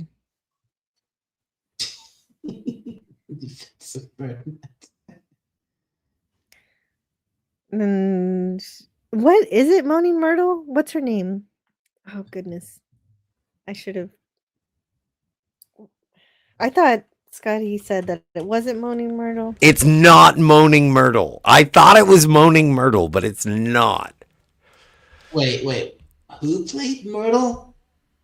This hot chick that I'm allowed to be attracted to. But no, but the lady who plays who are we? Which animal? Well, I'm not sure. Okay. Was it? No, but Moaning Myrtle didn't do it.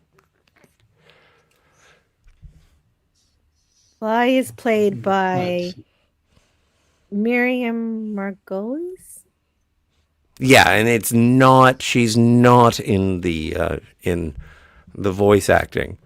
It sounds like Moaning Myrtle, but it's not. She is. So what a great story. She is Professor Sprout. You thought the woman voicing Fly was the one who played Moaning. No. It wasn't Fly. You know what? For the longest time, I thought Fly was what's her name? The lady from The Things. I thought that she was. Yeah. Yeah, oh, her. No, I thought that she was from, she was Morgana from Excalibur. For some reason, like, that's what I heard when I heard Fly. Nala says, you are still streaming. We are still streaming. Hey, Nala. Babe is a remarkably great film. Yes, it is. Yes. Come on, son. He does it as well. Yes. He called him son. Absolutely. Yes. This is true. And that's the first time that he's accepted him, and he seals that nature with a kiss, the doggy kiss, just a lick in the face. Yeah, yeah. Well, and Dalek, when was the last time you watched this? Not for a long time. I can't remember the last time I watched it. Really, it's been a long time. I'm recommending it. But I've seen like it I'm saying you should watch it and feel the emotions. Like this is a very emotional movie and it makes you feel feelings and I hate it for that, but I also like the emotions that it made me feel. But you're absolutely right. It does.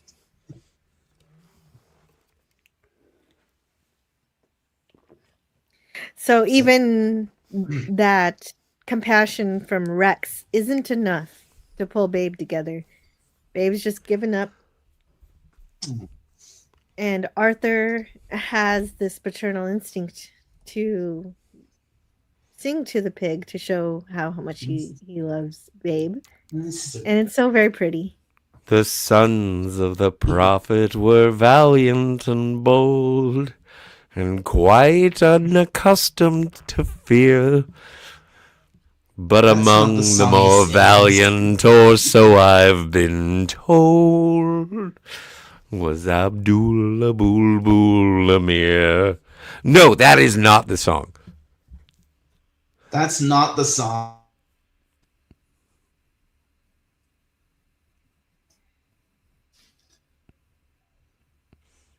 Yeah, no, that's not the song. This is the song.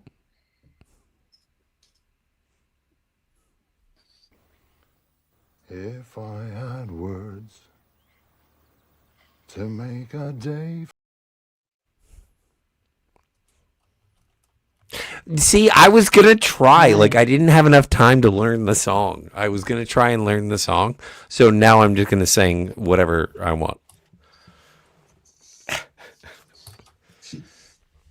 Show me the way to go home. I'm tired and I want to go to bed. I had a little drink about an hour ago and it went right to my head. Anyway. Hey, I would make this day last for all time.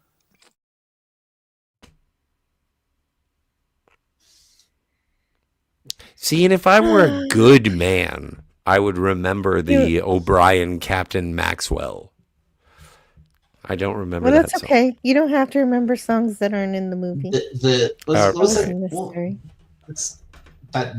song that was the minstrel. The minstrel boy and the war has come and that. Anyway, also not in this movie. Give you a morning golden and true.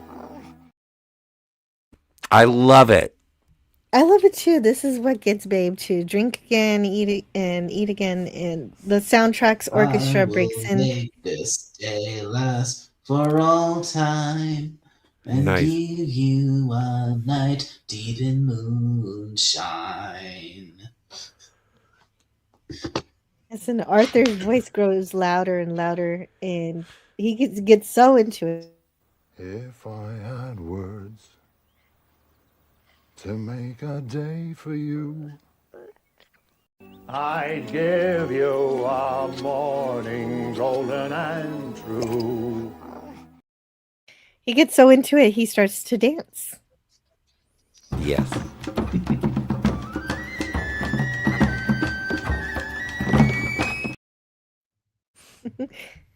I love the way the music changes with his singing and then dancing. It's Well, and so beautifully done. I'm not. Jill, can I want to sort of share something. Yeah. You know Baxter? Oh, I do know Baxter. He's kind of in the twilight currently. He's not going to be around for much longer. And he looks great in that photo. But he's going to be gone soon. And it's really unfortunate. But the thing, and the reason I bring it up, not just to be like, oh no, Scott's going to lose another dog. It's like, that's not it. The thing is that, and this movie, because it is so kind to animals, or at least I think, I didn't wait till the end credits to say no animals were harmed in the filming of this. It does that. No animals were harmed, and any depictions of animals being harmed is puppetry and animatronics. Hot dog. And the thing is it's just like when Farmer Hoggett puts Babe on his lap to try and feed him liquid. And he's just like, please, and it is so nurturing. It is where I am with this little guy. And so it's like, I have to give him medicine and I have to feed him cheese because that's all he eats. Cheese.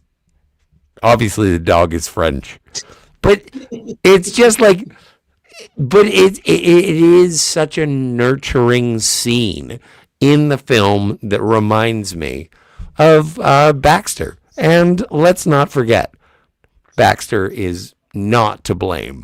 He's allowed to poop wherever he wants. Much like me. Well, I thought you added that line in the song. I know it was an off-the-cuff song because you hadn't taken him out. And so it was your fault that he pooped in the house. That is accurate. Yes. And she plays okay, so let's see what's going on. So anyway, now that I have multiple She-Hulks, I'm just going to ask people to send me a dog. I need a new one. Oh, Scott, I'm sorry about Baxter. But it's good that he has you to take care of him. Can you I'm teaching him to read and play the piano. I'll be right back. It's going well. There's something I need to attend to in my house. It's very loud in here, and I think I'm being summoned. So I need. Well, you got to take care of it, yo. I need a minute. Should I play a video? No. Well, if you want. Oh, I do have a video to play. So I'm gonna play this, and when it's over, can you take down Baxter? Because if you come back and it's Baxter, it's gonna be morbid. Yeah. Thanks. But I like Baxter, and I'm so sorry that he's sick. Yeah, live life like you're gonna die. Yeah. Okay, so let's go to where this video is. And yes. That's the way. This is the way StreamYard works these days. So I'll be right back. Okay. Heroes come in all sizes, and some even have stout bodies, short legs, and thick skin. KRCG 13 Sierra Tate spoke with farm owners in Higbee, Missouri, where one unique animal has proved that bravery can come in unexpected forms.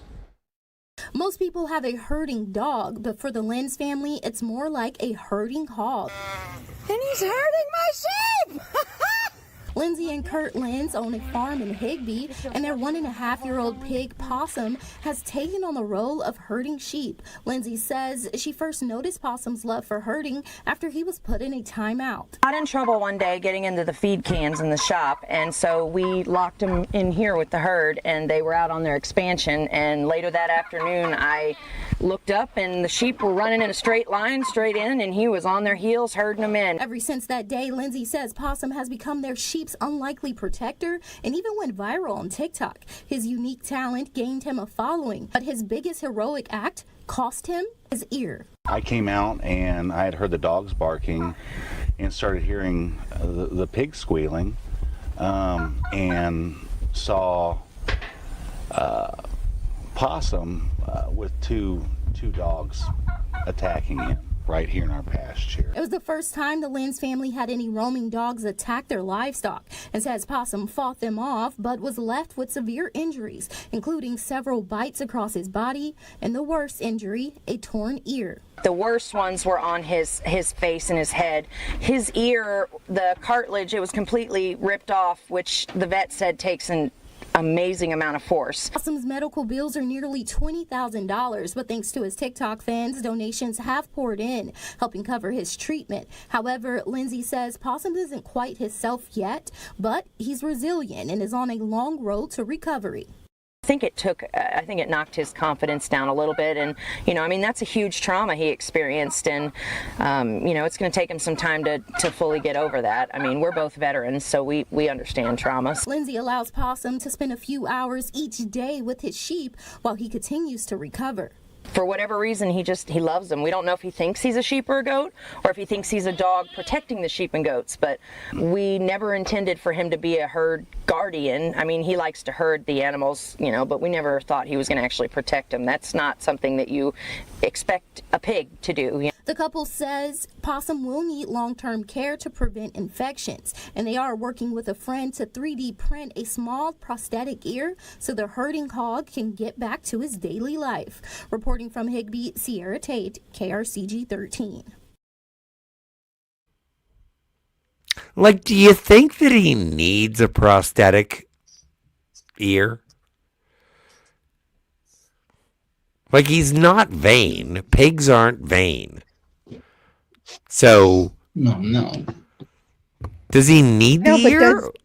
The ear, I'm wondering if it does help with the projection of the sound, or... Yeah, no, that's the only thing. Yeah, totes. The ear structure itself, like to capture the sound. But, yeah, no, I get where you're coming from. I wondered, has this actually happened? And I found it. Yes, it has actually happened. And I'm sure... They gave him an ear? Well, I don't know about the ear, but I'm sure Possum's not the only example of a pig who's taken up herding. These animals are intelligent, and it makes sense that some of them have decided this is their job.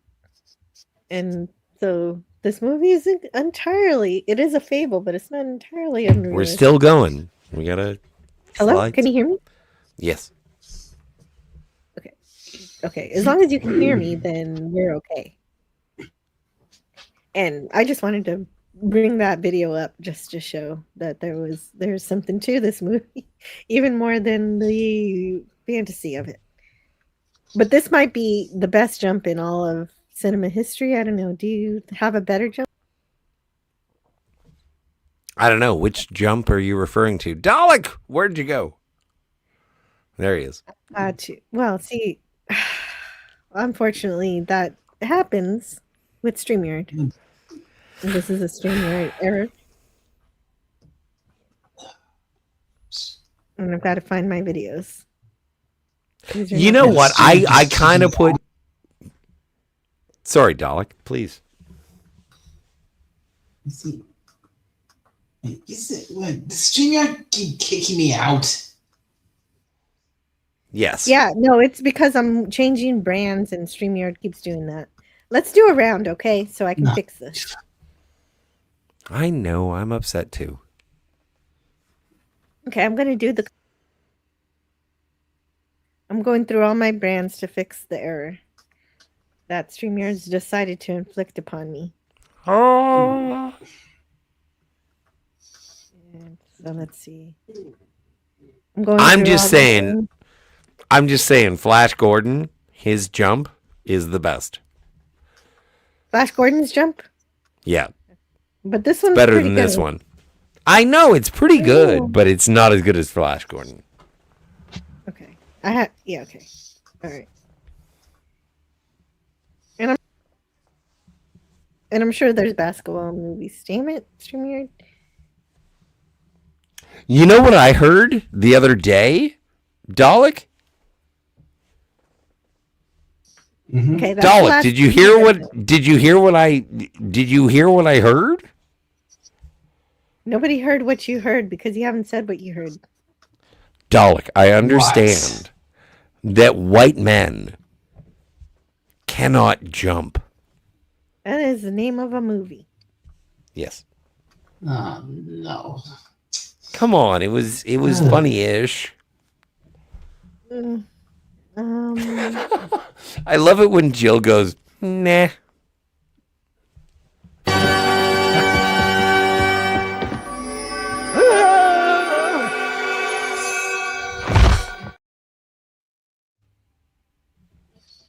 Yeah, it's pretty great.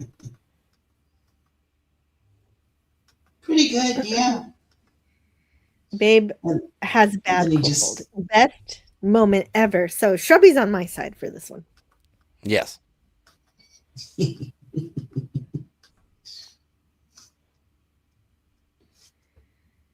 And Yeah, Daniel it's likes fun the moment. singing. Scotty. It is. Sorry, what?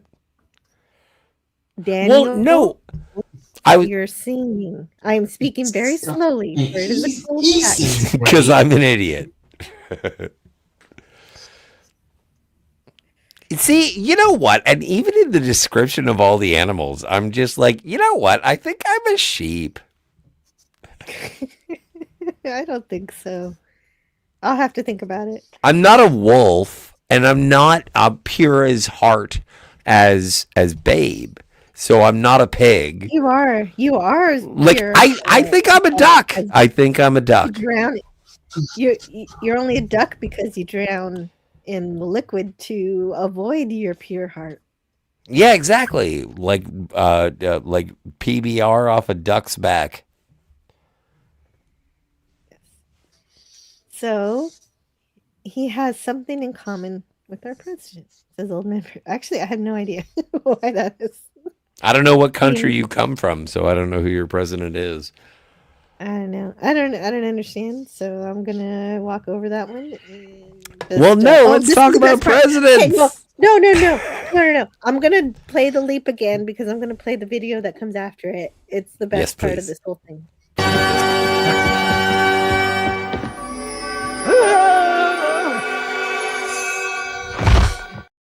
So there's that is a really good jump into the camera. Yes, and I love that. I love the little magical twinkle that's at the end of the music there. And then yes.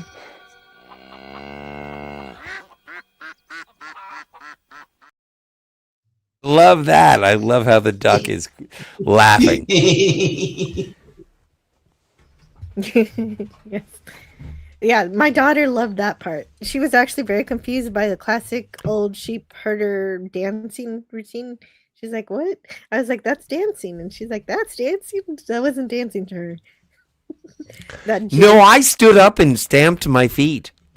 Yes, I loved it. I recognized it as dancing, but this was her introduction to this type of folky dancing. Well, I'm glad she was introduced. She was. And after all the singing and dancing, he realizes all the animals are watching him, and she thought that was very funny. And at that moment, he decided to open an OnlyFans. For animals who use the internet? Well, who else uses the internet except for animals?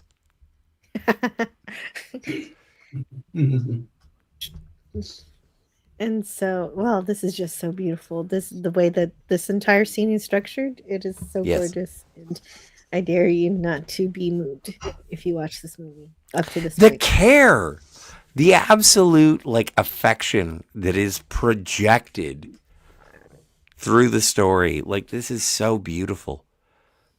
Like, you guys know me. I'm cynical. I'm weird. I like to make everything R-rated, but this is so wholesome and true. Like, this is a movie that is about reality and care. And I love it. And it's messed up that it lost the best picture to Braveheart. No, Braveheart was a wider scale. All right. Braveheart, I think this is I'm not going to say it's better. It's very different. but who won best supporting actor? Because I think James Cromwell was supporting actor, not actor. There weren't any more wins for Babe, so I can't help you with that answer. I can look it up, but I'm anyway, not gonna... now that Babe is feeling better, he's eating his food and everything's going good. He sees Farmer Hoggett gets into the sheepdog trials, and and they say, okay, if we put you at the end of the program, you could just about make it. You got to be here by 3. I love when the main character like calls in a favor, and he's like, it's gonna be a little bit. It's just under the wire, but if you show up at this time, I think I can sneak you in. I like that because it shows that Farmer Hoggett has friends. He's not a crazy person. He's not a recluse. He's a respected individual. And so when he says, you know what, I do have someone or some pig to be able to accomplish your game. Yeah. Yeah, Can and I they come? trust him to have a good entry because he's entered these tournaments before. Well, yeah, he's a great trustworthy man. He's level-headed.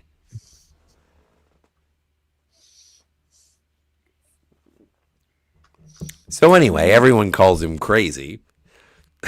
Well, yeah, they do. They will. And there's Babe. He's back on. He's back to being able to eat, and so they're going to go to the competition. Well, they're at okay, the wait, National go back one. Grand Go back Challenge one. Sheepdog trials. Or at Go least they're back trying to Farmer Hoggett holding the phone. Did I get that? Yes, you did.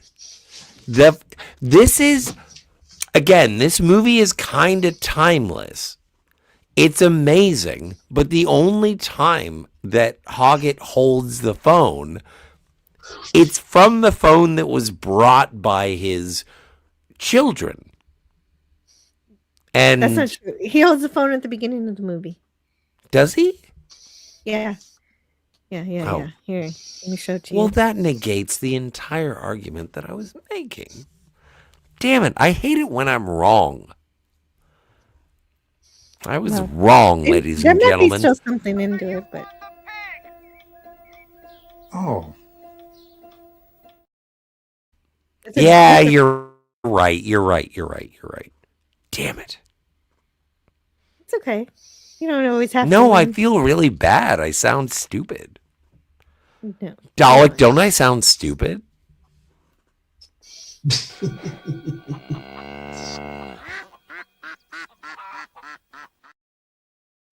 Yes. Okay, let's check in with the chat. Scotty confirmed. I don't know what that is. Quebecois? No. Enchanté. Oh yeah, Daniel liked when you sang this song. But let's not sing that song again. No. You only get one. Well, is now 85 years old and going good today. Good news. You know how they That is say that so old people nice. shrink? Like, I'd like to know how tall James Cromwell is now. What if he's like 4'5"? No, you can't shrink that much if you're that tall. I don't know. He's been to warp. He could turn into a salamander. Okay, anyway, let's go to the National Grand Challenge Sheepdog Trials. Coming today from the King Smith Showground in the heart of sheep country. And so that we get a look at all the competition as we see other dogs herding sheep.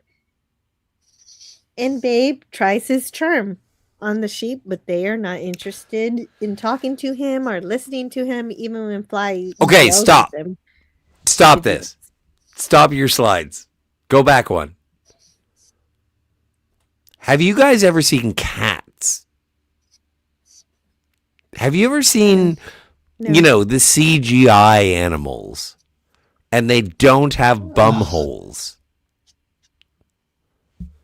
I do want to give credit to Babe for including the bum holes. Like, it is anatomically correct for farm animals. And I do appreciate that reality. Like, we've already talked about killing ducks and the slaughterhouse and all that jazz. I think it's only natural to be able to show, farm animals have, bum. And not only do they have those bum holes, they poop from them, and we do see these sheep pooping a little. What is the bum for? Pooping. As they ignore Babe, they just they. Well, they're obviously not. Well, they're obviously those are real sheep, right? Yeah, and he doesn't know who they are. Have you ever seen Jay and Silent Bob Strike Back? Fly realizes the issue and seeks help. Yeah, look at all those sheep asses. Anyway. Yeah. Anyway, wow, Scott. No, it's funny as all get out. Yeah. Yeah. Fly, try to see what you can do. Babe. Well, you missed a little bit. First, Babe tries doing it his way, then Fly tries doing it her way. All right, blockheads, listen up here. Are you? Well, you better listen to what this little pig here has to say to you, or I'll come in there and rip you to shreds. However she says it. Yeah, that's exactly how she says it. Good memory, Dalek. Nice, well done. So, meanwhile, we see some of the other sheepdogs compete to varying degrees through the television as the ladies are watching. And Esme is comforting her friend when her husband's dog isn't doing it so well. He sucks. Well, terrible dog. His name is Sweeper or Sweeps or whatever. He's usually a reliable dog. Sweep. I think maybe no S to the end, just Sweep. Yeah. Maybe he's just not having a good day. Okay, benefit of the doubt. You're right. So here's Rex. He's gonna help. There's one thing. I gotta go. I'll try to be back in time. Did I actually get that? No, I didn't. But well, and this is what I love about this sort of action sequence is that it is a matter of communication, and it's like I gotta go talk to the sheep that listen to Babe. And then, I wish I would have gotten that because he does his little growl in this moment too, and I just love the growl that the voice actor does for this. Oh yeah! Wow. So cute. Yeah, you should. Yeah, you should get it. Anyway, Rex so he runs back home, and then we get to see the stupid electricians. I'm sorry. You know what, electricians? You weren't stupid. You're doing your job. And then he runs past them, but then when he's coming back, they're done their job. And so he jumps on the truck to get back faster. That's an amazing mechanic in the story of this movie. And it all ties into, they're not just there out of nowhere. We saw the power go out. And so the power went out for the whole neighborhood. And so they're there for that purpose of bringing back that power. Like, everything makes sense. Mm-hmm. Yeah, I'm very excited. I apologize. And when they return the power back on, the TV comes back on back at the house. So and then the whole farm can watch the Jaws too.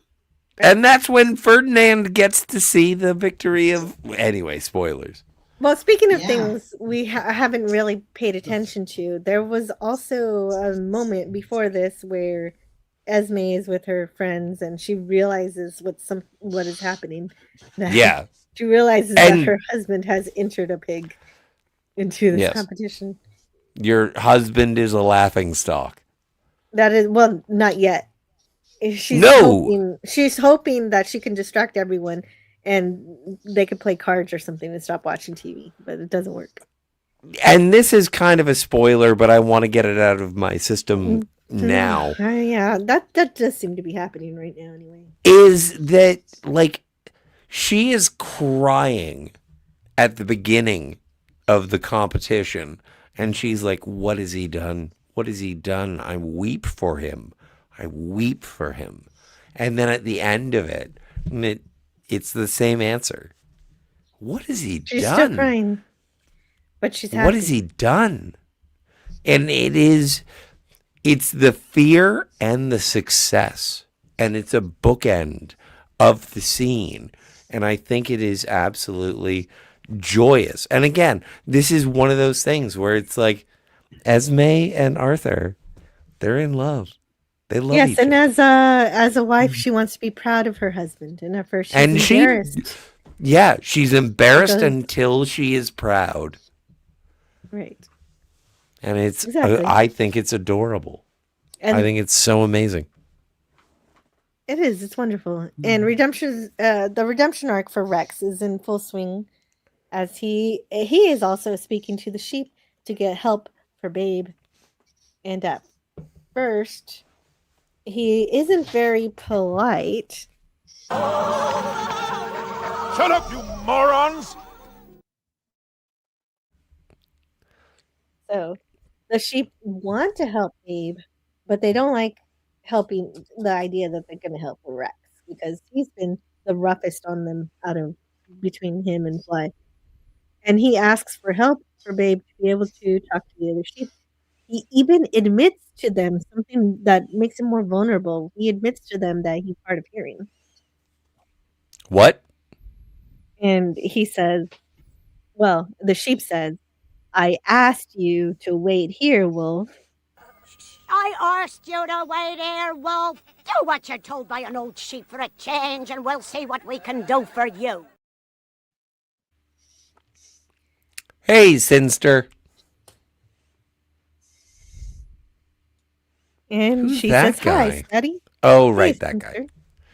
Yeah, this is they restored power. They're restoring power to the neighborhood. And as you guys mentioned before, this is so that the TV comes back on automatically to the correct channel so that the animals can watch the competition on TV. And yes, hello to Ben too. Hey Ben. Hey, Ben. Posted the stream. Thank you, Ben, for reposting. Woo! That is good news. Hot damn. And sharing, liking, making comments in the chat, all this stuff is good. Ring the bell. Tell your mom. The YouTubes, like the algorithms, enjoy this.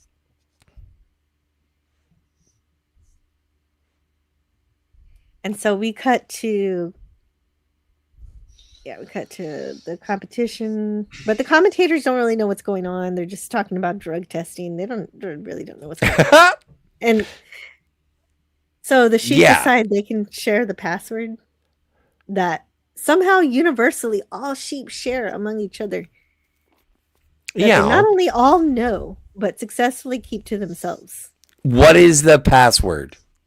And they get Rex, but before No, I give you Jill, the what is the password? Do you have the password? Before I give you the password, they get Rex to promise to treat them kindly Mm-hmm. from now on and stop biting. You'll be making us a solemn promise. Yes. Treat us civil. Yes. You gotta treat us nice, like. And he says he'll try. And meanwhile, the judges are trying to determine whether to allow a pig to enter the competition. They fear ridicule from the rest of the association for going against the grain like this. I mean, what will we have next year, huh? A laughing hyena doing show jumping, I suppose. Oh, right. We have the promise. It is for Babe. It is for his sake. Ma would have wanted it. And so Ma here, would have wanted it. Ma would definitely have wanted it. Here is the password. Is it in the private? No. Oh. Put it in the private. Baramu. Oh, no. Oh, no. Yeah. Okay. Put it in the private Oh my chat, God. please. No. Oh, no. You don't want to do a sing along, do you? No, I just want. There are 3 of us here, yes? Yeah, you want to sing along. I want all of us to do the thing. It's the going to be out of password. sync, just so you know. I don't care. So Dalek, are you in the private chat? Well, it should be, right? You can see the thing. I mean, I don't even. I mean, it's not. I don't think I. Oops. He doesn't need it. He thinks he knows it. Hey Dalek, do you have a mouse? I think I'm pretty sure. I'm pretty sure I know it because he knows it. He All knows right. it. So, Jill, are you ready? on the one, yes, a one, a 1, 2, 3, 4. Baram you. Baram you. To your breed, your fleece, you can be true. Be true. This is the worst pageant I've ever been to. Baram. She be true. This is never going to be good. Well, whatever. I had fun. Baram you. To your breed, your fleece, your land be true. Sheep be true. Yeah, that was better. That was way better. You were too slow. It's weird. I am. That is something that people tell me. You were saying it so slowly. Well, I was trying to, anyway, it doesn't matter. I'm stupid. It's okay. It was a nice thought, but any kind of synchronicity doesn't happen on StreamYard. Yeah, tell story of my life. Alec, were you going to say something?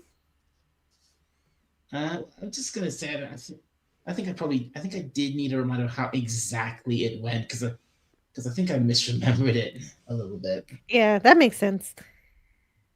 So the judges, okay, so this is what the judge says. Mr. Hoggett, the judges would like me to convey to you their disappointment. That Can I get this Why can't I screenshot? finish anything? I'm sorry. Mr. Hoggett, the judges would like me to convey to you. Yeah, I'll get you the screenshot later. Okay.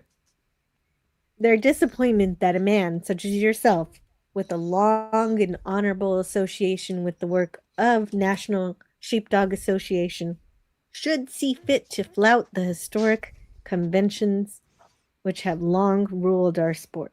However, we find there is no rule as such which would prevent your animal being injured. The committee has ruled that if you wish to proceed, there's nothing we can do to stop you. And so there you go. He can compete, but they wanted to make sure he knew they're very disappointed in him. Well, they're going to find out how wrong they are. Oh, they sure will. To get back to the competition faster, just like you said, Rex jumps on the back of the electric company's truck. Yeah! Way to go, Rex! I love that. It's so happiness. Yeah, he gets to be a hero here. Well, and also considering he was so mad at Babe at the beginning, and now Right, he's like, I'm on board. Rex fought his own wife. Like, that's he was something. really violent. He had to go through a change. Yeah. He had to realize just how important all this was to his boss. Yes. And they destroyed communism, if I remember correctly. This was written by, anyway.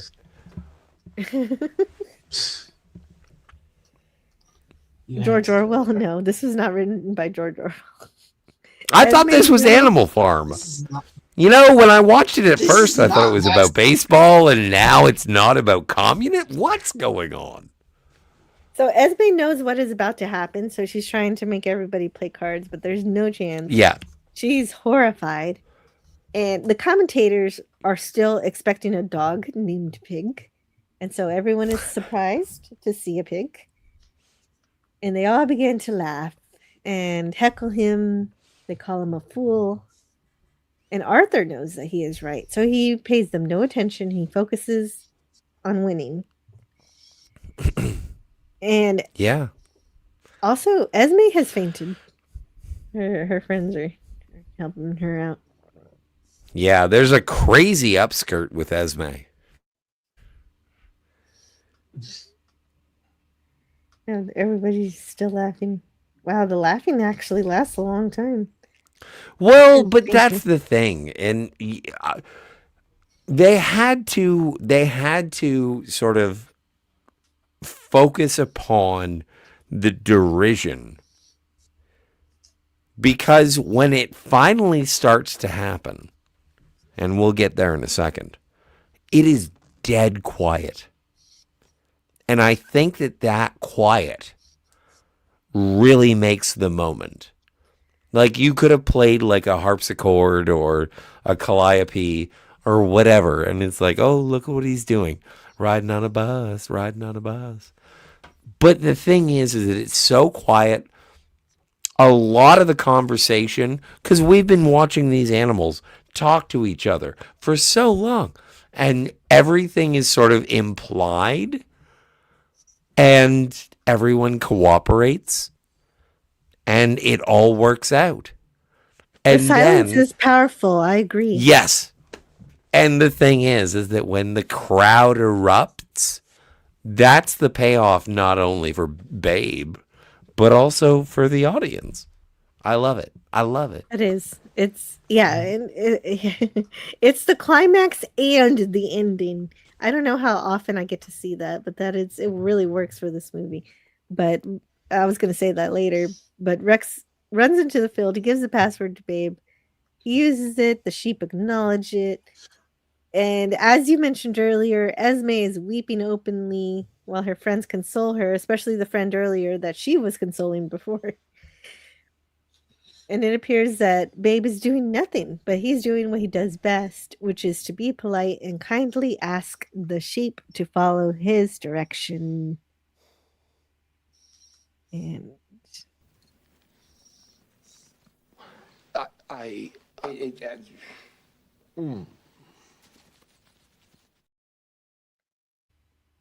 and it works. I would like it if any of the ladies with the bows, if you could come out of the circle, that would be swell. It does. It works so beautifully, all in the final moments. Now, for one last favor, if the three ladies with collars would kindly walk out of the ring, I'd be very much obliged. Yeah. And it does. And the sheep all do what they're supposed to do. You're making me cry! There's so much. It is very strong silence. Unlike a normal sheep run, it's so peaceful. And the sheep are not scared. They're being respected. And they're just listening to the nice pig. Oh, and we got a few more videos here. Oh, God. Go find... I am going to cry. Fuck you. Sorry about the swear.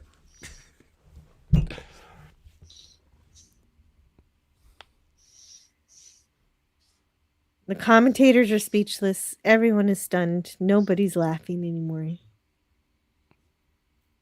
And the silence is, I don't know. It's not tense. What's the word? Riveting? Serene.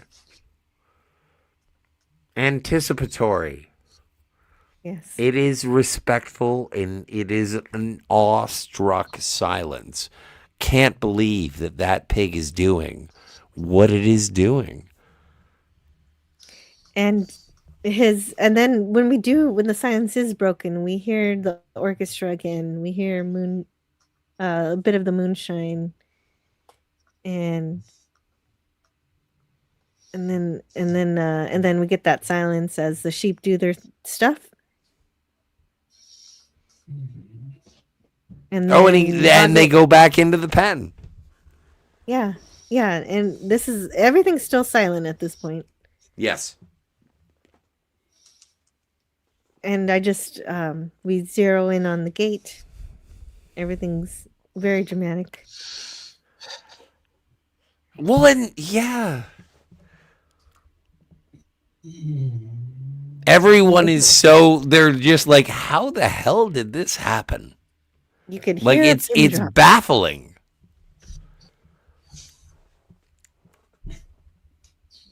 And then he closes the gate.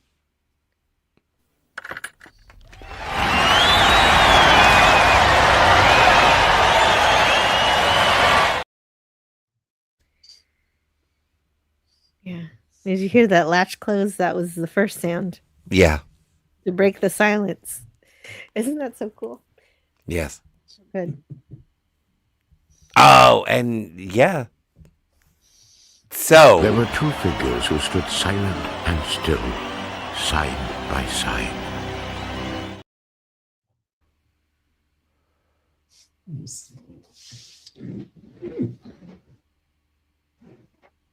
All right. Mixed up, Jill. What happened? Dalek, is something going on with? I'm sure. What did you say? What's mixed up? You keep getting the screenshots mixed up. Oh no, they're not mixed up. They're just behind.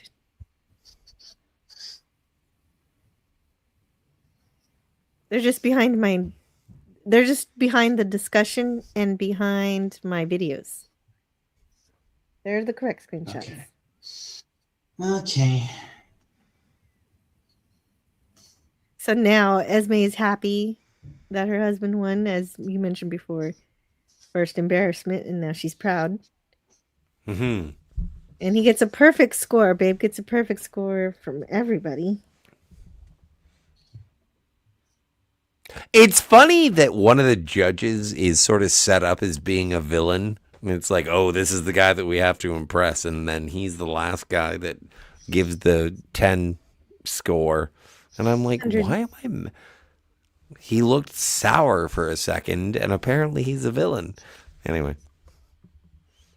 But yeah, everybody There gets aren't- 10s. There aren't any real villains in this movie except for Duchess. Except for the cat. Fuck the cat. Except Sorry for about the Duchess. swear. That one, I was asking for that one. And Yeah, this is one. Yeah, you're right. This is one of those very rare movies that doesn't have a villain as such. Yeah, and it's all the better for it.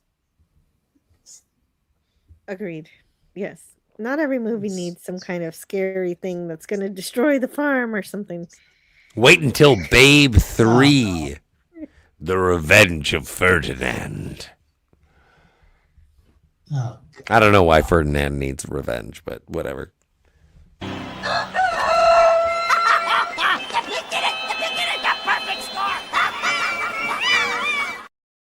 So my problem with that is it's just Ferdinand can read numbers. Anyway, What are you saying? That, like, ducks are illiterate? no, ducks are apparently number literate. I identify as a duck. All right. Well, you know your numbers. I do know my numbers, and I think it's really inappropriate for you to say that ducks don't know numbers. No, I said they do know numbers because he knows that Babe got a perfect score. He'd only know that What? if he knew his numbers. The Babe? The Bambino? No. The baseball Ferdinand. guy? The pig. Now I'm Read just, this. you know what? Now I'm just seething chaos, and I apologize. You should. Please read the private chat. I will. Oh, the private chat, yes. And though every single human in the stands or in the commentary boxes was a complete loss for words, the man who in his life had uttered fewer words than any of them knew exactly what to say. That'll do, pig. That'll do. Oh my God. Beautiful. Yeah.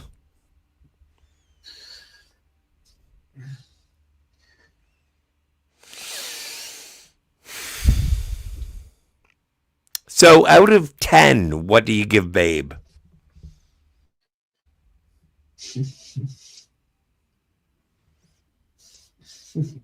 What, you asking me? Yeah. Oh,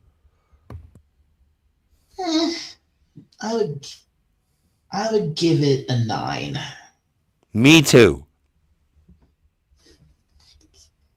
I think that it's much more than, obviously we wouldn't be talking about it if this were just a kiddie movie. This is well beyond that. It is more than just it achieves that with the talking animals, but it's just delightful to watch the movie magic that happens in every scene, all the special effects and everything, and I love it.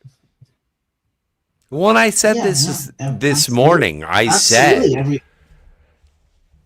that I cursed you, even though this was my idea to watch this movie. I was like, I don't like feeling feelings. Why am I watching a movie that makes me feel feelings? And this movie makes me feel feelings. You know what? I'm not going to give Babe a 9. I'm not going to give it a 9. I'm going to give it a fucking 10. I'm there with Blue Moon. I'm with you. I'm with you there on that one. Sorry about the swear. There's a certain bump in ratings that certain movies get from me just for the nostalgia. But it's not even about the nostalgia. It's about the evocation of emotion for me. Part of it is, but the reason it's nostalgic is because it has meaning beyond just being a fun kids movie. It is. Yeah. It has discussions on how to be a better person, how to be good, and how you can change and grow and everything, and all of the lovely things that you want your children to know when they grow up, or even if you're a grown up and you need a reminder of how to be. I think, yeah, everything that you just said. Yeah. Do I have enough time to have a cigarette before we wrap up?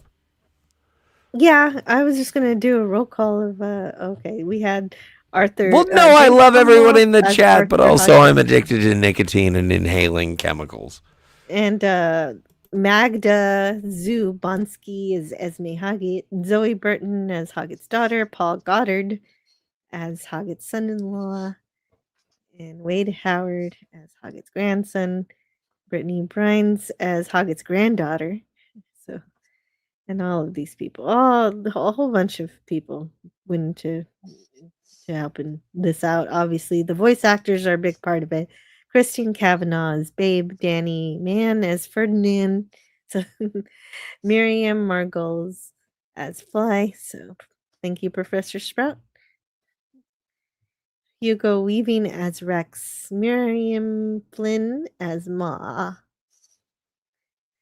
Russie Taylor as Duchess. Let's stop that. Paul Livingston as Hoggett's rooster. Interesting. I wish I would have went into a little more of research on the voice actors here, but of course we did already mention Roscoe Lee Brown as the film's narrator. And so many other people went into the creation of this. And I had a lot of fun talking about it today. Is there anything you want to add to the end of this review? Anything you wanted to say that you didn't get to say earlier, Dalek? Now's a good time.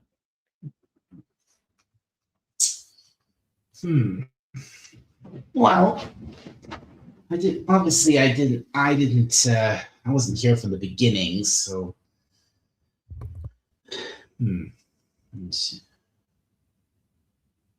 So, yeah, it's I guess one thing I could say is there's a at the very beginning of the film, when the first time we see Babe, he's like he's the only one who of all the piglets there, he's the only one who actually he watches his mother leave and is sad she's going. All the other all the other piglets, they don't care because they've got this, they've got this machine that's going to feed them now. So they just want to get fed. They don't care their mother's gone. The still mother is good enough for them, but not good enough for Babe. He's upset. That's true. And that does set him apart, and that's part of his hero arc here. Ma would have wanted it, Daniel says. Yeah. She's a good character.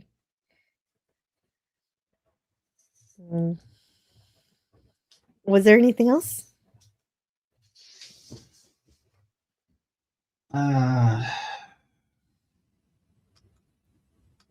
I played those.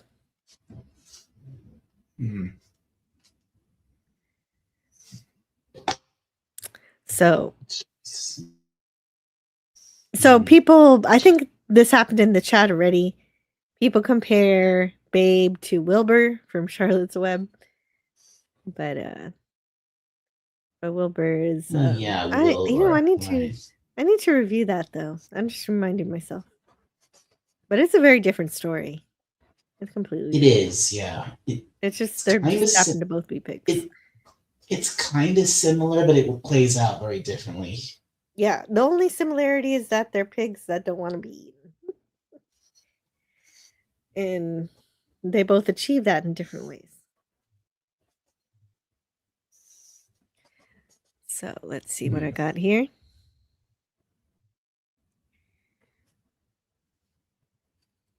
Yeah, and of course now one of my goals is to read the book. I just learned it was a book yesterday. And I should have noticed that. I watched this movie so many times. If I would have realized that when I was a kid, I would have ran to the library.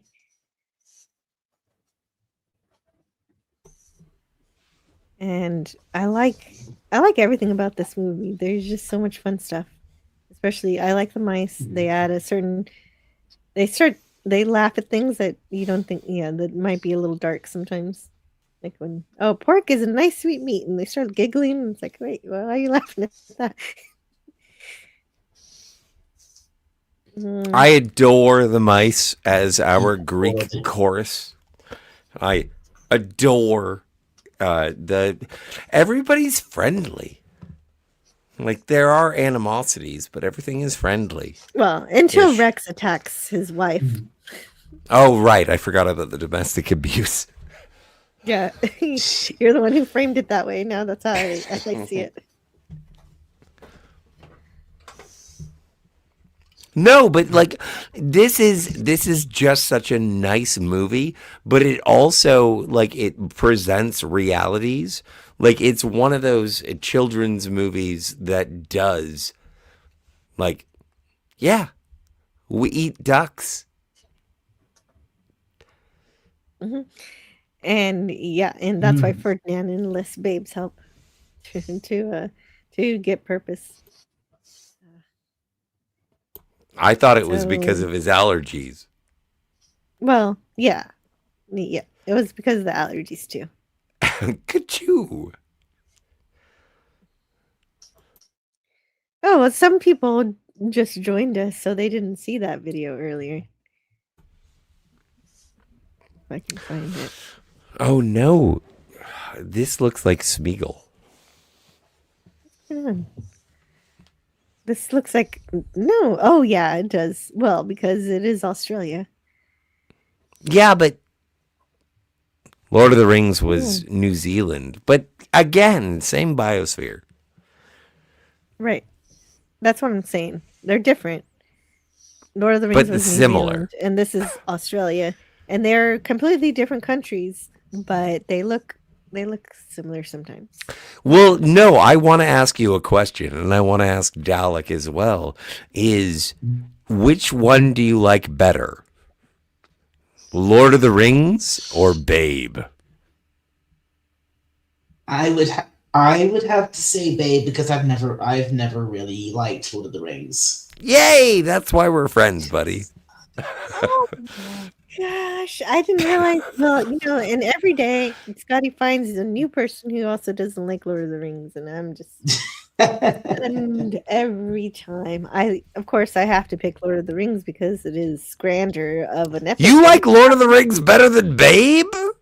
It cannot be compared. It should not be compared to Babe. No, Babe it is a shouldn't. sweet, simple children's story. If anything, you should compare it to The Hobbit, which is also a children's story. If Tiger Stripes That's the were hard here, one. I believe she would say, "Go to hell." If Tiger Stripes were here. I don't know why she would say that. Please don't put her words in her mouth. No, but I'm quoting Spock and doing things. So I'm not trying to put words. Spock, but it sounds that way. I'm trying to be friendly.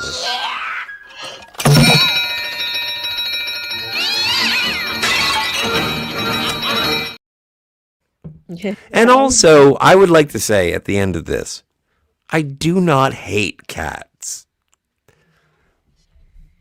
That's a relief. Okay. I like cats.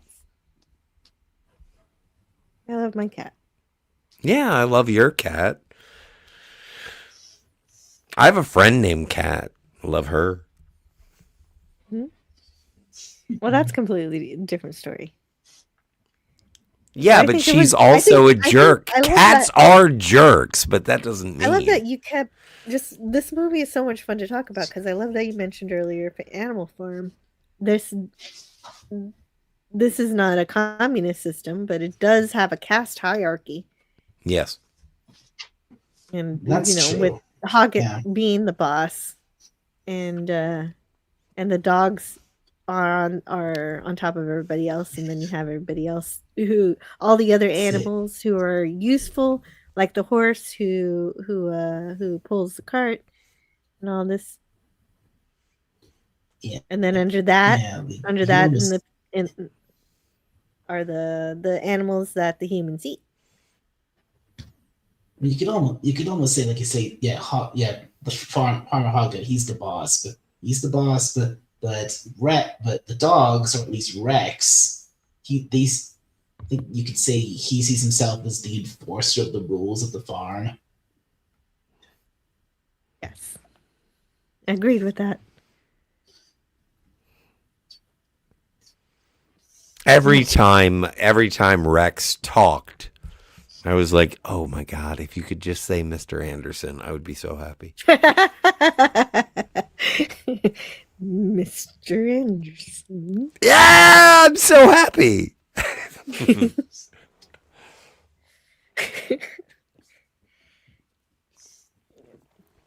But So yeah, no, this is a 10 out of 10. This is something that if you haven't seen before, it feels really good. It will make you feel emotions if you care to feel them. And yeah, I am. right, we even found the soft side of Rex. That's the magic of this, the charm. Of this Yeah, movie. I'm a big fan. And I do not have the Blu-ray. I will be buying the Blu-ray. Something I gotta say is that yes, this movie on its own is perfect.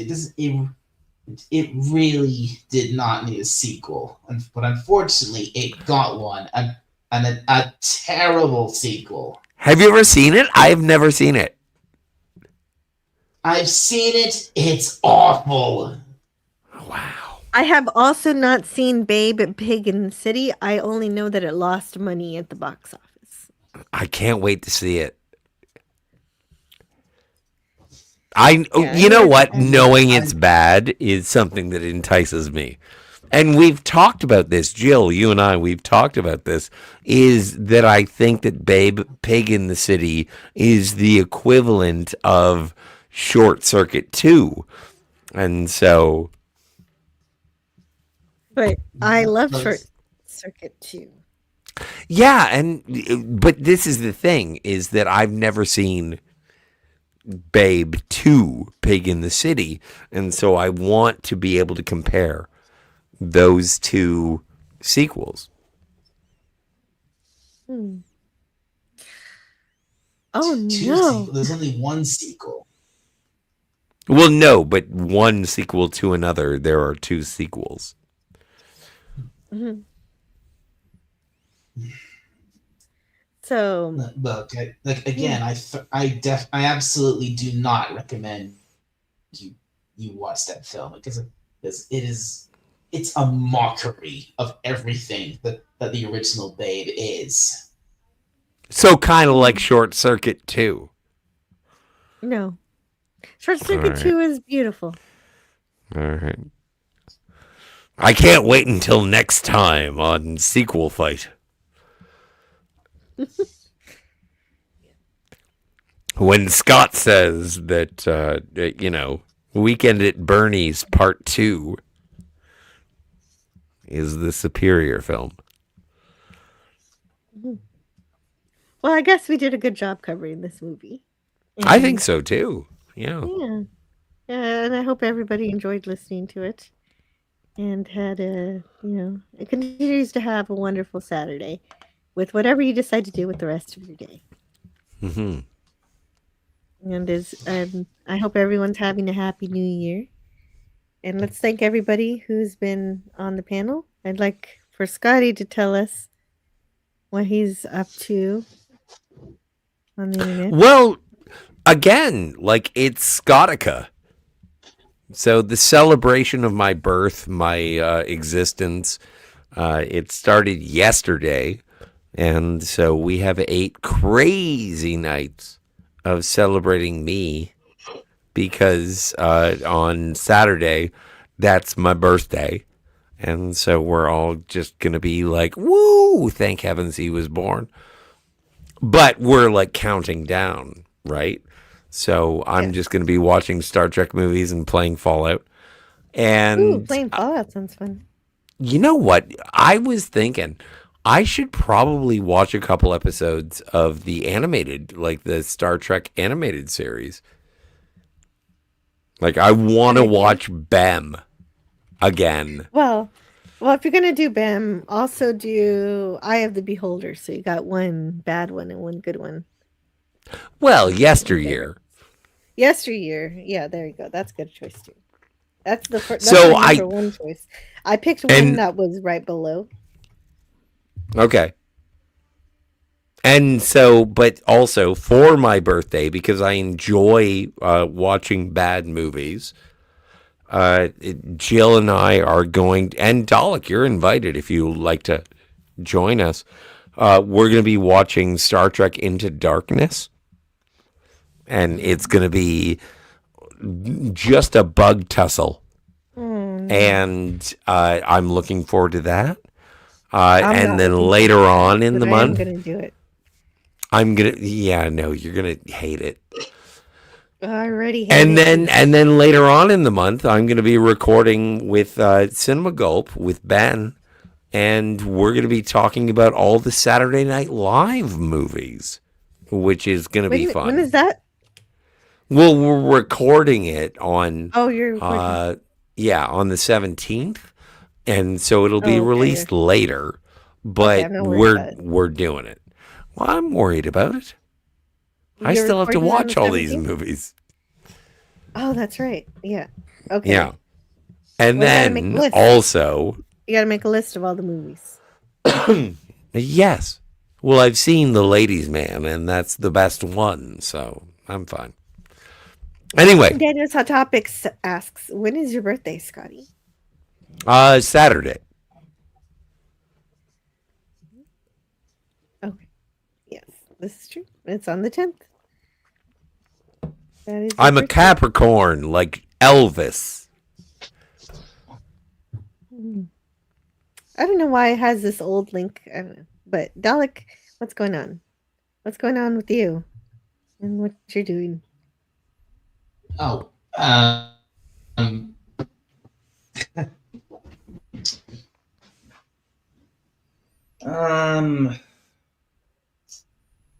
honestly, I don't, I don't really know what's happening, particularly with my YouTube channel, because I need to. I guess you could say I'm hoping to do some more chill and chat streams soon, and also hopefully I'll do some gaming streams again soon as well. Like there's been there was one game I was oh, hi Pudgy.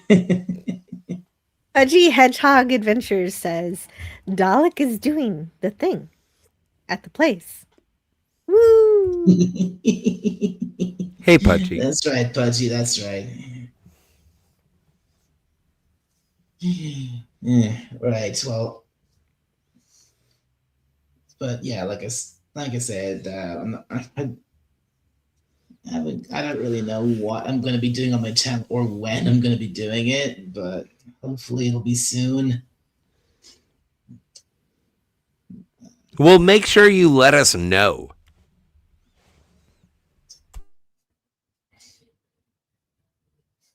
Yeah, make sure you let us know. So I don't know why Pudgy's link isn't posting, but I'm going to post it here. There you go. Wow. If you're looking for Pudgy, he's got lots of fun stories and adventures and gaming. Check him out. And also thanks to everyone in the chat who made the conversation better. And today is no exception from that rule. You guys rule. Is now a bad time to advertise my OnlyFans? Yes, it is a very bad time for that. Anytime we're reviewing. Well, because you always make that joke and you don't actually have one. Yeah, I guess it's false advertising. You're right. So just let's see who was here today. We had Small Time Republic. Yay. Scotty R37. Crazy. That's me. Here. Chatty Blogger MS. Mikey Suze was here, as well as Matt G. Matthew Garcia, Suzanne X, PS2 Chipper, Girl Villas, Random Thoughts, Melted Copper, Padre Algodon, Commodore Productions, that's Jim, Sinister, that's Cynthia, Brogu was here for a bit, Nala Doc, and Pudgy Hedgehog. Then we also had Sentai Ranger Donnie. And then we had not Z3PO. Hey, can I ask, Naladoc, can I borrow $5? You can ask him. And you I just did. You just did. So at number 11, we had Shrubby. Thanks so much, Shrubby. Thanks. You typed in the chat quite a lot. I remember lots of cool things that you said. And number 10, Kevin, Theme Park Adventures. 9, Dalek 451. 8, Silver Stripes. Number 7, Canadian Spider-Man, with number 6 being Lemon Pie. Then at number 4, we had I skipped 5 because 5 was Jill Notes. So she was helpful, but not a actual listener. Number 4 is Old Man Bird. And at 3, we had Gavin Blackburn. And at 2, we had Kim. Well, yeah, Kim posted a lot of chats. That makes sense. Well, And that's amazing. Likewise. Thanks for hanging out. Likewise, Prolific is number 1 slot. Daniel's Hot Topics. Thank you for enjoying this movie with us. Yeah. And Pudgy says, thank you for the shout out. Make sure to subscribe to Jill today. Aw, you're so sweet right back. Thank you. Thank you very much. And thank you to Cobalt for waking you up from your nap or wherever you were. And let's see. And that's it. We've done it. We have achieved. Well, I wouldn't say achieved. We have completed. Well, no, it is an achievement to finish a live stream. I thought you were mad at me. I thought you thought I was too drunk. Well, just a little bit. Like, yeah. You had a bit of a wave where you were yelling too much about cats and pandas. Oh, yeah, no, that makes Once you sense. I'm sorry calm about the down- yelling about cats. Once you came down from that, you were a lot better. No, that makes sense. And I'm sorry about that. You're You're ending right. better than you were in the middle. That's the strange part. Yeah. Well, no, I'm relatively whatever. But thank you so much. Yay. Thank you so much. I know this was my idea, but I did want to have emotional feelings. And I love this movie so much, and it gave me exactly what I wanted. Well, I've always loved this movie, but I never realized just how good it was before I reviewed it, and how high it is in the level of 90s. Because I always think of the movies that I love, like The Matrix and stuff like that, that these other films that I elevate, and I forget about The Little Pig all the time. So thank you for reminding me of one of the best family movies ever. And it's also a masterpiece in artistry that I hope that movies will continue to try and do some more practical effects along with the CGI, because I know CGI is not going anywhere and I don't want it to go anywhere. But I'd love it the most when it is paired with a little bit of elbow grease. Oh, delish. All right. Awesome. And we can go now, yeah. Where's my list? I do. Hey, Dalek. I want to apologize. Dalek. Mm-hmm. Can you give me a what?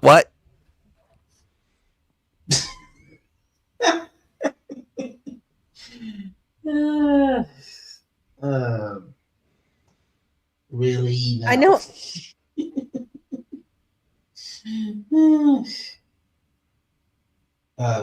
What? There it is.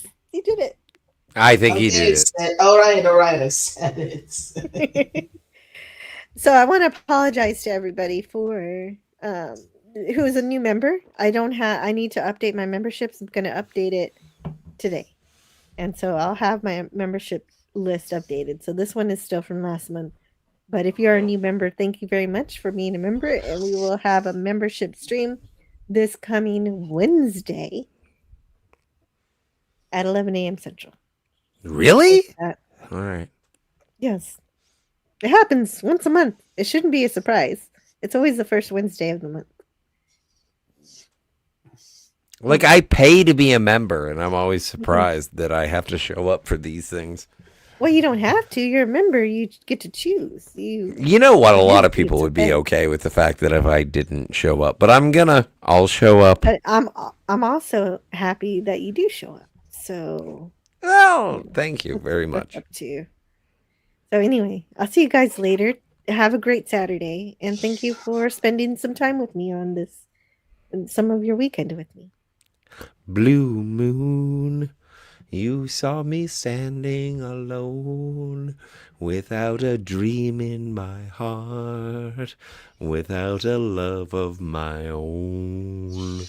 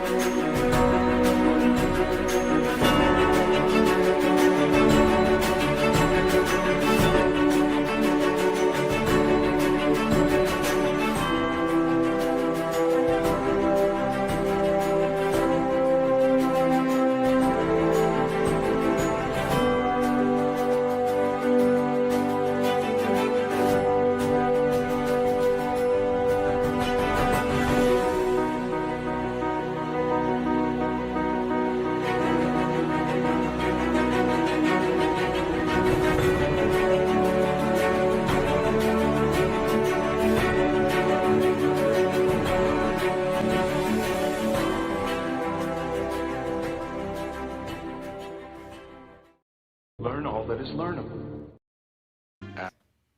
And the ways our differences combine to create meaning and beauty. It has always been easier to destroy than to create. May we together become greater than the sum of both of us. Well, now you have something new to think about. Carry on.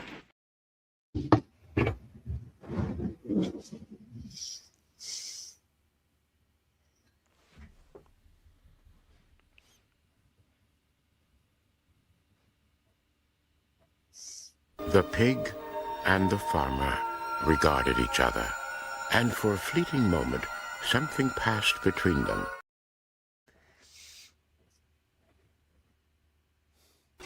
La la la, la la la, la la la, la la.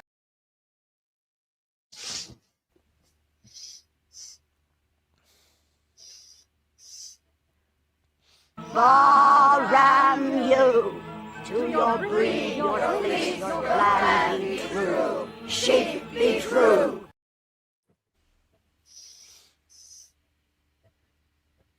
That'll do, pig. That'll do.